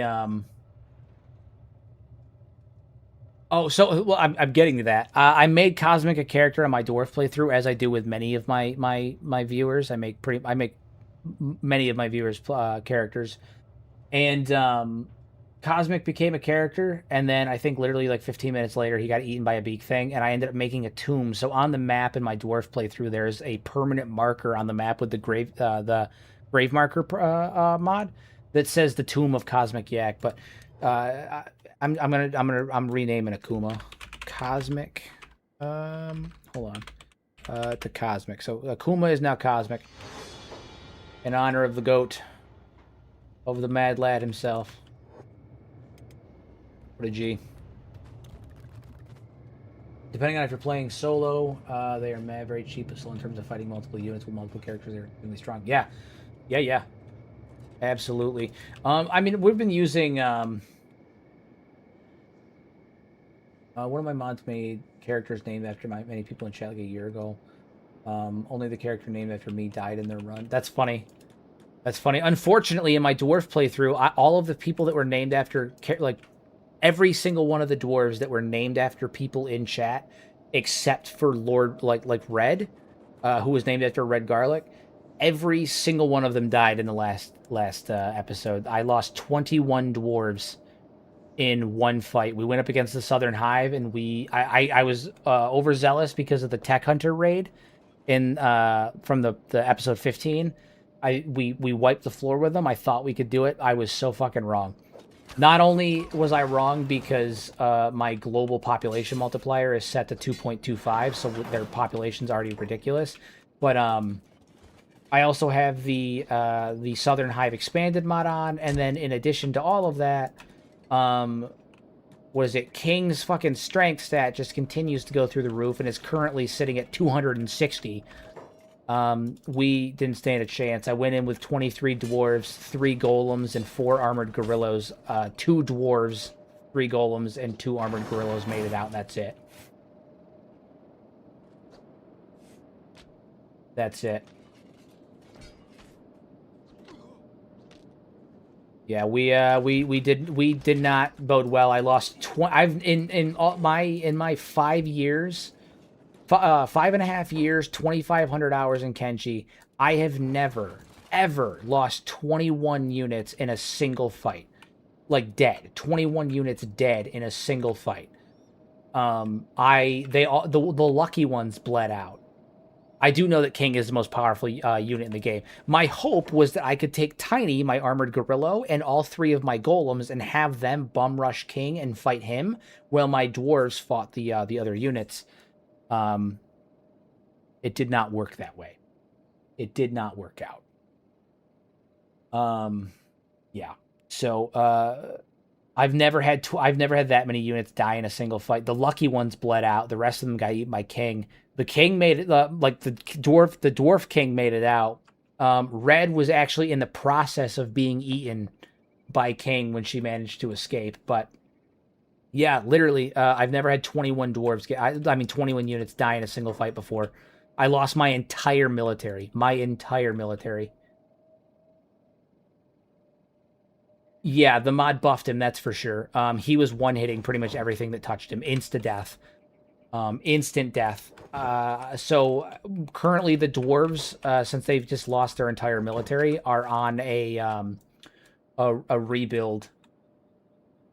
They're on a rebuild right now. It's not great. It was not great. Not great.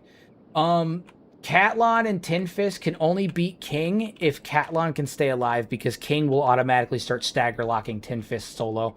Tinfist cannot beat King solo. He gets stagger locked. If Catlon can stay alive long enough for Tinfist to take him out, they'll win. If Catlon goes down, it's done. They both die. Tinfist doesn't stand a single chance against King. It's an RNG thing. They can do it, but not every time. It's not like a guaranteed thing. I think it's like 1 in every 3 or 4 attempts they'll actually beat him.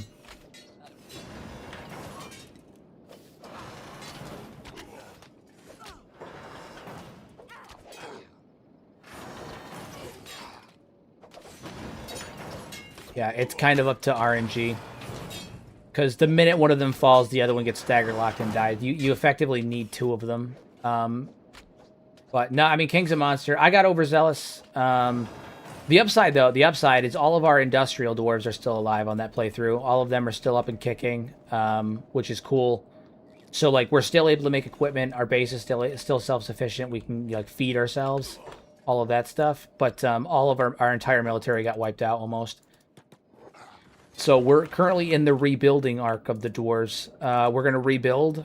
We're going to rebuild bigger, better, stronger, faster. And we're going to go back for round 2. We're going to go back for round 2. I went in with 23 dwarves last time. This time I'm going to go in with like 30 or 40. And we're going to be... I'm going to have a number of juggernauts this time. I didn't have any juggernauts last time. I feel... Because I didn't want it to feel cheaty. Right? I didn't want to feel cheaty by it. But... I don't think that's the case anymore. I don't think it's the case that I want to feel cheaty. I don't think it's the case that it is cheating. But I also just got the Juggernaut Invasion mod that adds Juggernauts into the random spawn pool. So there's a 10% chance that any human enemies will spawn as a Juggernaut. So you'll find them all over the place. So that balances out. So I feel less guilty about having Juggernauts in my playthrough because of that. The funny part about it, too, is that applies to, like unique NPCs and named NPCs and world state NPCs, too. So there's, like, a 10% chance the Bugmaster spawns as a Juggernaut. 10% chance the Phoenix spawns as a Juggernaut.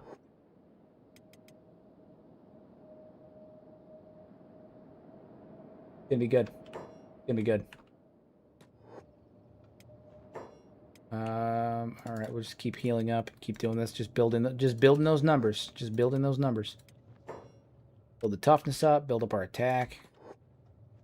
Gotta get it right. But yeah, so the dwarves are on the they're on the rebuild arc right now. We were in our age of prosperity. It was our golden age. We had already entered the golden age of the dwarves. We died.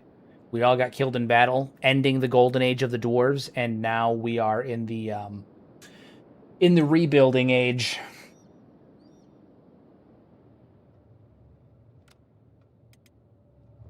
So I got overconfident because of how our attack on Flats Lagoon went. I mean, like we crushed it. There was no chance. It wasn't even a competition. We crushed it. And I was like, yeah, we can do this. Nah, dude, we didn't even put a fucking dent in them. Didn't even put a dent in them. It wasn't even close.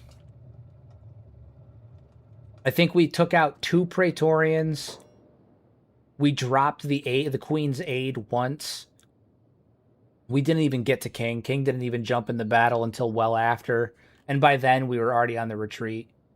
I mean, it was bad. It was really bad. No good. No good.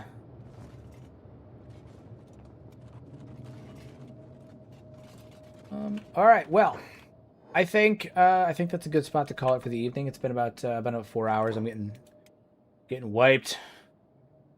Save the Nugget Mafia. I've also got to make an emergency save for this too, because I have not made an emergency save for the Nugget Mafia yet. Always have an emergency save. Nugget Mafia emergency save. Okay. So, there we are. Another miraculous day. Crossbow trick. If you have low charges left on a bundle of bolts, you can sell them to a store, close the shop, retrade the vendor, and it'll be full again in the shop. Good to know. That's going to be super beneficial, actually, because, yeah, I could use, that's one of the things that's always made me less, like, willing to use range. I'm giving it an honest go, was that I always hate having to stockpile ammunition. Okay, so let's brief recap. We survived slavery 3 times. We escaped the UC. We have officially, passed our bounties. We're no longer holding bounties except for Burn. Burn has one for terrorism and assault, but that'll go away in 4 hours. So we're almost done with that. Other than that, though, we've been training in the border zone, building up some money, some cash flow, and recruits. We have a little bit more in terms of recruiting we have to do. There's one more recruit in the hub that I have to get. But other than that, we're doing pretty well on that end. Stat-wise, we're building it pretty well. I think that we can go back to the United Cities once we get that last recruit, and we will be able to actually function and start officially the Nugget Mafia. We'll be able to start placing down roots. We'll at least be able to buy a building inside one of the cities that's going to act as our base of operations and probably our first legal restaurant named Zeep's Delight in honor of our little buddy that passed away. But no, I mean, we're making solid progress. We're making solid progress on the Nugget Mafia. Next stream will be this weekend. It's either going to be Saturday or Sunday. I'm not quite sure. It's going to be the Dwarves. I'll post it on the community page. Yeah, I'll post it on my community page. So we'll have definitive on that one. And then if anyone has received a gifted membership this evening, again, feel free to join the Discord. Information's on the membership page on my channel. Hop on in, chat with us, hang out. Be a good time. R.I.P. Zeep. R.I.P. Zeep. Press F and chat for Zeep. Poor little boy. Didn't even make it. He was just trying to take the shackles off of Infinite Wing Wang, and the United City Guards beat him. Beat him within an inch of his life. Left him out in the streets, and he bled out. Terrible. Terrible stuff. Yeah, that's all I got. So, as always, everybody, use your powers for good instead of evil. Make a difference in someone's life. And, well, I mean, I don't think I have a third one for this one. It's been fun. I appreciate it, guys. Everyone have a good